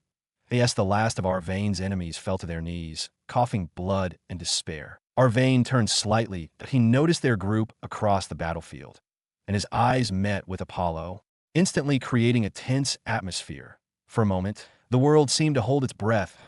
As their minds confronted each other, Arvane's gaze locked with Apollo's, an unblinking, depthless stare, cold as the abyss.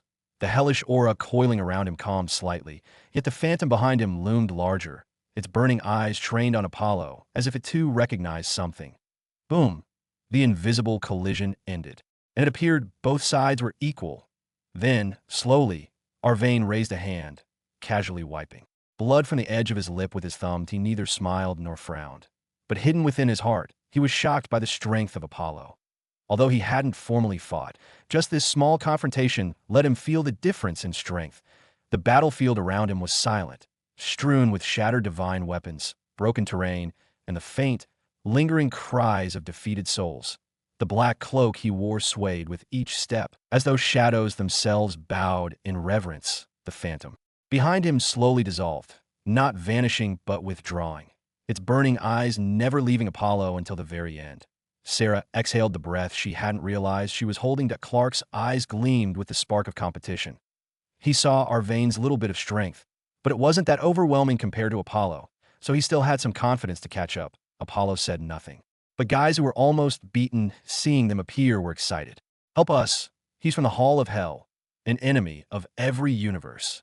One of them shouted again, voice hoarse, reaching toward Apollo as if grasping for divine salvation. But Apollo didn't move. Instead, he just ignores it. He wasn't an idiot that others could control with a few words. He also had learned a bit about the Hall of Hell, which is a transcendent force with a very long history and can be said to be among the oldest forces. But it also had contradictions, as it created major troubles in 3 universes, even destroying numerous worlds. However, it said that it wasn't entirely their fault, so it has mixed opinions. Apollo remained still, the silence around him almost sacred. The pleading voices of the survivors reached his ears, but he did not respond. The survivors' cries grew more desperate, some weeping, some cursing, and others trying to justify their actions. But Apollo's silence was heavier than any answer. He stood like a sovereign judge who had already passed the verdict with nothing more than his indifference. Clark glanced at them with narrowed eyes. Let's go, Dot. If they survive, they survive. Sarah hesitated only a moment before nodding. They walked away, leaving the broken enemies behind. The silence was like a seal, final, unyielding. The Hall of Hell, that a force cloaked in contradiction, both ancient and feared, revered and condemned. But he had seen Arvane. That wasn't senseless destruction. That was purposeful wrath. Although he seemed like a mad dog, he could be sure he wasn't a mindless murderer. There was a difference. But just as Apollo and the two were leaving, another group of people appeared. A spatial ripple tore open in the distance, and another group emerged. Their footsteps echoed faintly over the cracked battlefield, where the scent of divine blood still lingered in the air. The group that appeared was weird, as it seemed it wasn't a single force, but a combination of multiple smaller forces in the universe. There wasn't a single transcendent force member within the group. Not on that they seemed to lead by the weird inhabitant of the sanctum, whose aura was a bit mysterious, tall, thin, draped in robes woven from strands of stardust and shadows. The leader wasn't human. His eyes glowed a dull silver aura, like old moonlight reflecting off still water, and his skin carried faint patterns, runes or scars, that shifted subtly as he walked. The space around him rippled unnaturally, as though the sanctum itself bent slightly to accommodate his presence. A native of the sanctum? Sarah whispered, stepping closer to Apollo. I thought they were hostile. Most are, Clark muttered, but this one feels different. Apollo didn't respond, eyes fixed on the person. The mysterious being finally halted a short distance from the battlefield of Arvane.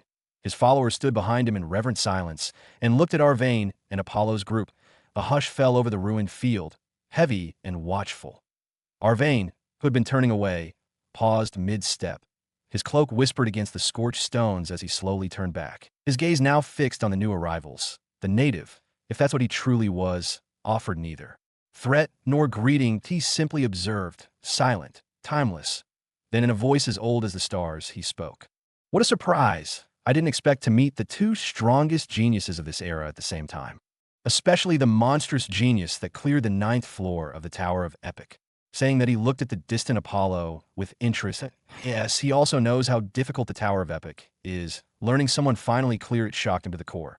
You have to know that even in ancient times at the beginning, when geniuses were like dogs and the universe had just started to expand, even then, nobody reached such a level. Yet this time someone really did the impossible that those mighty beings with supreme talent weren't able to do.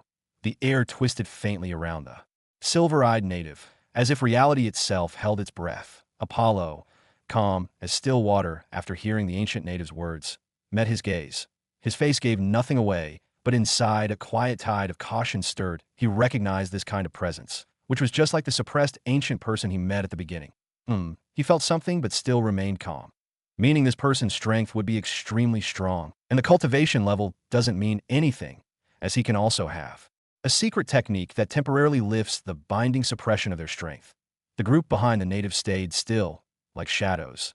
They seemed to be clearly following the ancient native, like they knew each other. That a ripple of unease spread through Sarah and Clark.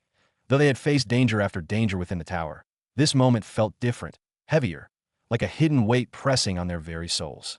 There were many things peculiar about him. Like, why the hell are those smaller forces following the guy? It's like they planned it. Still, Apollo didn't move. He let silence answer for him.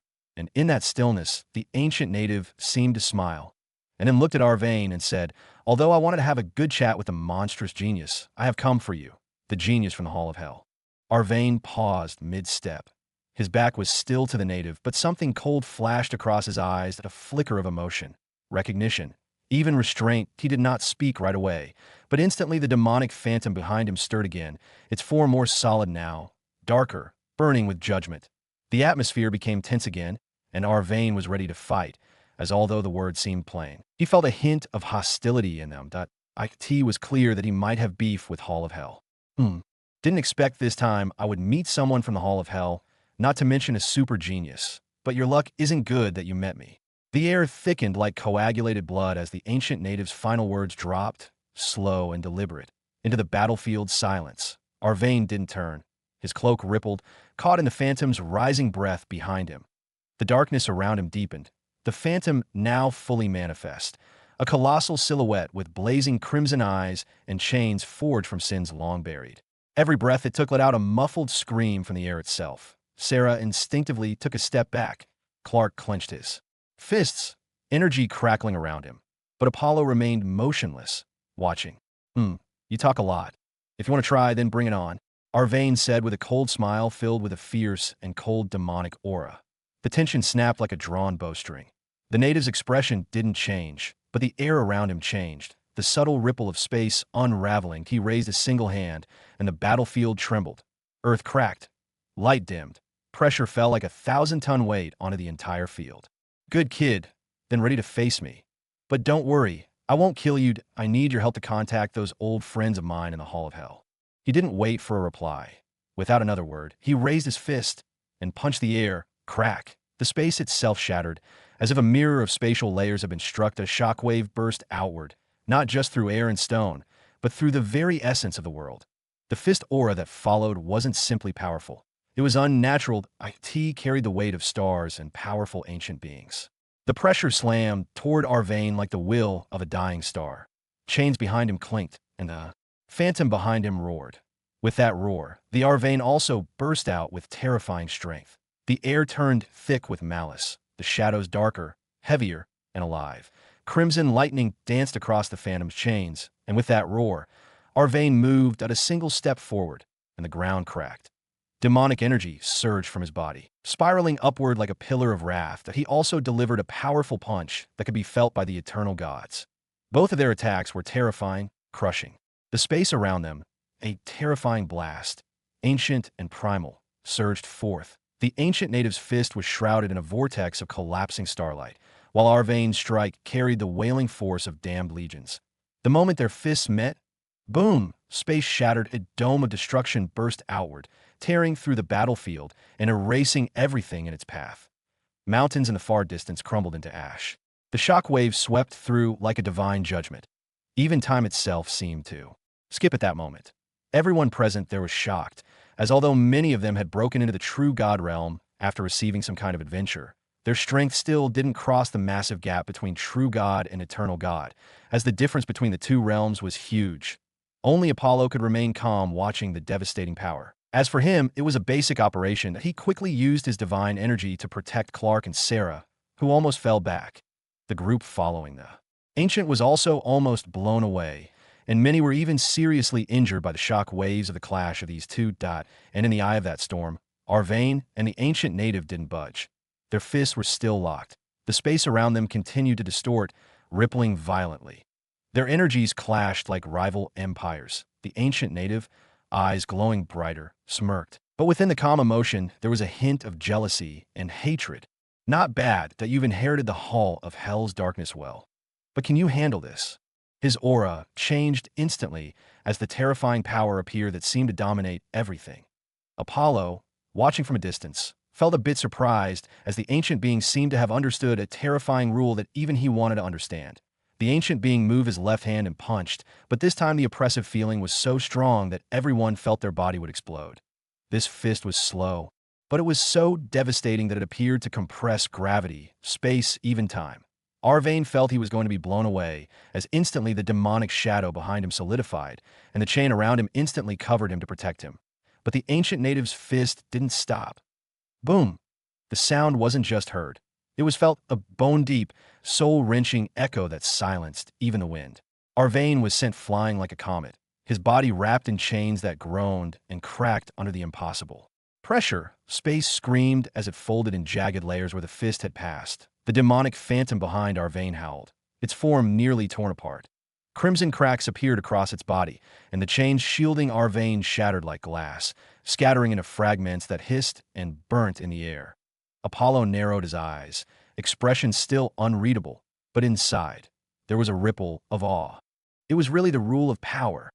There are many kinds of rules, but the rule of power stands out, as it is the most direct rule. But it can also be one of the strongest rules depending upon the person's understanding. If understood deeply, then you will get limitless strength that can shatter anything in your path, not needing anything complicated.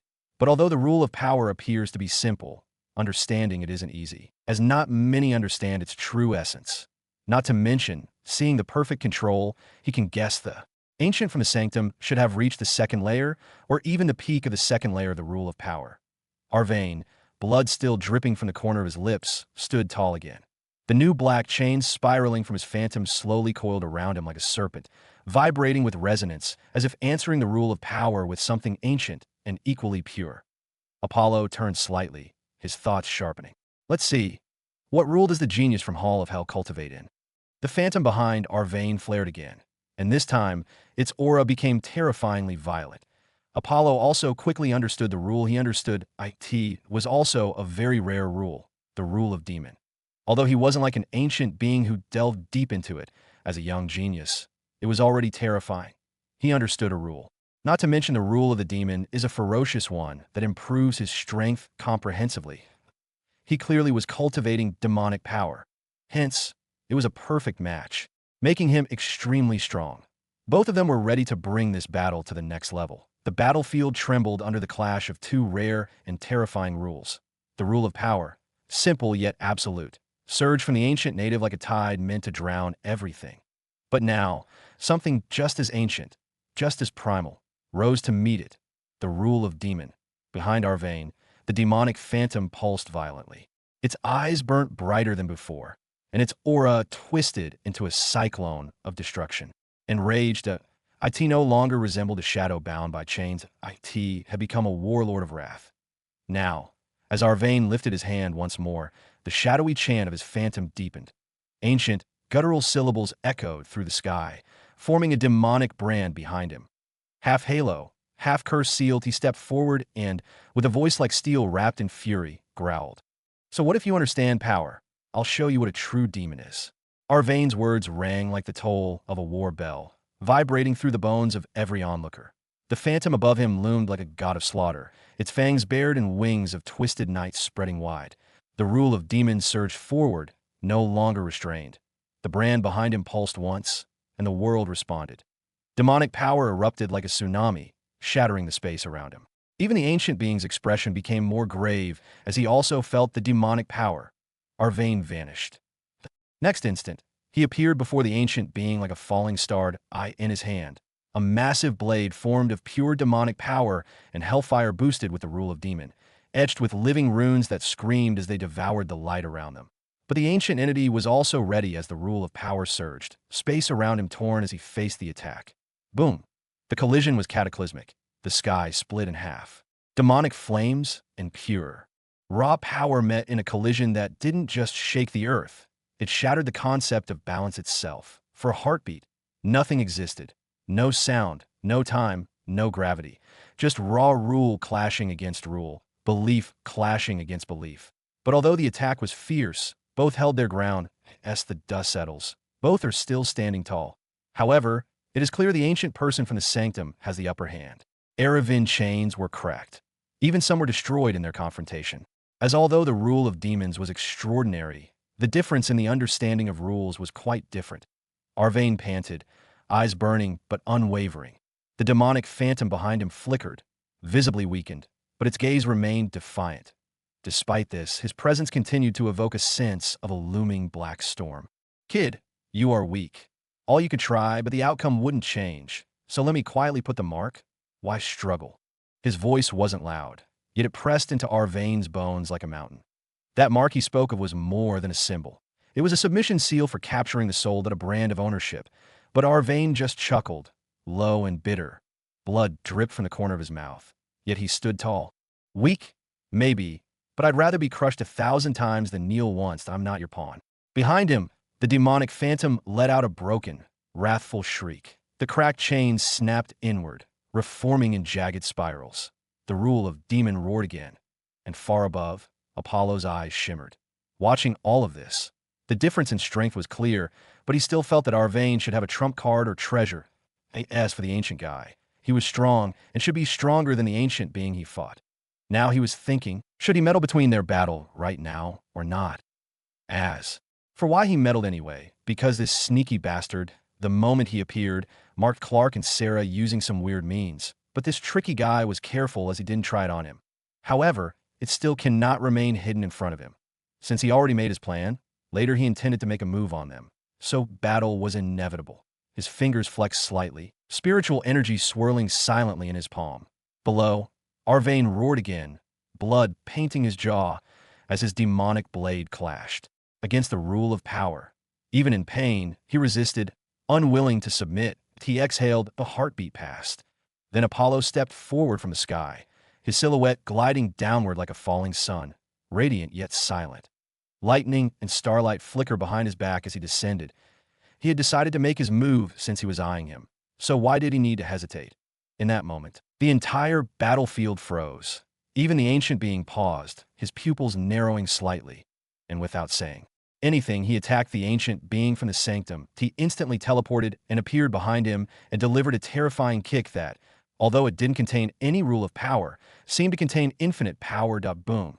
The sound rippled through the realm like a heavenly drum smashed by the gods themselves. That Apollo's kick landed squarely on the ancient being's back. That it was raw force. No rule, nothing complex. Just pure, terrifying power born of honed control and monstrous physique. The air ruptured as though unable to contain the sheer kinetic weight. Space behind the ancient folded and cracked like splintering glass. The ancient being flew forward, crashing through numerous layers of space. Dust and red light burst outward in a shockwave that sent lesser cultivators to their knees miles away. The battlefield gasped. Even Arvain, wounded and supported by his phantom, blinked and thought. What happened? Why would he help me? More importantly, he was shocked by the terrifying power just shown by Apollo. Although it happened very quickly, he still saw a little bit of it. Just by physical strength, he was able to show such otherworldly strength beyond belief. Dust still hung in the air like sacred mist. The ancient being from the sanctum tumbled through the horizon, space still shattering in his wake.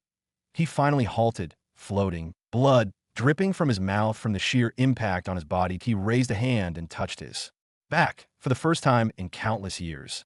His expression changed, not rage, but caution, as he clearly felt the terrifying power in a simple kick, which seemingly came from a young void god. Apollo, mid-air, didn't even look his way. Instead, he glanced down toward Arvain. His tone was dry but not mocking. Are you still alive? Arvain coughed and nodded slowly. Apollo exhaled. His blue eyes, ancient beyond his age, refocused toward the recovering sanctum warrior. His body remained relaxed, but the pressure around him began to rise, like an ocean pulled into the air before tsunami. Don't look at me feeling surprised. You're the one who made the first move. So, better not try to hide it anyway. You want to fight? Let's just fight. His voice rang loudly, which changed the expression ancient being. as it seems. His little trick was still noticed by Apollo. He wanted to ambush him using the secret mark, as he knew he was a monster that never appeared. But now it seems his plan has failed. The ancient sanctum floated in the sky, blood at the corner of his lips, fingers still resting lightly on the mark Apollo's kick had left. This brat. He didn't even use a rule. The ancient being's eyes, long accustomed to looking down on others, sharpened. The arrogance was gone. What replaced it was the caution one might have before a sleeping dragon that had finally opened its eyes. But before he could think anymore, Apollo attacked. And this time it wasn't an easy hand. He raised his hand and used the rule of space. The ancient being's pupils constricted before even a full thought could form in his mind. Space itself split apart above him, and from within that rupture, a colossal hand forged of pure spatial power surged down like the judgment of the cosmos, that a dimensional collapse in the shape of a hand, where distance, light, and direction all crumbled. The air screamed. The laws of the realm bent and broke, crushed under the pressure of Apollo's spatial power. The ancient being's heart pounded, seeing the mysterious power of supreme rule of space. With a roar, he thrust both arms upward, and his own rule burst outward. Golden threads of power coiled around him, distorting reality with his rule of power.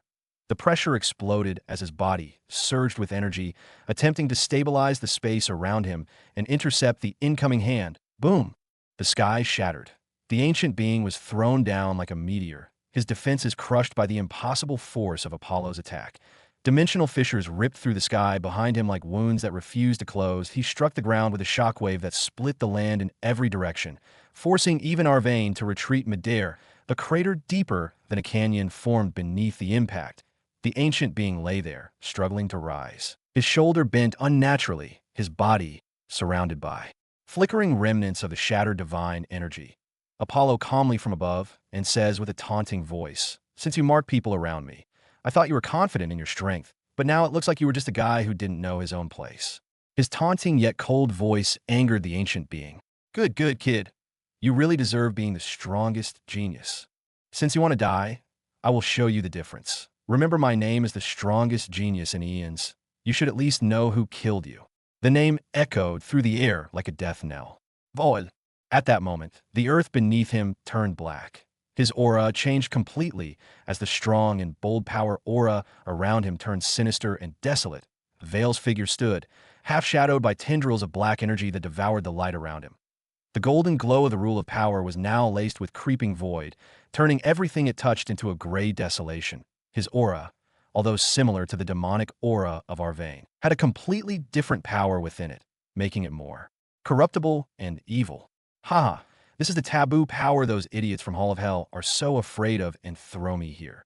This time I'm going to leave this place, and nobody can stop me. He roared like a madman as all the calm and cool demeanor disappeared completely. His form began to change. His skin darkened into an obsidian hue marked by flowing, glowing veins of infernal script. His broken arm twisted, snapped back into place with a grotesque sound, and his spine straightened, taller now, as if his very presence had grown. Behind him, two wings formed, not demonic like Arvane's phantom, but corrupt, stitched from the decayed laws. So you were hiding that filth all along, Apollo muttered. This wasn't just a deeper powered, it was a weird power that the universe doesn't seem to tolerate. Even he also felt deep disgust from the depth of his soul. But it doesn't mean he can take it carelessly. He can feel the strength of Vale has increased many times, not to mention that the disgusting aura seemed troublesome. That Vale's grin was deranged. Eyes burning with malicious glee, he raised a hand and pointed at Apollo, his voice reverberating through the broken realm. You want to fight? You'll get one, but you won't be this confident in a moment. And suddenly, the black aura exploded, devouring the sky like a collapsing star. The entire battlefield warped, dragged toward Vale's presence as he activated what felt like an abyss of terror. Apollo's expression darkened. This was no ordinary power-up. This was wrong. An anathema not just to the cosmos, but to truth itself. Even the rule of demon, for all its chaos and violence, at least had order in madness. But this was the power of an unknown principle, something rejected by the very foundation of creation. From far off, Arvane staggered in the air, blood leaking from his ears. He seemed to remember something, but after remembering, he was more shocked. Didn't this become a legend? How could it be? Vale didn't care about others' reactions and attacked Apollo. Take it. Let's see if you can take my palm. Vale's voice twisted the air like a nail dragged across glass. He thrust his palm forward. The world screamed. The air didn't just move, it collapsed. The palm strike wasn't fast. It contained weird power that made everyone present feel agony and despair. Even the other geniuses who were present there, whether it was Vale's group, Clark and Sarah, or Arvane, they felt those emotions even though they weren't aimed at them. Apollo's pupils shrank, that he didn't dodge. Instead, the rule of space surged, and an invisible space enveloped him. And the moment the weird palm attack came close to him, it seemed to have stopped, like there was an endless distance between them.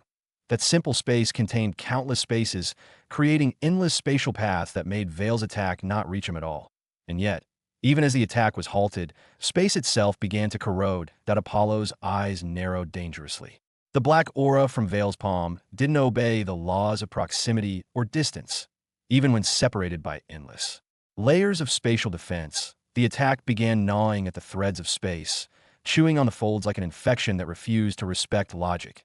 The air shimmered, then cracked, like the space was rotting.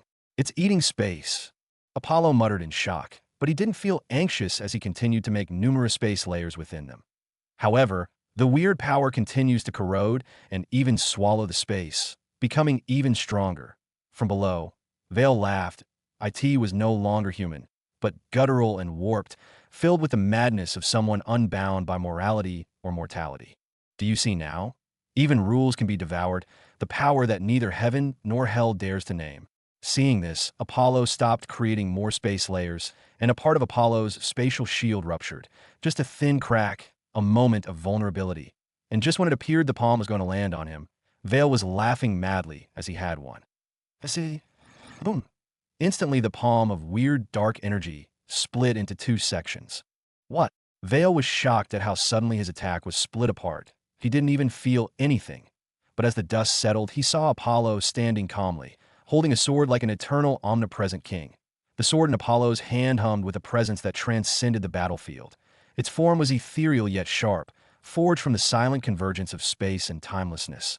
The edge shimmered not with light, but with absence. The absence of distortion, of impurity, of chaos, that a sword rule that cannot be.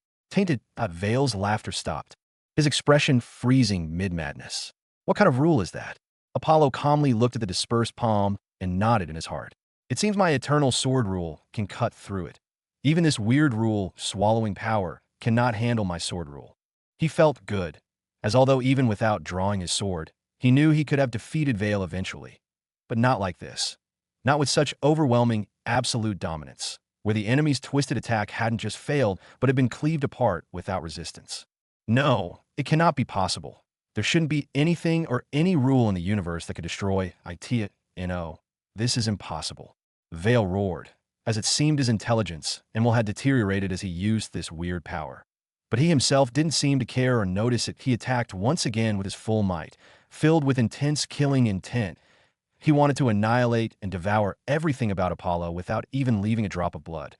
The corrupted wings behind him exploded in emotion, and the blackened aura roared to life, turning the battlefield into a roiling ocean of warped energy. The air howled as space buckled around his charge, collapsing like crushed parchment. A massive, disgusting black and gray sword appeared above that seemed to be an amalgamation of despair and desolateness. And the black and gray, sword-like calamity fell upon Apollo. Seeing this, Apollo didn't hold back. His gaze turned razor-sharp, and the calm in his expression vanished. Replaced by absolute focus, he raised his hand, and the eternal sword rule responded, surging with a quiet intensity that drowned out the chaos around him. Above, the black and gray sword descended like a judgment from the abyss. It wasn't just a weapon. It was an embodiment of collapse, of everything broken in the world, laced with emotions so while the sky wept and the earth cracked. But Apollo stood still, and then eternal sword, formless, infinite horizon. The moment he spoke, the sword in his hand vanished, not by being hidden, but by ascending beyond form. Space twisted around his arm, and a line appeared in the air, clean, pure, without beginning or end. It did not shine, it did not roar, it simply was. And as the calamity blade came down, that silent line extended. The clash didn't echo, it erased sound.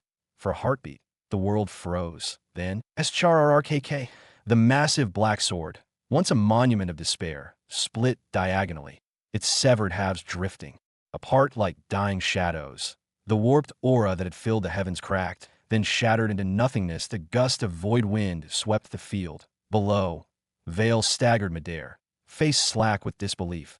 But he didn't get enough time to think enough, as the power of the eternal sword rule didn't diminish much even after that. What did you do? S-easy. Instantly the heaven and earth split into two halves. N-O flash, N-O thunder. Just a line, as thin as a whisper, slicing through sky and soil alike. The world paused, then trembled. The clouds above parted like silk torn by invisible hands. Mountains in the distance cracked down the middle, their peaks tumbling in slow motion. The very laws of the realm wavered, uncertain if they should continue to function. The dust settled, and Vale's figure can be seen in the devastated land.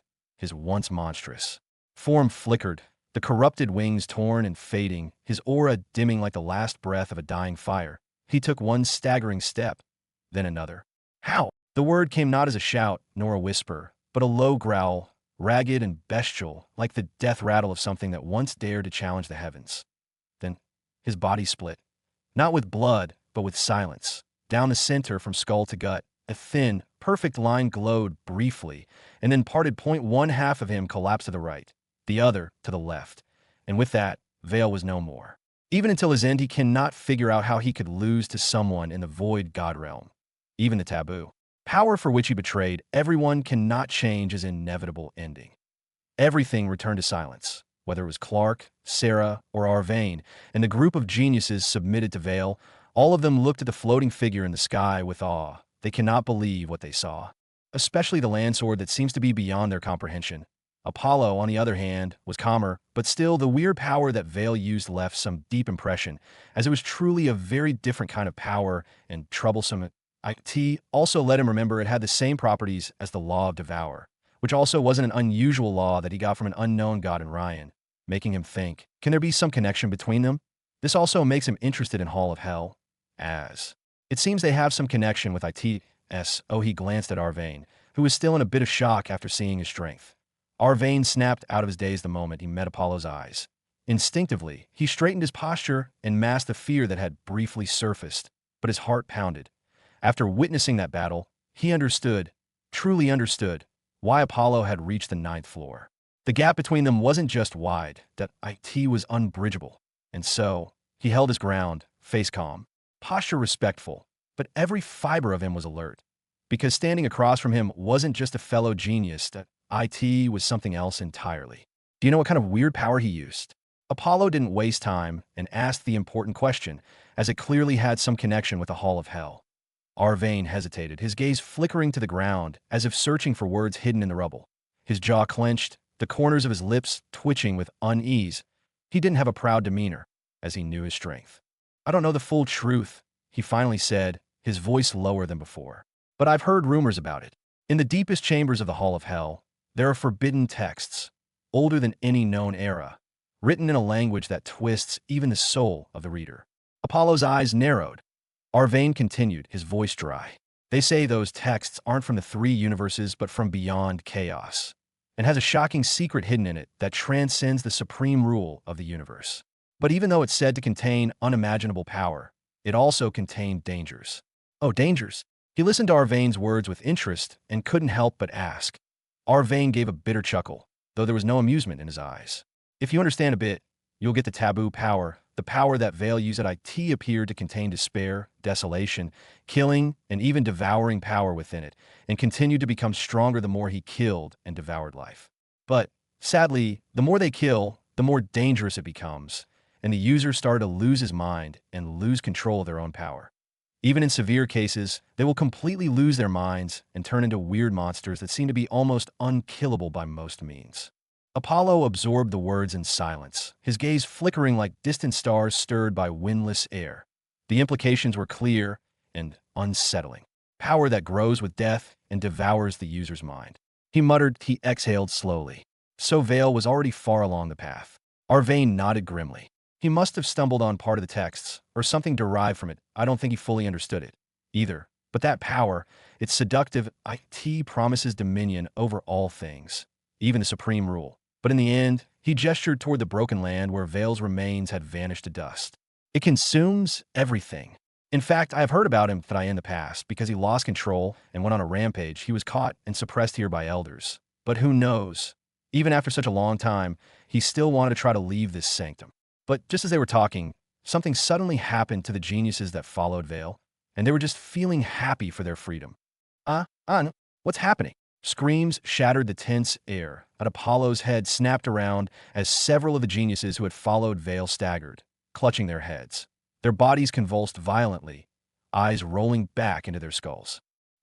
It's burning inside me. One dropped to his knees, frothing at the mouth as black tendrils erupted from his skin like parasitic veins. Another collapsed backward, his body spasming as if something was clawing to escape from within.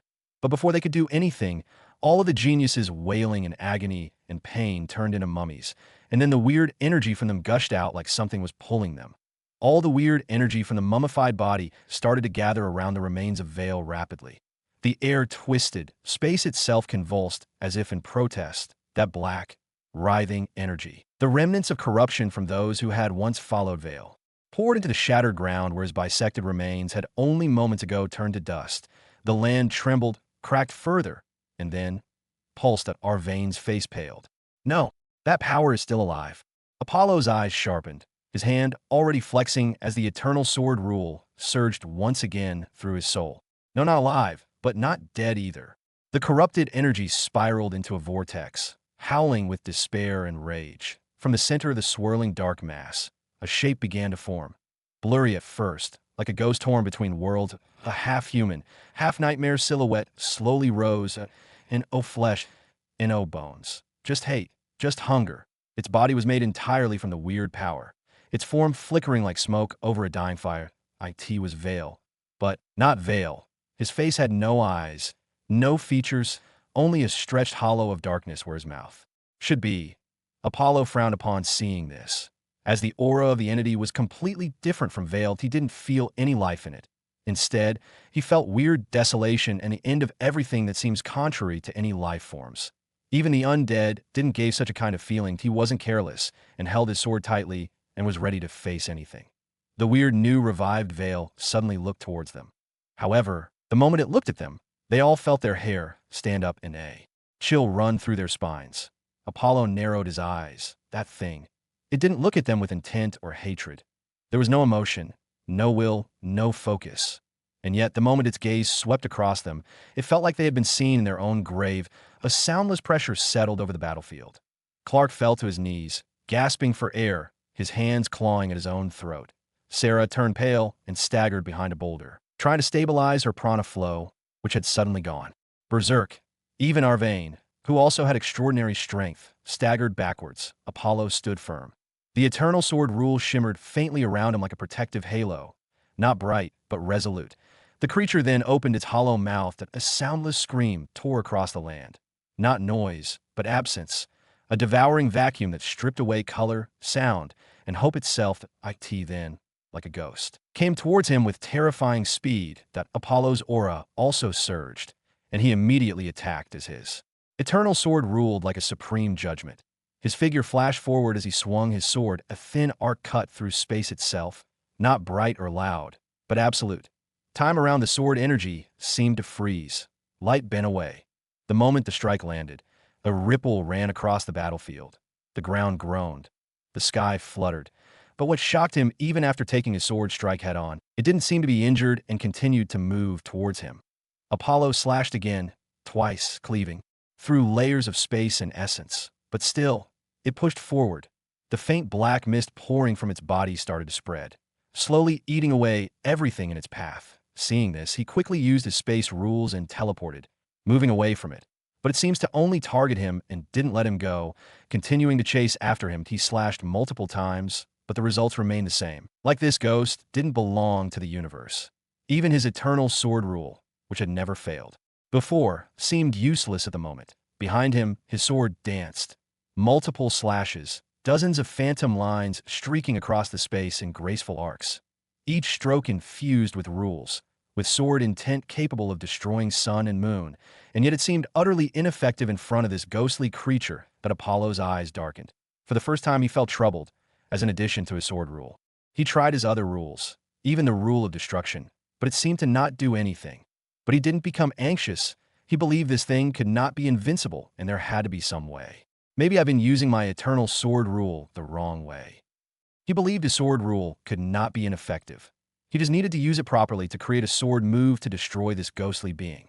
His eyes became sharp with extreme concentration, as if he wanted to create a sword move to kill things. He needed to understand and look through it carefully. And with that thought, the next round of battle began. Now he moved carefully, evading every attack, but also trying to understand the very essence of it. Apollo's movements became deliberate and minimal, yet filled with a profound sharpness. He no longer attacked with brute force or even refined technique. Now he observed. Each step, each flicker of his sword, was like the stroke of a calligrapher etching truth into the air. The ghostly abomination came again, silent as ever, dragging with it that yawning void that eroded the edges of the world. Apollo didn't meet it with power. Not yet. Every shift of the creature's presence, every pulse of that desolation was analyzed, not with eyes alone, but with will, with intent. The battle continued for a long time, and Clark, Sarah, and Eravin watched from afar. They were anxious even though Apollo had fought with it for more than an hour. Nothing seemed to have changed. They cannot believe there is such a weird creature that is unaffected by whether physical or spiritual attacks, making it practically invincible. Even from afar, the sheer pressure emanating from the battle crushed the hearts of those watching. Clark clenched his fists. This thing isn't alive. It's like the embodiment of annihilation. Sarah's voice trembled. Not even Apollo can kill it. What kind of existence is that thing? Arvane remained silent, his eyes darting across every movement in the battle. At that moment, something changed. The creature halted mid-lunge. Not from a blow, not from injury. It simply stopped. The void around it pulsed erratically, spasming like a wounded heartbeat. Apollo stood several meters away, sword lowered slightly, breathing ragged but calm.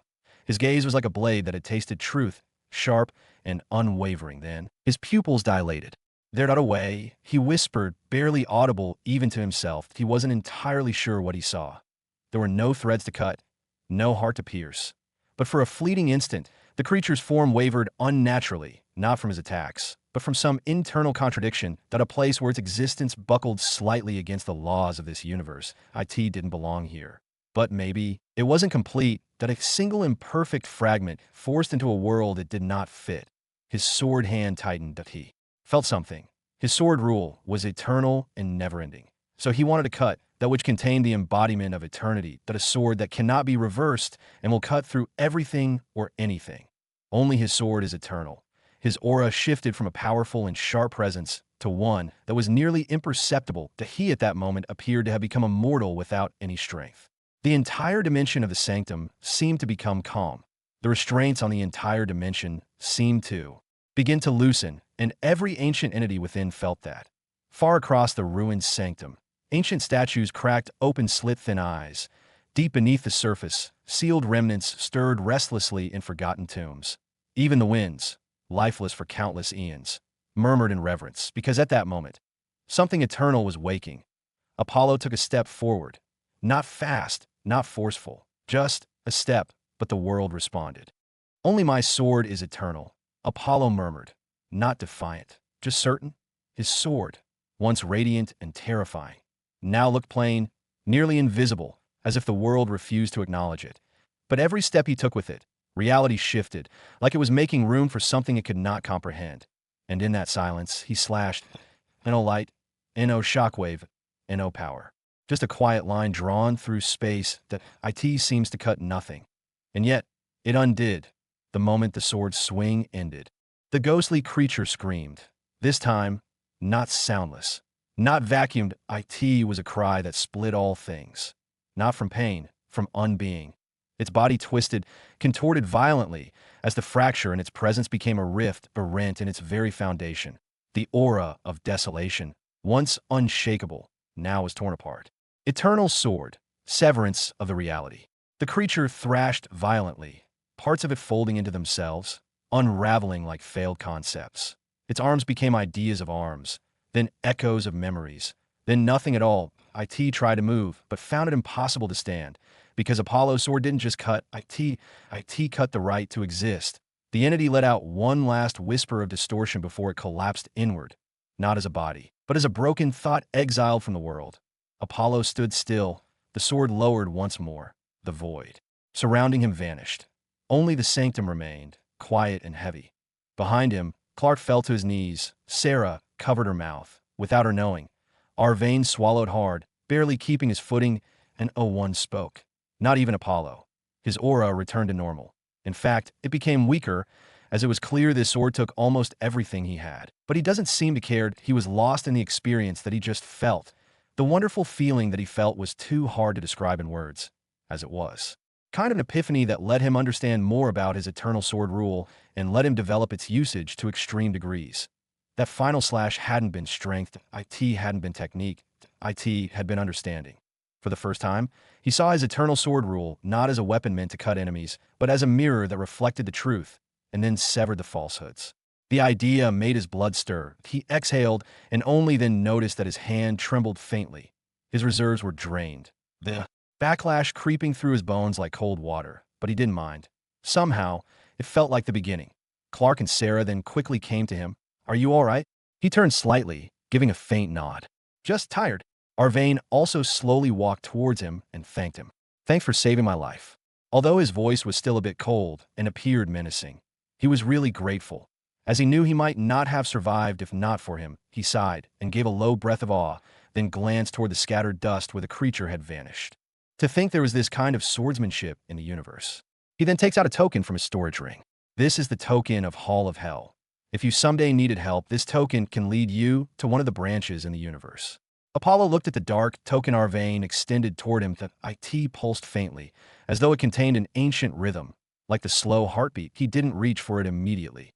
Instead, he gazed at it, eyes calm but thoughtful. The Hall of Hell, he murmured, echoing the name. Although they didn't have a good reputation, he knew that sometimes what was actually obvious outside might not be true. Not to mention Hall of Hell is a terrifying force, so it wouldn't be bad to have a good relationship with him. "All right," he nodded, and then with that, Arvane quietly left. After this battle, their journey continued, and time passed. 3 months later, Apollo was sitting on top of the mountain. His eyes were closed, and the aura around him was a bit turbulent. It wasn't the turbulence of instability, but rather of something vast pushing against its current bounds, like a storm trapped within a teacup. Each breath took in the winds, the light, and the faint echoes of the stars above. And with each breath out, the surrounding space warped slightly, unable to contain the slow fusion of rules around him. Some distance, Sarah and Clark were standing and looking at the monstrous aura surrounding Apollo. He's going to break through. These 3 months after that battle went through different things, and they have grown quite a lot, but still cannot compare to Apollo. He seemed to have become even more unfathomable in just these 3 months, and now was going to break through again to become a true god. Suddenly, boom, a silent explosion radiated from Apollo's body. Though it made no sound, only forced, a shockwave rolled outward, not through the air, but through the numerous layers of space. The sky above trembled, and for a moment, the light of distant stars flickered, as if bowing to the birth of something new. His hair fluttered in the windless storm, his eyes still closed at a crown of light, indistinct but immeasurably divine, shimmered faintly above his brow. The chaotic swirl of rules around him began to merge into clarity. Eternal sword, space, destruction, all began to harmonize. He wasn't just breaking through, he was refining his foundation as he broke through. Above the mountain, lightning coiled. The heavens themselves, long silent to the rise of mortals, now stirred, and then his eyes opened. Eternal, reflecting nothing of the world, yet encompassing everything. The mountain beneath him cracked, then stabilized. The world shuddered, then calmed. His aura changed as he finally crossed the barrier and became a true god realm warrior. And Apollo stood slowly, his presence no longer sharp like a sword, but absolute like a concept. "So this is the realm of true gods," he murmured. He, after coming here from the early stage of the void god, reached the true god realm in just a few months. The improvement was terrifying. He, after that, proceeded to feel the changes in him, that he now feels he is many times stronger. Whether it is his body, spirit, or soul, everything has taken a big step ahead. Apollo stood atop the jagged cliff, wind curling around him like threads of fate, trying to glimpse the future. His robes fluttered gently, but he remained unmoving, eyes half closed as he focused inward. Deep, Deeper than thought, past the limits of form and into the core of his new existence, he opened his hand. Thrum. Space itself rippled faintly. He clenched his fist again, and the turbulence stilled. His control had reached a level so fine, so precise, that even the universal forces around him seemed reluctant to resist. It's not just power, he muttered. His body felt like a forge-hardened weapon, every cell brimming with divine power, every bone refined like mythic, that a single punch could tear even eternal gods apart. His spiritual sea had transformed into something vast and luminous, a calm ocean of starlight where ancient constellations rose and fell with his will. His soul, once a steady ember, had become something different, transcendent. He could see the flow of rules now, not just feel or grasp at them, but perceive them more clearly than ever, like threads woven to create the fundamental of the universe. Even the eternal sword rule within him had changed. Not only did it reach the peak of the first layer, but also seemed to have become more mysterious and ethereal. His internal world also expanded dozens of times and was already as big as 100,000 kilometers wide, which was comparable to some middle-stage eternal gods. I walked a path few dared to imagine, he thought, gazing up at the stars. And yet, I feel like I've only reached the foot of a far greater mountain. His gaze lowered to the distant horizon, where unknown realms stirred. He knew the universe was vast, unimaginably vast, beyond his world, beyond even the three universes. There were other dominions, older than time, where monstrous beings and fallen gods slumbered. And he wasn't the only one growing. He believes there is still a lot to know and understand. He just was starting. These 3 months, although he didn't face opponents who were as strong and tricky as Vale, he still experienced the various strengths of different races that increased his experience. Not to mention this land is filled with treasures, which is also why he was able to break through quickly. Otherwise, the amount of energy needed for his breakthrough would have taken a few years. But during these 3 months, in addition to finding treasure to improve their strength, they also gathered quite a lot of information about the place they were in. From the information gathered from inhabitants of the primordial sanctum, the entire sanctum is divided into 4 sections according to the strength of beings who were suppressed here. The section they currently was the weakest section, where the monster's strength has been suppressed to true gods and below. Hence, even in these 3 months, they never met someone whose strength can reach eternal god level. Outside they might be stronger, but after being suppressed here, they can just reach true god level. His thoughts stretched outward like blades slicing through fog. The very concept made his spiritual core tighten. The second section allowed strength up to low eternal god. The third, up to high eternal god. And the fourth section, it holds things that can remain above eternal god, even under suppression. That was beyond terrifying. How strong must those beings have been outside the sanctum? How vast was their understanding of the rules, their fusion of principles and worlds, and their very existence? Apollo exhaled slowly. He felt no fear, only gravity, that a sense of the immense and the incomprehensible, that a pressure that was not imposed by force, but by excitement. This, in fact, made perfect sense, that if not for the suppression that limited even terrifying entities to true god level and below, not even he might have survived, much less the other so-called geniuses wandering this section of the sanctum. The balance would have collapsed long ago. But they also learn about an interesting place, which is called the Valley of Beginning. That is the most important place in this section of the sanctum. According to what they have heard, it seems to contain the legacy of countless warriors who died in ancient wars, and even from the ancient warriors who, for some reason, are either suppressed or stayed.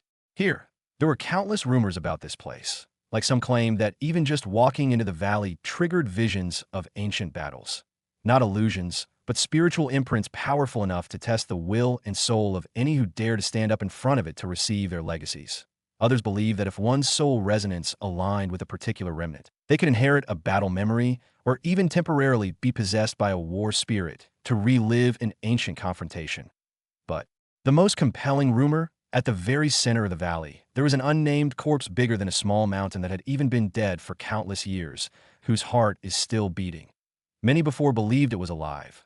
Later, eons passed, and it still remained like this, and its said sound wasn't heard with ears. It pulsed in the blood, echoed in the bones, resonated with the soul.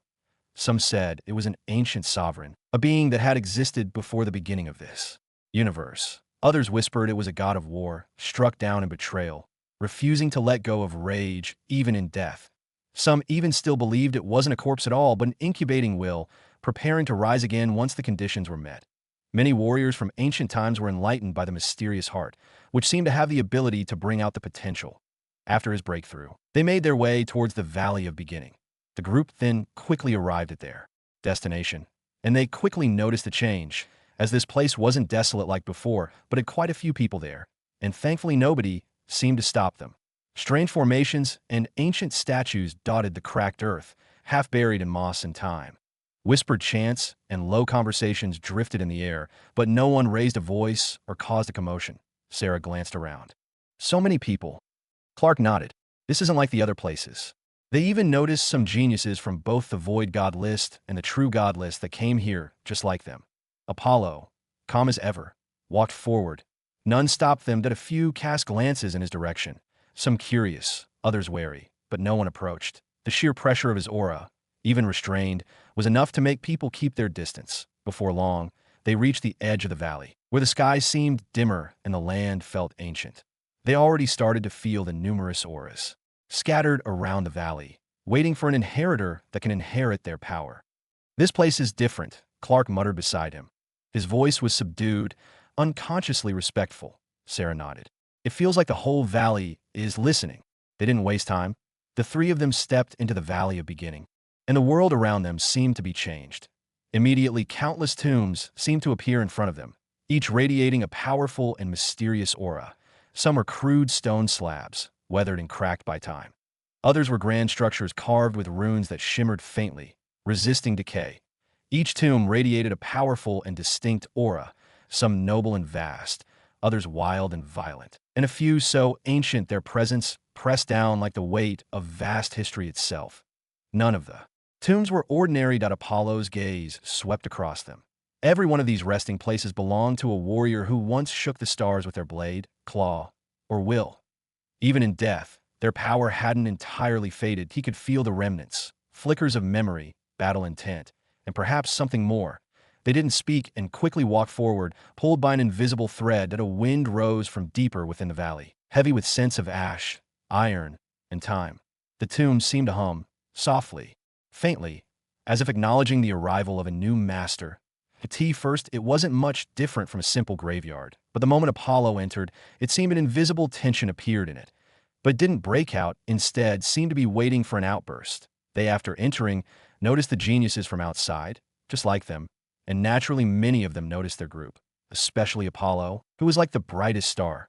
Most of them were trying to find the best tomb that resonated with their path, and even some have even found the inheritance that suits them. It had to be mentioned that even the weakest inheritance here reached the eternal god realm, not to mention other stronger ones. Let me try first. Clark came forward as he wanted to try first. Apollo and Sarah nodded and stood back. Boom. Boom. The moment Clark released his power, the ground beneath him trembled ever so slightly. His aura rose like a tidal wave, his divine energy flaring alongside his law, a thunderous pressure that made the nearby tombstones hum louder in response. He wasn't trying to force the valley to submit. He was announcing himself. All around them, others paused. Some glanced at Clark with narrowed eyes, curious if this new arrival could awaken a legacy. The wind shifted, a faint flicker of light moved in the distance, tracing a line toward one of the tombs. It was a modest one. No grand carvings or towering monuments. But the moment Clark's energy brushed it, a pulse of deep crimson light spread from the stone out of weathered runes at its base. A veil of light surrounded him and the tomb. Within moments, both vanished from sight and merged with Clark with a bright light. He seemed to be lost in vast mysteries as various powers and understandings of his path started to appear in his mind. He really got a legacy on his first try. The geniuses were shocked, as it wasn't like everyone can get an inheritance, not to mention on their first try. Most spend weeks and months, then only a few will receive an inheritance.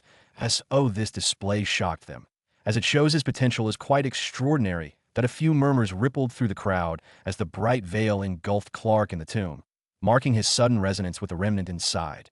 Then silence returned, heavy and reverent. Sarah let out a quiet breath of relief, a small smile playing on her lips. He did it. Apollo, however, remained calm, his eyes fixed not on the tomb but on the space beyond it, as if trying to see through layers of time. Seeing this, Sarah also moved forward, wanting to try her luck. She walked slowly, her steps light but steady, as though guided by something only she could sense. The atmosphere shifted again, subtly, like a ripple running through the fabric of the valley. Some of the nearby geniuses turned their eyes toward her. Sarah's aura wasn't forceful like Clark's. It was quiet, fluid, and graceful. Yet it carried a strange depth, like an unseen current beneath calm water. Her gaze swept over the tombs until she stopped before one nestled between two larger graves. Akati wasn't as grand or imposing as others, its surface covered in faint, faded markings, half buried in moss and silence. But something about it called to her. Her mind moved, and immediately, like before, a bright light appeared, and the stone grave disappeared. She also then started to feel the mysteries of inheritance and accepting it that a silence even deeper than before settled. Another successful inheritance. What's going on? 2 in a row. Everyone was surprised because if it was Apollo, it wouldn't have been that surprised as the genius from outside. They know the horror talent he possesses. But Clark and Sarah were nothing. They barely made it in the top 1,000, and yet they showed such potential. All of them couldn't help but think, is there anything to do with him? In fact, what they thought was true is related to him. T wasn't unheard of for beings of immense destiny or power to affect the world around them. Some said even a drop of such a person's blood could nourish sacred grounds. Their shadow could awaken ancient remnants. And Apollo was far beyond just a genius. His aura carried something ancient, unknowable, and sacred. Though Sarah and Clark lacked the overwhelming talent of the top prodigies, the faint trace of Apollo's presence clinging to them tilted the scale. And for the spirits of inheritance, that was enough. Finally, it was Apollo's turn, and everyone's attention was glued to him. As his name now had even the inhabitants of the sanctum, he walked calmly, not with pride but with purpose, as if the valley had been waiting for him since its creation. His steps were steady, his breath measured, but the world felt increasingly unstable with each movement, and slowly his aura started to rise. Immediately, dozens of tombs that had remained, dormant for eons, began to shudder softly, stones shifting, runes glowing with ancient light. Some onlookers began to murmur, "Why are so many tombs reacting? Is he resonating with all of them?" But that was just the beginning, as one after another, ancient tombs filled with mysterious power started to tremble. Slowly, the entire valley of beginnings seemed to start to tremble. Other geniuses, whether they were from the sanctum or the geniuses from outside, all stopped whatever they were doing. What the hell is happening? A pressure, vast, invisible, yet suffocating, descended upon the entire valley. The air thickened, heavy with the weight of ancient battle spirits and forgotten rules. Tombstones cracked and glowed, releasing slivers of ghostly light that danced around Apollo like wandering stars returning to their orbit. It was no longer a matter of resonance with 1 or 2 tombs. The valley itself was responding to him. Even the ground beneath his feet pulsed faintly, as if some ancient formation deep below recognized his presence. Sarah and Clark, awakened from their state, already standing with new divine marks glowing on their foreheads, could only stare in disbelief. "Don't tell me he's..." One of the native warriors trailed off, eyes wide with something between fear and reverence. Then it happened. The deep, echoing boom sounded from the center of the valley, a sound that didn't come from the sky nor the earth, but from something ancient and buried. And in that instant, the murky clouds above the valley were split apart by a column of sword light that descended from the heavens like divine judgment, crashing down over Apollo's head. Yet, he didn't move that moment. Every single tomb seemed to awaken at the same time, creating an unprecedented phenomenon that appeared for the first time. Countless rules and mysterious power seemed to have awakened and started to circle around him. Other geniuses present cannot help but feel shocked and even dare not to move as the mysterious rules present in the Valley of Beginning were agitated violently. The aura of rules around them makes them feel terrified. Like, if they moved, they would be instantly annihilated by the power of rules in the valley. Not only were there countless sword rules, but other rules were trembling with excitement. But when they all thought there wouldn't be any more surprises, the gigantic corpse at the center that didn't show any moment except its heartbeat started to show movement. First, it was a twitch in one finger. Then a faint convulsion across its stone-like chest. The ancient heartbeat, once subtle and slow like the toll of a forgotten bell, now grew louder. Thump, thump, thump. With each beat, the valley's energy pulsed in tandem, as if the entire sanctum was syncing with the awakening of this buried behemoth. Everyone froze. The corpse was a myth even among myths. Yet now, because of Apollo's arrival, it was responding. The valley responded not just with awe but with submission. The rules, the inheritant spirits, and the lingering war souls all bowed before a greater will. And at the center of it all, Apollo stood alone. Then, from within the massive corpse's chest, a radiant point of light emerged. And from that light, an ancient and mighty figure of a war god with terrifying armor seemed to appear above them. The figure continued to become bigger and bigger. In a matter of it became as tall as thousands of kilometers, almost covering the entire valley of the beginning. From it, a fragment of divinity, an ancient seed of powered it floated into the air, trembling, then drifted directly toward Apollo, slow but unyielding. Nobody dared to stop it. Nobody could. The ancient seed of power seemed to push everything aside. Even the rules that were circling around him seemed to make a way for it. Boom! The moment the ancient seed touched Apollo's chest, a blinding explosion of divine brilliance erupted across the valley, a beginning that a tidal wave of light swept over tombs, mountains, and the sky. The heavens groaned, and the very space quivered, unable to contain the magnitude of the moment. The war god's colossal figure, towering above all like an eternal sentinel, raised its eyes, though made of light and memory. Its gaze seemed aware, as if it saw Apollo, and approved in that instant. The figure bent its knees at a god of war bowed. The entire valley descended into dead silence. Even the wind stilled. Apollo stood unmoved, his eyes half closed as waves of ancient knowledge and godly comprehension flooded his soul. This was a seed of rule which was not new to him, as he had already experienced it. But what was interesting was the understanding of the rule this seed contained. That it was not a seed containing any elemental laws or some powerful rules like space, life, or any such rule, but it contained the rule of war, an extraordinary rule which might not have appeared appealing as space or death, but was extremely powerful. That it was the rule that made the warrior stronger. The more they fight and the higher their understanding, more quickly they will become stronger in a fight. Injuries became lessons, struggles became breakthroughs. Every strike, every clash, every drop of blood spilled on the field of combat would not be in vain. It would be fuel.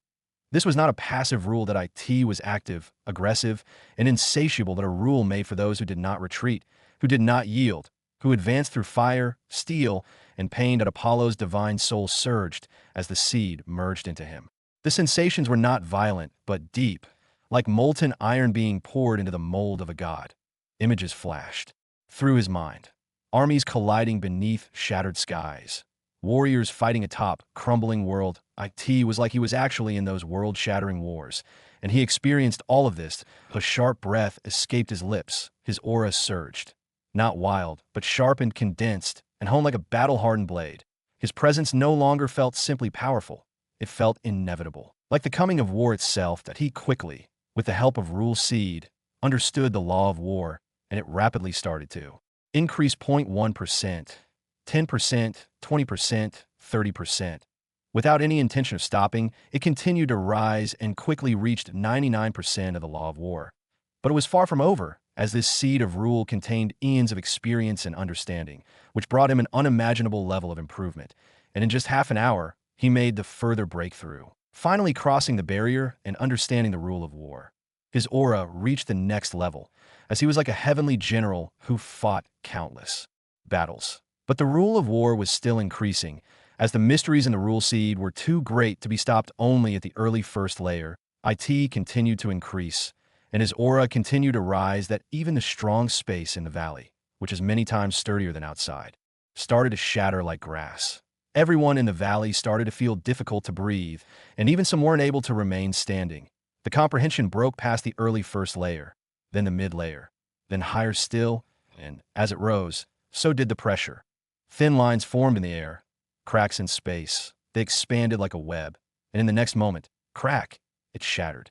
The very layer of space fractured like fragile glass beneath Apollo's rising aura.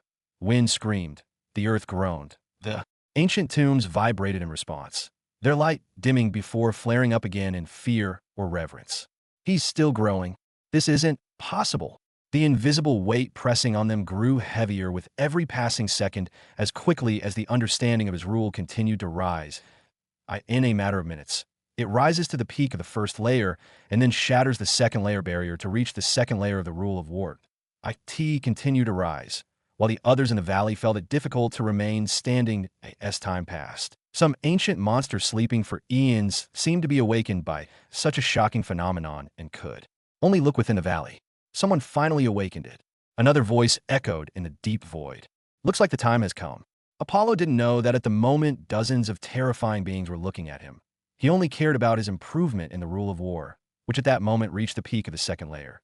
But it didn't stop until, with a final push, it once again broke the barrier and reached the third layer rule of war, becoming the highest level of understanding among all his rules. The rule of war surged once again, with a final, thunderous burst that echoed like the clash of titans. Boom!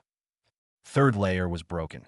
The rule of war soared into its third layer. The comprehension so deep it outshone every other law he possessed. His aura now had the air of inevitability.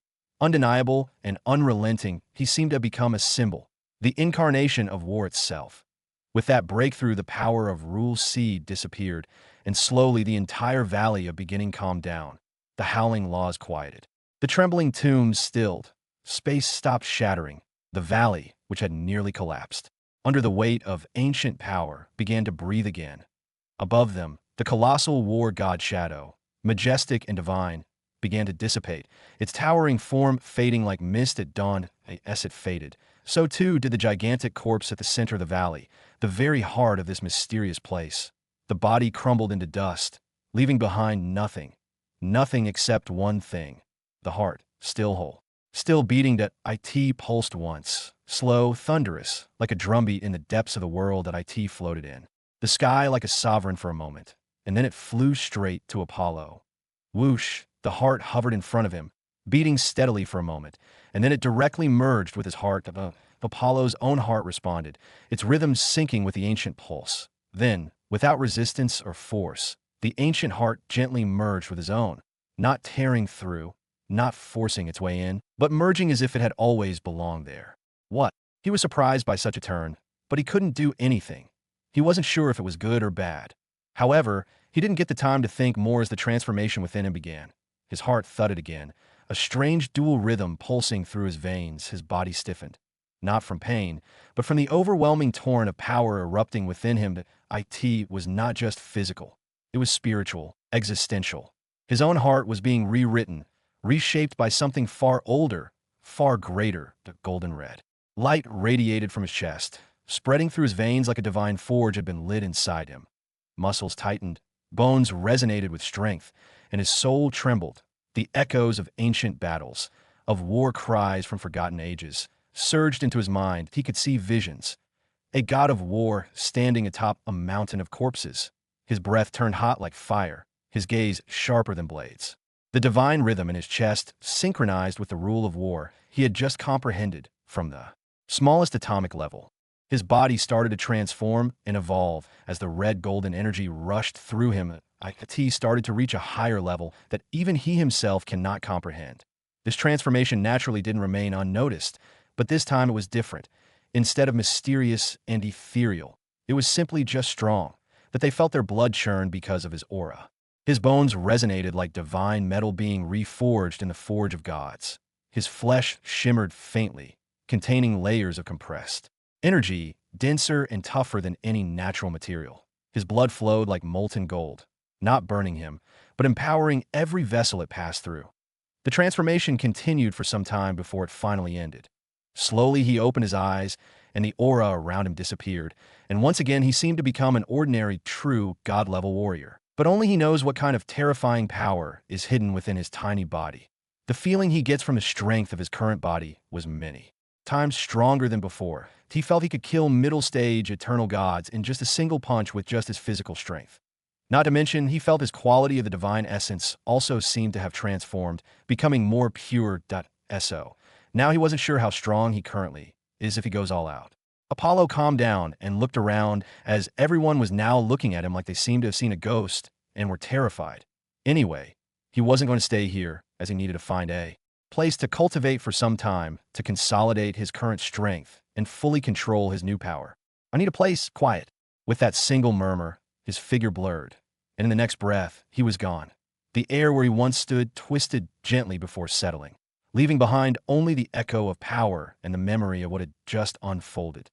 This time, Clark and Sarah didn't follow him, as they also needed time to sort out the legacy they had received. Far above, hidden in the void. Several ancient presences that had been watching him slowly began to withdraw, some in silence, some in contemplation, and somewhere in the deepest shadows of the sanctum, a voice whispered, "The seed has awakened." Apollo didn't care. He quickly left the Valley of Beginning, making sure he wasn't being followed or anything, until he finally found a place for his cultivation. He descends into a hidden mountain range, cloaked in dense fog and laced with spiritual interference. It was a dead zone for detection, a perfect place to vanish. The heart of the mountains, he found it. A secluded cavern carved by the elements themselves. A faint spring trickled nearby, and faint traces of untouched divine essence flowed around the land, perfect for cultivation. Apollo stepped inside, and no more delays. He sat down cross-legged in the center of the cavern. With a deep breath, he released his control. The moment he did, his divine heart pulsed once, and the cavern trembled slightly in response. The red gold energy in his veins surged again, circulating with the rhythm of battle, of war, of domination. Within him, divine energy began to stir. Let's begin. Void creation system, 70%, 2/3, host, Apollo Fletcher, demon god. Life level, true god. Physical rank, late stage, eternal god. Rules, war, space, destruction, fire, and eternal sword. Status, healthy. Creation energy, 37,384,465 points. Chapter Lost World, completion 3%. Apollo's eyes flickered with intrigue as he scanned the simplified system panel. There wasn't much changed except new understanding of the rule of war. However, when he noticed the new row, he was a bit surprised. Suddenly, after merging with that mysterious heart, his physical body seemed to have changed a bit. And what is more surprising is that according to the system, its strength seems to have reached the terrifying level of a late-stage, eternal god. Physical rank, late-stage, eternal god. He wasn't the type to be easily shaken, but it was truly a surprise, as he seemed to have underestimated the drastic change that took place within him. His hand clenched into a fist. Boom! A shockwave rippled through the space, traveling the cave, shaking the entire mountain by his light jab. This heart, it's no ordinary thing. It's like it rewrote the foundations of my body, he murmured. His foundation was already strong, but the change after merging with his heart was too large. Now he was sure with his physical body, understanding the third layer of the rule of war combined with his sword and other rules, he should be able to reach peak eternal gods. And even among peak eternal gods, he should be a terrifying figure. Not to mention, after his heart merged, he seemed to have awakened a mysterious power.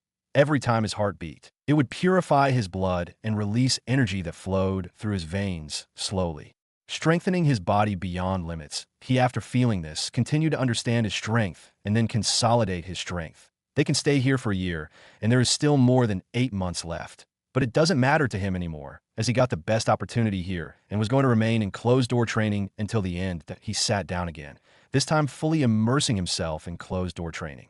His breathing slowed until it was indistinguishable from the silence of the cave. The red gold energy, once volatile, now spiraled through his body with perfect rhythm, like the gears of a god-forged machine fine-tuned for war. The world outside faded. All that remained was the path ahead, one that only warriors of his level could walk. Time passed, and outside, battle among geniuses continued. Although Apollo's shocking performance at the Valley of Beginning made him famous even in other sections of the sanctum, but with time, people started to forget about him.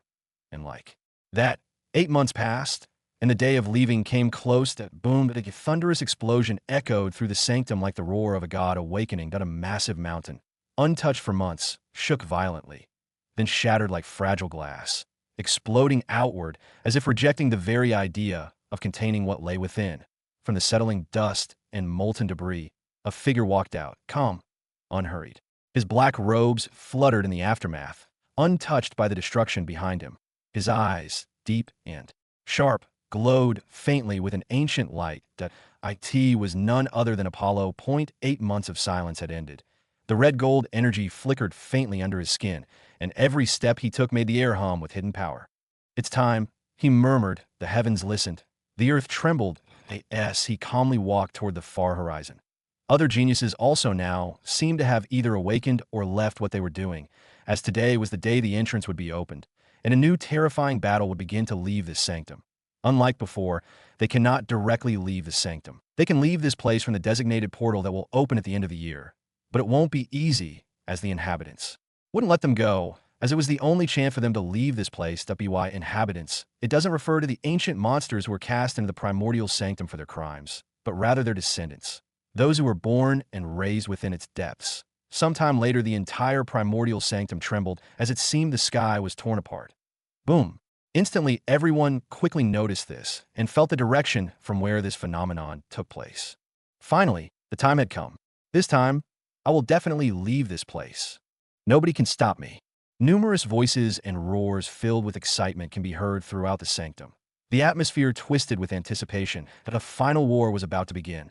Apollo also locked his target as he also went towards the entrance that just appeared. Without hesitation, he moved. Each step was silent, yet it carried the weight of 1,000 battles. The ground beneath him cracked faintly, and the shattered mountain he had emerged from continued to crumble in his wake. Hundreds of thousands or millions of inhabitants, along with the surviving geniuses in the sanctum, make their way toward it. The land trembled under their march. Fierce beasts howled from the shadowed forests. Blinding light erupted from the depths of sacred grounds. Bloodline auras clashed mid-air, forming storms of chaos, hatred, and ambition. Each warrior knew one truth. There was no second chance. Only those who reached the portal and survived the battle at its gate would ever see the world beyond this prison again. Above them all, high in the storm-torn sky, Apollo moved like a falling comet, cloaked in red-gold brilliance. Unlike the others, there was no desperation in his eyes, only calm resolve and absolute dominance. He quickly arrived near the exit, which, although was still closed, could be seen from a distance. In the distance, suspended between torn skies and fractured space, the exit portal loomed like a silent god. One by one, the others began to arrive. Geniuses, radiating brilliance and pride, many of whom had survived impossible odds. Inhabitants, born of blood-stained legacies, their eyes burning with fury and desperation. Every passing second, more figures gathered on the shattered plains near the portal, forming a restless sea of power, tension, and quiet hatred. But no one made a move. Not yet. Fighting now would only exhaust their strength before the real battle began. The portal remained closed, and its time had not yet come. So they waited, watching each other, measuring enemies, calculating risk. He also waited. After some time, Clark, Sarah, and Arvane also arrived there. They arrived in silence, their steps steady, their eyes sharp. Each of them bore signs of battles fought and survived, scars, both visible and unseen. Time seemed to pass slowly as the people gathered. The geniuses from outside were the first to gather on one side, as there were very few compared to the inhabitants. They knew they needed to work together if they wanted to survive and leave the sanctum. The geniuses knew, divided, they would fall. Only united could they claw their way toward the exit. They didn't trust each other, but they didn't need to. Not here. Not now. Their goal was the same, to survive, to escape, and every one of them knew that when the portal opened, the sanctum itself would become a battlefield unlike any they had faced before. When they entered, they had 2,000 geniuses from the Void God and True God ranks each, but now only about 800 survived and gathered here. But 800 was nothing compared to the millions of inhabitants that have gathered here. The only thing that made them confident was that everyone here genius among geniuses, having extraordinary strength. Compared to that, inhabitants mostly were weak, even though there were also some geniuses, but there would definitely be no more than 50 or 60. The gap in average strength between the two sides was immense, and yet, numbers still held power. The battlefield that was about to open before them wouldn't be decided by strength alone. That it would be decided by strategy, by unity, and above all, by will. Apollo narrowed his eyes as he felt the tension thickening in the air, looking at the large tear in the sky. Boom! The portal seemed to finally tremble and burst out with mysterious power that seemed to envelop all the creatures in hundreds of miles. Bung! Boom! Ah! Cries echoed through the sanctum. No, I don't want to stay here. I was so close. A golden barrier seemed to appear that seemed to knock down quite some inhabitants, who seemed to be trying to hide. It seemed there was also an age limit for the inhabitants who wanted to leave. Apollo watched silently as the scene unfolded, his gaze sharp and unreadable. In a matter of seconds, thousands of inhabitants were knocked out by the golden barrier. Crack. Boom. And with a final burst, the exit portal was opened, and the race to leave this place began. Only the 2,000 can leave, just like the 2,000 that came here. Then came the silence. For one breath. And then chaos erupted at a frenzy unlike anything before. Millions surged forward. Roars of fury, cries of desperation, battle hymns, and the clash of weapons blended into a single, deafening roar. All of them desperately ran towards the exit portal as the golden barrier disappeared. Apollo and the other 800 geniuses, also with their combined strength, also ran towards the exit portal, together like a spear. Piercing the heart of chaos, they charged toward the exit. Their movements were swift and precise, the ground cracking beneath their feet, air splitting with sonic thunder. But how could it be so easy? How could the inhabitants, those born here, trapped here for generations, possibly let them leave without a fight? They didn't, from every direction.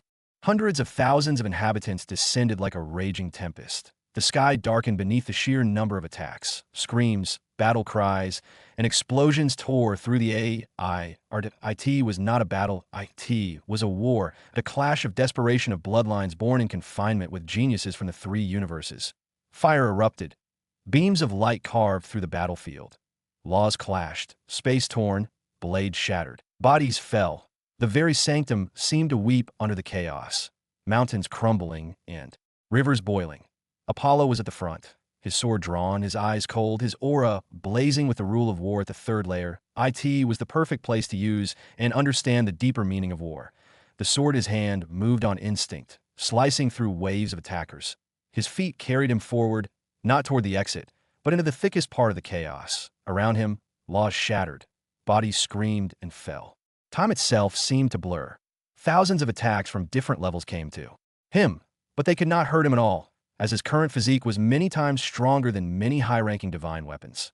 Not a scratch, not a drop of blood. His body, now fused with the ancient heart and tempered by red gold divine energy, had become indestructible. He split through the waves of attacks and swung his sword, cutting through hundreds of enemies with every strike. He was like a demon god that takes lives with every move. Another step forward, another swing, each strike carved through the hordes like a divine executioner. Elegant and merciless, he wasn't fighting, he was slaughtering, like a demon god incarnate. Every movement was death, every breath domination. The rule of war surged in him like a living flame, resonating with every heartbeat, guiding his blade as if the very laws of destruction were etched into his muscles and bones. Enemies screamed, some fled, others charged in blind madness. But none could stop him. While he was tearing through the horde of people, others weren't like him, as they cannot just tackle those attacks like a behemoth. They quickly used their secret treasure that they brought to protect themselves. Clark, Sarah, or even Arvane were all struggling as the number of enemies was too much. Waves upon waves of inhabitants crashed against them like a living tide, claws and blades and divine energy flying from all sides. Blood painted the ground, and even the air seemed to scream with violence. Yet, among the chaos, a few others began to rise. Young warriors whose presence suddenly shone like stars amid darkness. These were the geniuses from the true God list. Individuals who had stood at the peak even before entering the sanctum. Some had already stepped into the realm of half-step eternal gods, their divine essence dense and terrifying. With deep cultivation and rare talents, they had bridged the gap between realms. Though not yet eternal gods by title, their strength had already touched that threshold. They were the pride of their kingdoms, heirs to ancient bloodlines and forbidden legacies. Even so, even they had to fight with everything they had, it was just the beginning of the race to reach the other side. Because of the mysterious power present, nobody can teleport through space. And if they try, they might lose in space turbulence. Hence, the battle was more gruesome. This wasn't a clash of speed, it was a trial of endurance, blood, and relentless momentum. The battlefield stretched wide like a sea of chaos. Explosions, screams, and divine roars echoed across the land as the crowd surged forward like a stampede of desperate beasts. Seeing the group of outside geniuses pressing on, cutting through the masses with burning determination, the strongest among the inhabitants finally moved. These were the hidden blades of the sanctum, native geniuses born in suffering, honed by the abyss. They had remained still until now, watching the outsiders from the shadows of the battlefield.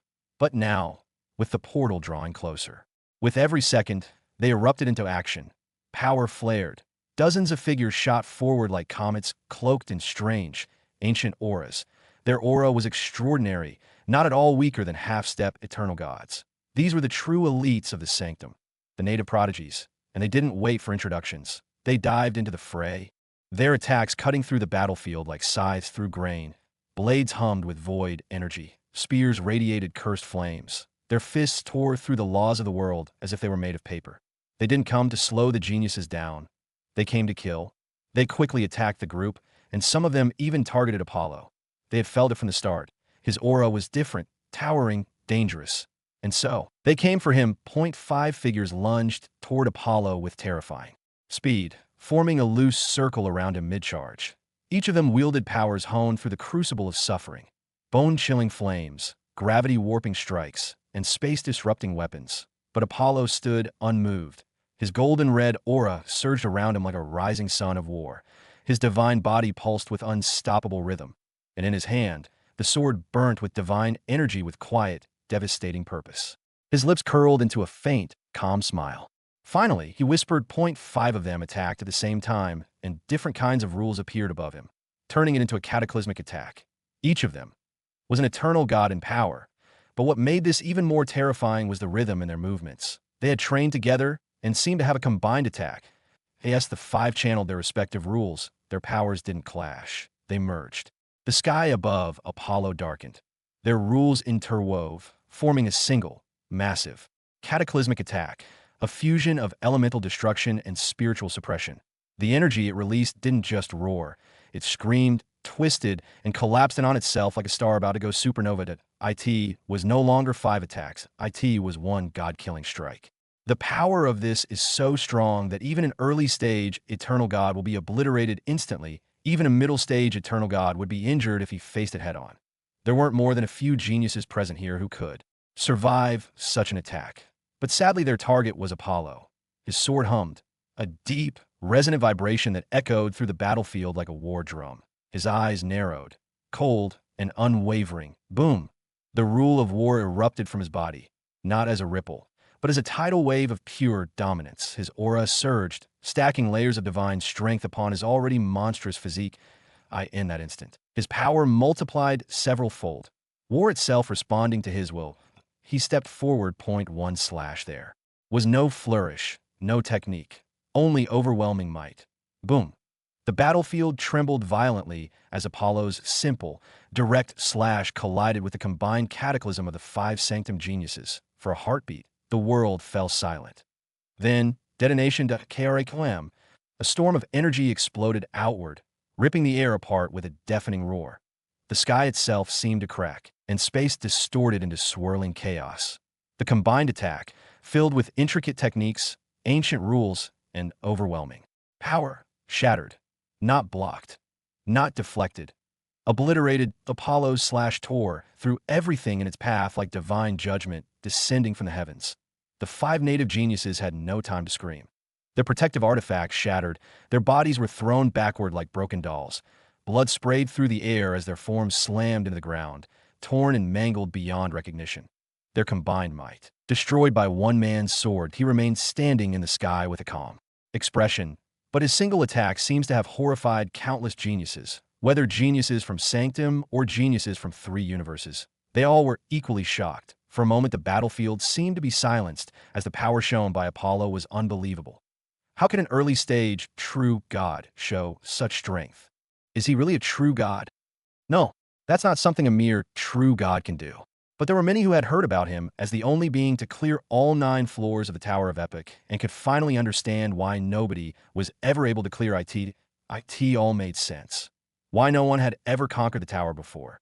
Why even the eternal geniuses of the 3 universes had failed where he succeeded. Because this man, Apollo, was not just another genius, he was something else entirely. Apollo, seeing this, calmly moved forward, as now many of them were afraid to make a move against him. And then, a furious roar tore through the silence. "What the hell are you all doing?"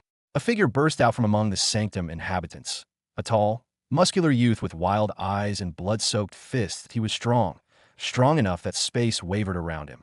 "Are you cowards? Just because one man stands tall? Do you all tuck your tails like scared beasts?" He turned to the sea of hesitating warriors and bellowed louder. "Even if he's powerful, he's alone. We are millions. Even eternal gods would be buried under such a tide." His voice trembled, not with fear, but with the kind of madness born from years of being trapped in the sanctum. "If we can't leave this cursed place," he snarled, his eyes bloodshot, "then what's left to fear? Death. Ha! Death is mercy compared to another lifetime locked in this it." His declaration cut through the tension like lightning. All across the battlefield, the inhabitants who had begun to retreat or hesitate paused, gritted their teeth, raised their weapons once more. A boiling storm of bloodlust and desperation surged back to the surface. That's right. Even if we die, we'll die trying to leave. Crush them. The dam of hesitation broke. The battlefield roared back to life. And with that, they all seemed to become mad and gain the confidence. Tens of thousands directly attacked Apollo, as they all felt the jealousy of his talent and luck of being born outside the sanctum. Their mutual hate became their strength, and they all gave their all without caring for their lives. The combined attack of tens of thousands of true gods mixed with half-step, eternal god realm geniuses reached a terrifying level. The sun and moon appeared to have lost their color, and the world seemed to be reaching its end. Oh! Seeing this, Apollo's eyes also burnt with fighting intent. The rule of war seemed to roar, and his blood, soul, and spirit seemed to burst out with terrifying strength with excitement. His presence surged, not like a god, but like a force of nature.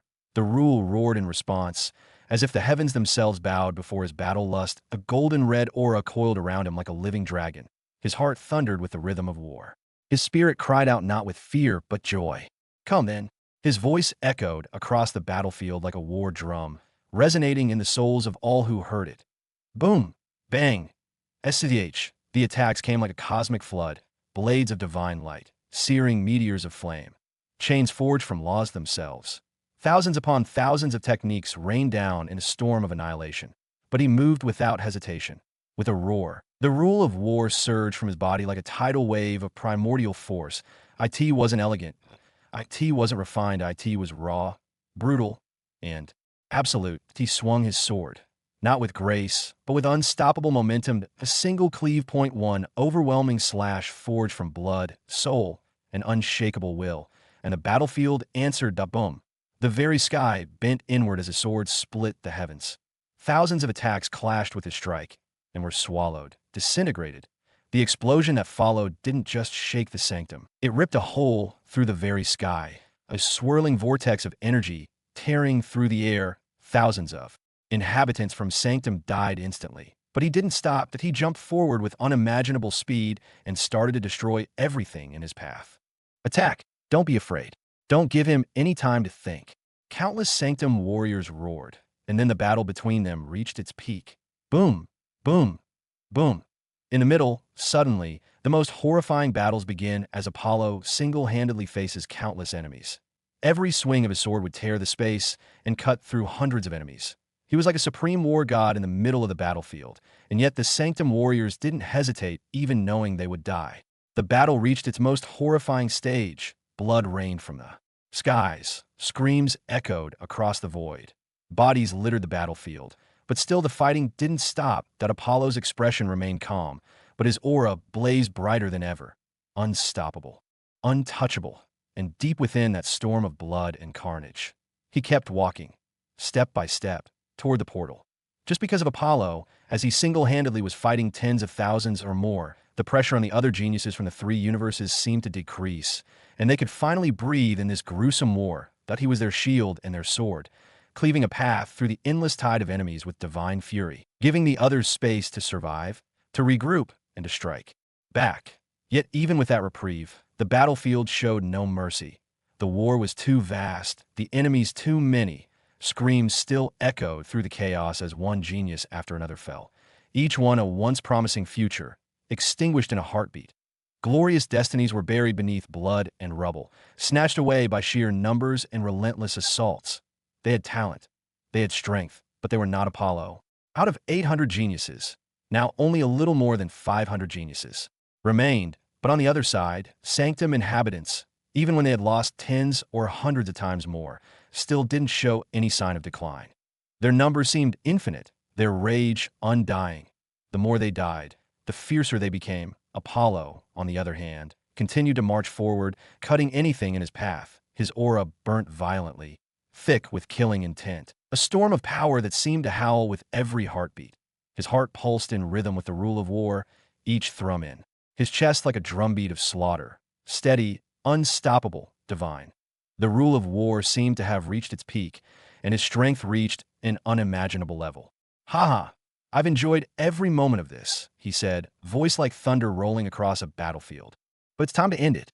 And with that, his sword hummed with the eternal sword rule combined with the rule of war.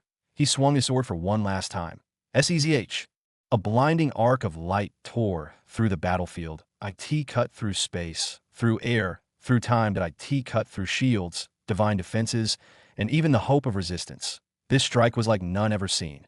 Although it was a simple, straight slash that cut through everything, it didn't matter how many true gods of the sanctum were in his way. It was a sword stroke that the world would remember. Point one that silenced the battlefield.